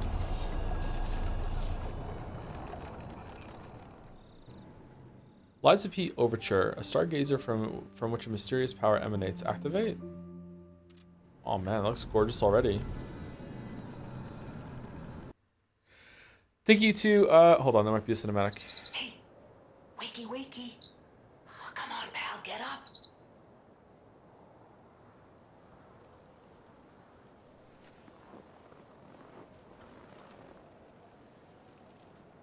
I'm not sure what's going on, but we better check things out.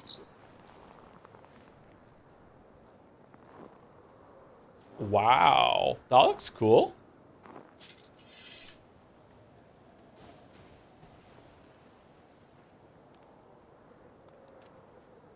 Neat. Thank you to Cariel Narve for the resub. Resubbing from the 100-line trenches with 86 endings and 237 hours. I've got to say, I don't know how much the chat experience helped get through the worst parts of Danganronpa, but I can only hope for the weebs can help you through 100-line if you end up doing it. I say that having enjoyed more than not so far, but it really drags at points and drags for long when it does. Regardless, appreciate the streams and glad to be indirectly consuming Umineko after 10 years of people hearing rave about it. Rave out of it? Rave of it? Rave out. Okay, I think I just read that wrong. Sorry. Yep. Yeah, I'm scared of 100-line. Yep. Really, really scared. Really, really scared. Holy shit. Thank you, Cariel. Thank you for the report. I don't think we're going to do more than one ending. That's it. We're done. And thank you, Meza Lunatic, for the 5 gift subs. Thank you very much, Meza Lunatic. Thank you, thank you. All right, let's see if there's like a fight somewhere and see how many. Let's see how many like souls we get for killing something. They have adding quality of life to make it easier in 100-line. Stargazer nearby. Be on the lookout, pal. Junpei, that's just called editing. This is trimming it down.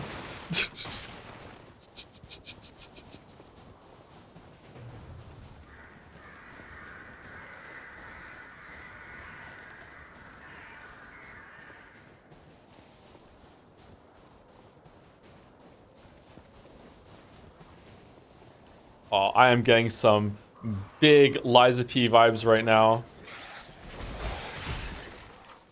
Freeze. Freeze occurs when frost damage builds up. Your character HP will continuously drain, and both your attack speed and movement speed will decrease. Use an anti-freeze ampule to remove the status ailment. I won't. All right, 1-hit kill. Or 2-hit kill. Oh shit.